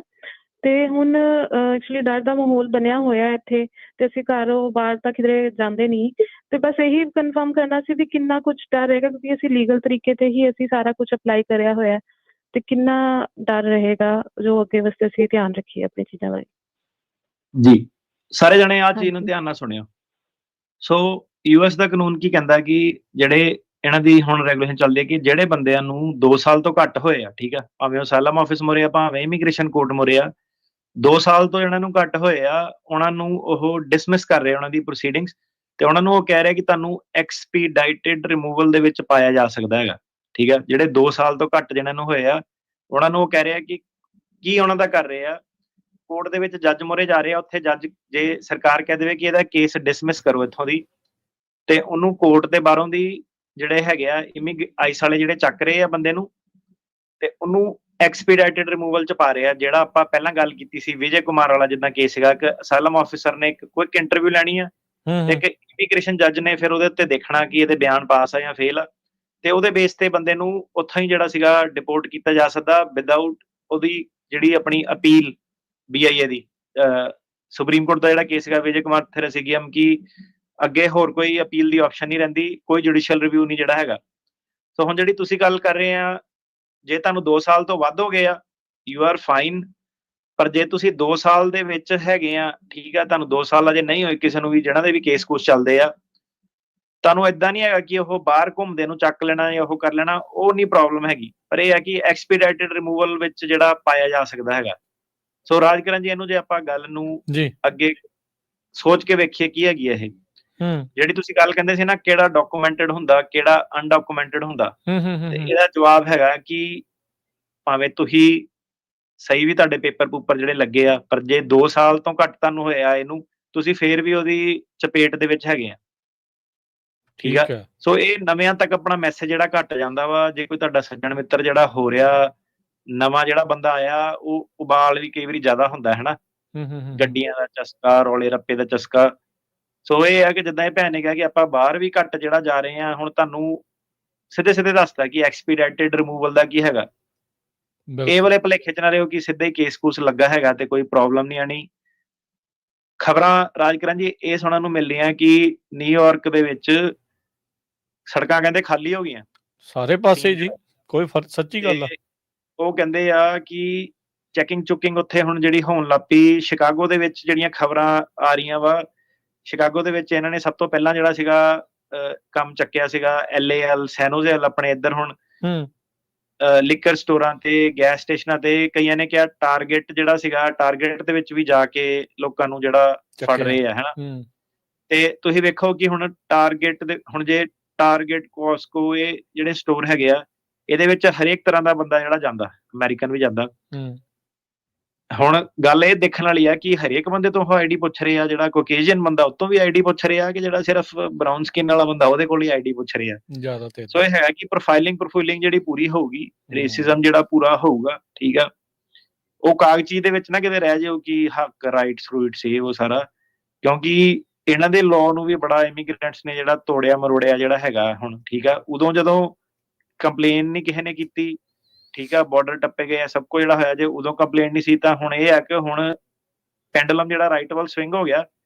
ਇਹਦੇ ਵਿੱਚ ਸਭ ਤੋਂ ਬੈਸਟ ਕੋਰਸ ਆਫ ਐਕਸ਼ਨ ਇਹੀ ਹੈਗਾ ਕਿ ਅੜਿਓ ਨਾ ਉਹਨਾਂ ਦੇ ਮੂਹਰੇ, ਅੜਿਆ ਸੋ ਝੜਿਆ ਵਾਲਾ ਜਿਹੜਾ ਹਿਸਾਬ ਕਿਤਾਬ ਜਿਹੜਾ ਹੈਗਾ ਵਾ। ਠੀਕ ਆ? ਆਪਣੀ ਬੈਸਟ ਜਜਮੈਂਟ ਐਕਸਰਸਾਈਜ਼ ਕਰੋ, ਨੌਲੇਜ ਜਿਹੜੀ ਲਓ। ਦੂਰ ਜਿਹੜਾ ਸੀਗਾ 4 ਬੰਦੇ 5 ਬੰਦਿਆਂ ਦੇ ਜਿਹੜੇ ਟੋਲੇ ਆ ਉਹ ਅਵੋਇਡ ਕਰੋ। ਜੇ ਨਵੇਂ ਕੇਸ ਆ, ਜੇ ਕਿਸੇ ਦਾ ਪੁਰਾਣਾ ਚੱਲਦਾ ਤੁਹਾਨੂੰ ਰਾਈਡ ਰੂਡ ਦੇ ਰਿਹਾ, ਉਹਨੇ ਤਾਂ ਬਚ ਜਾਣਾ। ਜੇ ਉਹਨੂੰ 2.5 ਸਾਲ ਹੋ ਗਏ, ਤੁਸੀਂ ਪਰ ਲਟਕ ਹੋ ਜਾਣਾ। ਸੋ ਇਹ ਚੀਜ਼ ਸੀਗੀ ਕਿ ਕਿੱਥੇ ਤੁਰਨਾ ਫਿਰਨਾ, ਕਿੰਨਾ ਉੱਠਣਾ ਬੈਠਣਾ ਵਾ, ਉਹਨੂੰ ਥੋੜੀ ਜਿਹੀ ਲਗਾਮ ਤਾਂ ਜ਼ਰੂਰ ਦਿਓ। ਜਦੋਂ ਠੀਕ ਆ, ਅਗਲੇ 6 ਮਹੀਨੇ ਸਾਲ ਦੇਖਦੇ ਆ ਕੀ ਆ। ਬਾਕੀ ਜੋ ਵੀ ਖਬਰਾਂ ਵਾ ਤੁਹਾਡੇ ਮੂਹਰੇ ਸਾਂਝੀਆਂ ਹੋਣੀਆਂ, ਤੇ ਜਿਹੜੇ ਵੀ ਲੋਕ ਆ ਉਹ ਵੀ ਆਪਣਾ ਕਾਲ ਕਰਕੇ ਸਾਨੂੰ ਐਕਸਪੀਰੀਅੰਸ ਦੱਸ ਸਕਦੇ ਆ ਕਿੱਦਾਂ ਰਿਹਾ, ਤਾਂ ਕਿ ਉਹਨਾਂ ਨਾਲ ਜਿਹੜੀ ਬਾਕੀ ਕਮਿਊਨਿਟੀ ਆ ਉਹਨਾਂ ਨੂੰ ਜਿਹੜੀ ਨੌਲੇਜ ਮਿਲੇ। ਜਿਹੜਾ ਮੇਨ ਹੈਗਾ ਕਿ ਇੱਕ ਮੰਚ ਆਪਣੇ ਕੋਲ ਜਿਹਦੇ ਵਿੱਚ ਕੀ ਆਪਾਂ ਤੁਹਾਨੂੰ ਕਾਨੂੰਨ ਦੀ ਜਾਣਕਾਰੀ ਦੇ ਸਕਦੇ ਹਾਂ, ਤੁਸੀਂ ਸਾਨੂੰ ਜਾਣਕਾਰੀ ਦੇ ਸਕਦੇ ਆ ਕਿ ਸੜਕ ਦੇ ਲੈਵਲ ਤੇ ਕੀ ਹੋ ਰਿਹਾ, ਕਿਉਂਕਿ ਉਹ ਸਾਨੂੰ ਨਹੀਂ ਪਤਾ ਕਿ ਕੀ ਹੋ ਰਿਹਾ। ਆਪਾਂ ਨੂੰ ਵੀ ਜਿੰਨਾ ਕੁ ਦੱਸਦੇ ਆ ਲੋਕ ਕਾਲ ਕਰਕੇ ਜਾਂ ਤੁਹਾਡੇ ਨਾਲ ਸਾਂਝਾ ਕਰ ਦਈਦਾ, ਪਰ ਇਹ ਆ ਕਿ ਬਚਾਅ ਵਾਲੀ ਗੱਲ 'ਚ ਹੀ ਫਾਇਦਾ ਇਸ ਵੇਲੇ ਜੀ। ਕਾਲ ਤਾਂ ਹੋਰ ਆਪਾਂ ਨਹੀਂ ਲਵਾਂਗੇ, ਮਾਫੀ ਚਾਹੁੰਦੇ ਆ। ਇੱਕ ਦੋ ਚੀਜ਼ਾਂ ਜਿਹੜੀਆਂ ਕਲੀਅਰ ਕਰਨਾ ਚਾਹੁੰਦਾ ਆ ਤੇ ਫਿਰ ਆਪਾਂ ਜਿਹੜਾ ਸਮਾਪਤੀ ਦੇ ਵੱਲ ਨੂੰ ਆ। ਜਿੱਦਾਂ ਤੁਸੀਂ ਪਹਿਲਾਂ ਕਹਿੰਦੇ ਸੀਗੇ, ਇੱਕ ਵਾਰੀ ਦੱਸਿਆ ਸੀਗਾ ਵੀ ਜਿਨ੍ਹਾਂ ਦੇ ਕੇਸ ਵਗੈਰਾ ਲੱਗੇ ਆ ਉਹਨਾਂ ਨੂੰ ਡਰਨ ਦੀ ਲੋੜ ਨਹੀਂ। ਹੁਣ ਤੁਸੀਂ ਉਹ 'ਚ ਕਲੀਅਰ ਕਰਤਾ ਵੀ ਜੇ ਤੁਹਾਡੇ 2 ਸਾਲ ਤੋਂ ਘੱਟ ਦਾ ਵਕਤ ਹੋਇਆ ਆ, ਤੁਸੀਂ ਫਿਰ ਵੀ ਉਹਨਾਂ ਦੇ ਰਡਾਰ ਤੇ ਆ। ਰਾਈਟ। ਸੋ ਹੁਣ ਕੀ ਸੀਗਾ, ਦੇਖੋ ਜਿਹੜੇ ਤਾਂ ਪੁਰਾਣੇ ਲੋਕ ਆ ਸਿਸਟਮ 'ਚ ਫਸੇ ਹੋਏ ਆ, ਉਹਨਾਂ ਦੀ ਤਰੀਕਾਂ ਅੱਗੇ ਹੋਈਆਂ, ਉਹ ਤਾਂ ਥੋੜੇ ਠੰਡੇ ਤੇ ਸ਼ਾਂਤ ਆ। ਉਹ ਸਮਝਦੇ ਆ ਕਿ ਯਾਰ ਕਈ ਵਾਰੀ 5 ਸਾਲ ਵੀ ਲੱਗ ਜਾਂਦੇ ਆ, 10 ਸਾਲ ਵੀ ਲੱਗ ਜਾਂਦੇ ਆ। ਹੁਣ ਮੇਰਾ ਖੁਦ ਦਾ ਹੀ ਜਿਹੜਾ ਸੀਗਾ ਚੈਨਲ ਸੋਸ਼ਲ ਮੀਡੀਆ ਦਾ, ਉਹਦੇ ਵਿੱਚ ਤੁਸੀਂ ਦੇਖੋ ਮੈਨੂੰ ਸਾਲ ਹੋਇਆ, ਮੇਰਾ ਕੇਸ ਪਾਸ ਹੋ ਗਿਆ, ਮੇਰਾ ਗਾਰਡੀਅਨ ਮਹੀਨੇ 'ਚ ਹੋ ਗਿਆ, ਮੇਰਾ 2 ਮਹੀਨੇ 'ਚ ਹੋ ਗਿਆ। ਠੀਕ ਆ? ਹੋਏ ਆ ਬੜੇ ਸਾਰੇ ਕੇਸ ਜਿਹੜੇ ਆਪਣੇ ਸੀਗੇ ਸਾਲ ਦੇ ਵਿੱਚ। ਕੀ ਈਵਨ ਜਿਹੜਾ ਲੋਕਾਂ ਨੇ ਫਰੈਂਡਲੀ ਵੇ ਤੇ ਮੈਨੂੰ ਲਾਮਾ ਵੀ ਦਿੱਤਾ, ਯਾਰ ਤੇਰੇ ਜਿਹੜੇ ਕਲਾਇੰਟ ਆ, ਤੂੰ ਐਡੇ ਸਾਰੇ ਜਿਹੜੇ ਕੇਸ ਪਾਸ ਕਰਾ ਦਿੱਤੇ, ਸਾਲ ਦੇ ਵਿੱਚ ਹੀ ਕਰਾ ਦਿੱਤੇ, 2 ਸਾਲ ਦੇ ਵਿੱਚ ਹੀ ਕਰਾ ਦਿੱਤੇ, ਹਨਾ। ਕਿਸੇ ਹੱਦ ਤੱਕ ਨਾ ਲੋਕਾਂ ਦੀ ਇੱਕ ਐਕਸਪੈਕਟੇਸ਼ਨ ਨਵੇਂ ਬੰਦੇ ਦੀ ਬਣ ਗਈ ਸੀਗੀ ਕਿ ਮੇਰਾ ਸਾਲ 'ਚ ਕੇਸ ਪਾਸ ਹੋਵੇ, ਮੇਰਾ 2 ਸਾਲ 'ਚ ਪਾਸ ਹੋਵੇ। ਜਿਹੜੀ ਨਵੀਂ ਪਨੀਰੀ ਜਿਹੜੀ ਆਈ ਆ, ਤੇ ਜਿਹੜੇ ਪੁਰਾਣੇ ਵਾਲੇ ਸੀਗੇ ਉਹ ਥੋੜਾ ਜਿਹਾ ਲਟਕੇ ਹੋਏ ਸੀਗੇ ਸਿਸਟਮ ਦੇ ਵਿੱਚ ਕਿ ਯਾਰ ਸਾਨੂੰ ਕੋਈ ਪੁੱਛ ਨਹੀਂ ਰਿਹਾ, ਆਪਾਂ 10 ਸਾਲ ਹੋ ਗਏ। ਠੀਕ ਆ? ਉਹ ਇੱਕ ਡਿਵਾਈਡ ਜਿਹਾ ਬਣਿਆ ਹੋਇਆ ਸੀਗਾ ਕਿ ਜਿਹੜੇ ਪੁਰਾਣੇ ਵਾਲੇ ਆ ਉਹ ਤਾਂ ਪੇਸ਼ੈਂਸ ਉਹਨਾਂ 'ਚ ਚੱਲ ਗਈ ਕਿ ਉਹਨਾਂ ਨੂੰ ਪਤਾ ਏਦਾਂ ਹੋ ਸਕਦਾ। ਜਿਹੜੇ ਨਵੇਂ ਵਾਲੇ ਆ ਉਹਨਾਂ ਨੂੰ ਆਹੀ ਕਾਹਲੀਆਂ ਕਰਨ ਲੈ, ਮੇਰਾ ਨੰਬਰ ਕਦੋਂ ਆਊਗਾ, ਕਿੱਦਾਂ ਵਾ, ਕੀ ਆ, ਕੇਸ ਪਾਸ ਹੋਇਆ ਨਹੀਂ ਕਿ ਮੈਂ ਬਾਹਰ ਘੁੰਮਣ ਜਾਣਾ ਜੀ, ਮੇਰਾ ਪੇਰੋਲ ਕਦੋਂ ਆਊਗਾ। ਠੀਕ ਆ? ਉਹ ਸਾਰੀਆਂ ਉਹੀ ਜਿਹੜੀਆਂ ਚੀਜ਼ਾਂ ਤੁਸੀਂ ਕਹਿ ਲਓ ਕਿ ਪਤਾ ਨਹੀਂ ਕਿਹੜੀ PhD ਦੀ ਡਿਗਰੀ ਮਿਲ ਗਈ, ਅਮਰੀਕਾ ਦਾ ਬਾਰਡਰ ਟੱਪ ਲਿਆ, ਕਿ ਹਰੇਕ ਚੀਜ਼ ਜਿਹੜੀ ਬੰਦੇ ਦੇ ਲਈ ਲਾਈਨ ਅਪ ਹੋ ਜਾਵੇ, ਹਨਾ। ਸੋ ਹੁਣ ਕੀ ਸੀਗਾ ਕਿ ਜਿਹੜੇ ਪੁਰਾਣੇ ਬੰਦੇ ਆ 2 ਸਾਲ ਤੋਂ ਉੱਤੇ ਆ, ਉਹ ਥੈਂਕਫੁਲ ਹੋ ਗਏ ਕਿ ਉਹਨਾਂ ਦੇ 2 ਸਾਲ ਤੋਂ ਉੱਤੇ ਜਿਹੜੇ ਹੋ ਗਏ ਆ। ਜਿਹੜੇ ਨਵੇਂ ਵਾਲੇ ਕੇਸ ਆ ਉਹਨਾਂ ਤੇ ਉਹ CLP ਵੀ ਲਾ ਰਹੇ ਆ। ਠੀਕ ਆ? ਉਹਨਾਂ ਤੇ ਰੋਕ ਟੋਕ ਵੀ ਜਿਹੜੀ ਕਰ ਰਹੇ ਆ, ਤੇ ਉਹਨਾਂ ਨੂੰ ਇਹ ਕੀ ਕਹਿ ਰਹੇ ਆ ਕਿ ਇਹਨਾਂ ਦੇ ਕੇਸ ਇਮੀਗ੍ਰੇਸ਼ਨ ਕੋਰਟ ਸਿਸਟਮ ਤੋਂ ਚੱਕੋ। ਠੀਕ ਆ? ਵਕੀਲਾਂ ਨੂੰ ਬੁਲਾ ਰਹੇ ਆ, ਵਕੀਲ ਨੂੰ ਕਹਿ ਰਿਹਾ ਕਿ ਤੇਰੇ ਆਹ ਵਾਲੇ ਅਗਲੇ 50 ਕੇਸ ਆ ਮੇਰੇ ਮੂਹਰੇ, ਜੱਜ ਕਹਿ ਰਿਹਾ ਜਿੱਦਾਂ ਆਪਾਂ ਗੱਲ ਕੀਤੀ ਸੀ ਕਿ ਤੂੰ ਆ ਜਾ, ਅੱਧੇ ਘੰਟੇ 'ਚ ਆਪਾਂ 6 ਕੇਸਾਂ ਦਾ ਨਿਪਟਾਰਾ ਕਰਨਾ ਕਿੱਦਾਂ? 2 ਸਾਲ ਤੋਂ ਘੱਟ ਹੋਏ ਆ, ਸਰਕਾਰ ਕਹਿੰਦੀ ਕਰੋ ਡਿਸਮਿਸ। ਬਾਹਰ ਜਿਹੜਾ ਹੈਗਾ ਉਹ ਪੁਲਿਸ ਵਾਲੇ ਜਾਂ ਕਿਤੇ ਵੀ ਉਹਨੂੰ ਜਿਹੜਾ ਫੜੂਗੇ, ਚੱਕੂਗੇ, ਐਕਸਪੀਡਾਈਟਿਡ ਰਿਮੂਵਲ ਦੇ ਵਿੱਚ ਪਾਊਗੇ, ਜਿੱਥੇ ਕਿ ਹਫਤੇ ਦੇ ਵਿੱਚ ਜਿਹੜਾ ਸੀਗਾ ਸਾਰਾ ਕਨਕਲੂਡ ਕਰ ਦੇਣਾ ਤੇ ਉਹ ਚੀਜ਼ ਦੀ ਅਪੀਲ ਨਹੀਂ ਦੇਣੀ ਉਹਨਾਂ ਨੇ। ਸੋ ਉਹ ਬੇਸਿਕਲੀ ਕੀ ਕਹਿ ਰਹੇ ਆ ਕਿ ਜਦੋਂ ਬੰਦਾ ਚੱਕਾ ਜਿਹੜਾ ਸੀਗਾ, ਪੈਰ ਉਹਦਾ ਇਮੀਗ੍ਰੇਸ਼ਨ ਕੋਰਟ 'ਚ ਚਲ ਗਿਆ, ਉਹ ਅਪੀਲਾਂ ਪੂਲਾਂ ਆਪਣਾ ਟਾਈਮ ਜਿਹੜਾ ਟਪਾ ਸਕਦਾ ਸੀਗਾ। ਸੋ ਜਿਹੜੇ ਹੁਣ 2 ਸਾਲ ਤੋਂ ਘੱਟ ਹੋਏ ਆ ਜਿਹਨਾਂ ਨੂੰ ਆਏ ਨੂੰ, ਉਹਨਾਂ ਨੂੰ ਉਹ ਕੀ ਸੀਗਾ, ਉਹ ਹੈਗੇ ਆ ਰਿਸਕ ਦੇ ਵਿੱਚ, ਭਾਵੇਂ ਉਹਨਾਂ ਦੇ ਕੇਸ ਵੀ ਲੱਗੇ ਆ, ਠੀਕ ਆ।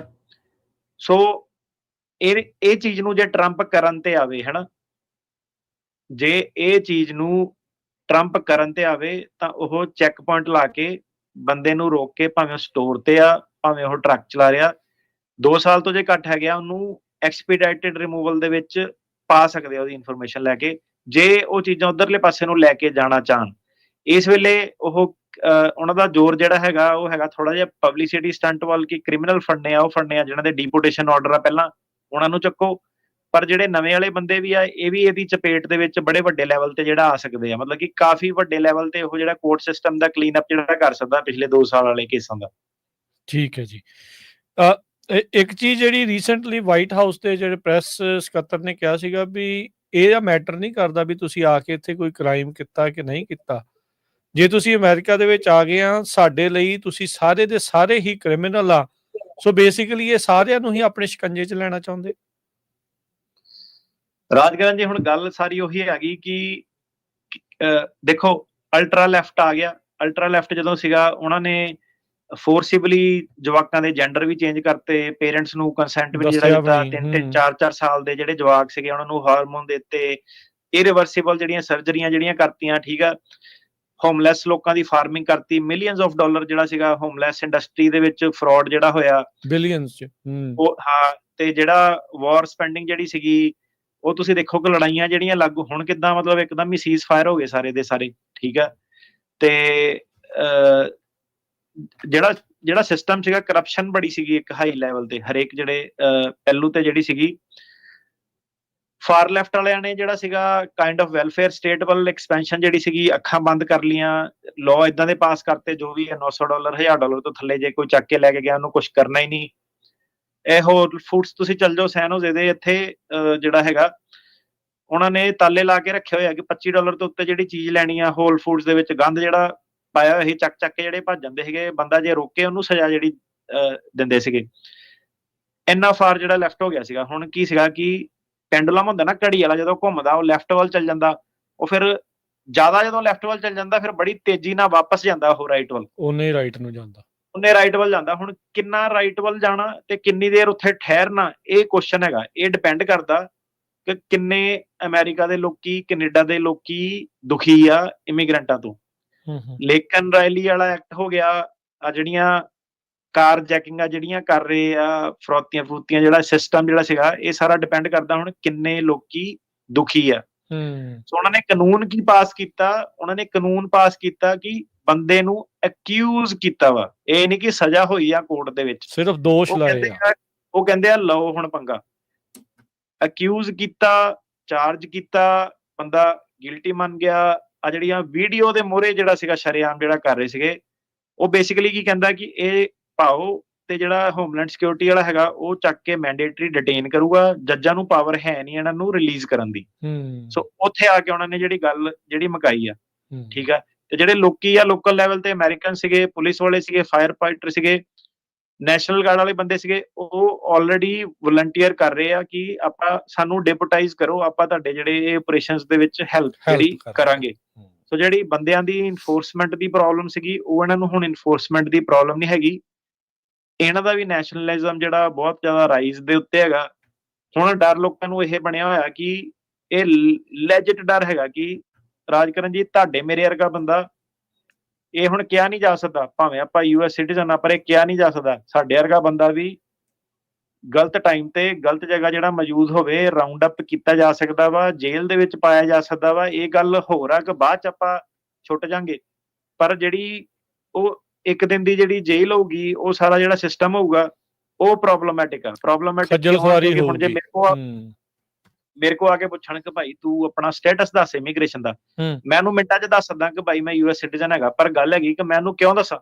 ਕਿਉਂਕਿ ਜੇ ਮੈਂ ਉਹਨੂੰ ਦੱਸਤਾ ਕਿ ਮੇਰਾ ਸਿਟੀਜ਼ਨ ਆ, ਤੇ ਜਿਹੜਾ ਨਾਲ ਵਾਲਾ ਬੰਦਾ ਸ਼ੌਪਰ ਆ ਉਹ ਕੀ ਦੱਸੂਗਾ? ਹੁਣ ਉਹਦੇ ਵਿੱਚ ਕਿਸੇ ਹੱਦ ਤੱਕ ਤਾਂ ਸਾਨੂੰ ਵੀ ਤਾਂ ਸਟੈਂਡ ਲੈਣਾ ਕਿ ਬਾਈ ਤੁਸੀਂ ਮੇਰੇ ਤੋਂ ਕਿਉਂ ਪੁੱਛ ਰਹੇ ਆ? ਤੁਸੀਂ ਮੇਰੇ ਤੋਂ ਤਾਂ ਪੁੱਛ ਰਹੇ ਆ ਕਿ ਮੈਂ ਬਰਾਊਨ ਆ, ਕਿਉਂ ਪੁੱਛ ਰਹੇ ਆ ਮੇਰੇ ਤੋਂ, ਹਨਾ? ਮੈਂ ਵੀ ਗੇਅਰ ਆਪਣੇ ਅਟਕਾਊਂਗਾ।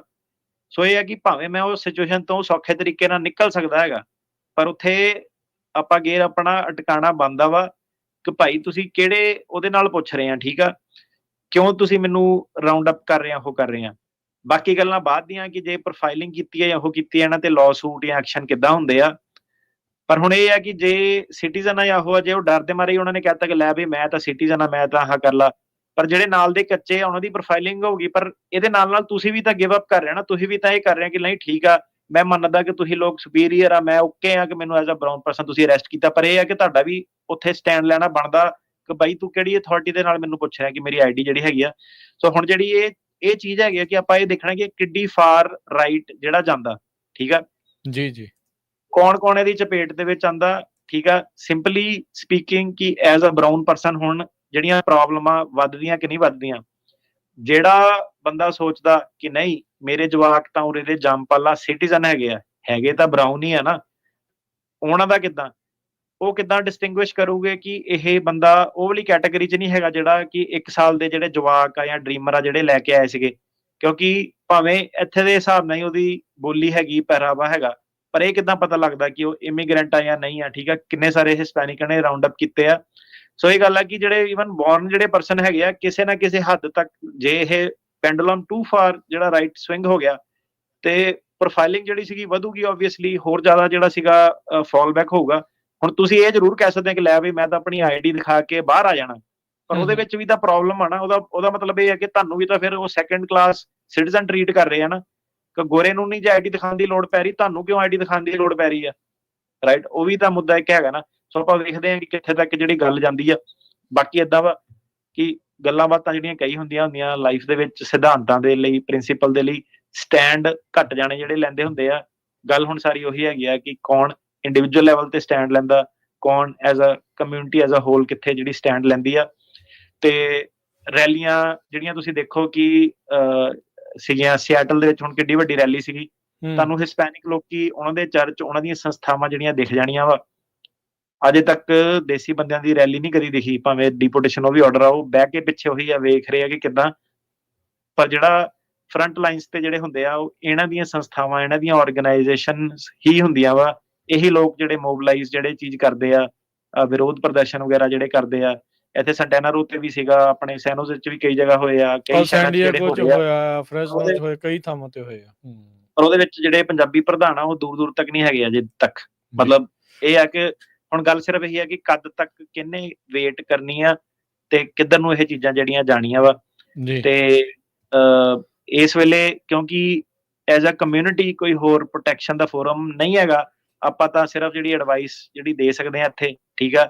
ਤੇ to each man on their own ਵਾਲਾ ਜਿਹੜਾ ਹਿਸਾਬ ਕਿਤਾਬ ਆ, ਮੈਂ ਇਹੀ ਕਹੂੰਗਾ ਜਿੱਦਾਂ ਭੈਣ ਨੇ ਦੱਸਿਆ ਕਿ ਆਪਣੇ ਘਰੇ ਰਹੋ, ਠੀਕ ਆ? ਜ਼ਿਆਦਾ ਜਿਹੜਾ ਸੱਥ ਦੇ ਵਿੱਚ ਨਾ ਜਾਓ, ਠੀਕ ਆ? ਸਪੈਸ਼ਲੀ ਜਿਹੜੇ 2 ਸਾਲ ਤੋਂ ਘੱਟ ਜਿਹੜੇ ਹੋਏ ਆ, ਕਿਉਂਕਿ ਜਿਹੜੇ ਸੱਜਣ ਮਿੱਤਰ ਨਾਲ ਤੁਸੀਂ ਘੁੰਮ ਰਹੇ ਆ, ਜੇ ਉਹ 2 ਸਾਲ ਤੋਂ ਪਹਿਲਾਂ ਹੈਗਾ, ਉਹਨੂੰ ਪ੍ਰੋਬਲਮ ਨਹੀਂ ਹੋਣੀ, ਤੁਹਾਨੂੰ ਪ੍ਰੋਬਲਮ ਹੋਣੀ ਆ। ਸੋ ਉਹ ਚੀਜ਼ ਦਾ ਖਿਆਲ ਰੱਖੋ, ਲੜਾਈ ਝਗੜੇ ਦੇ ਵਿੱਚ ਨਾ ਜਿਹੜਾ ਜਾਓ, ਠੀਕ ਆ?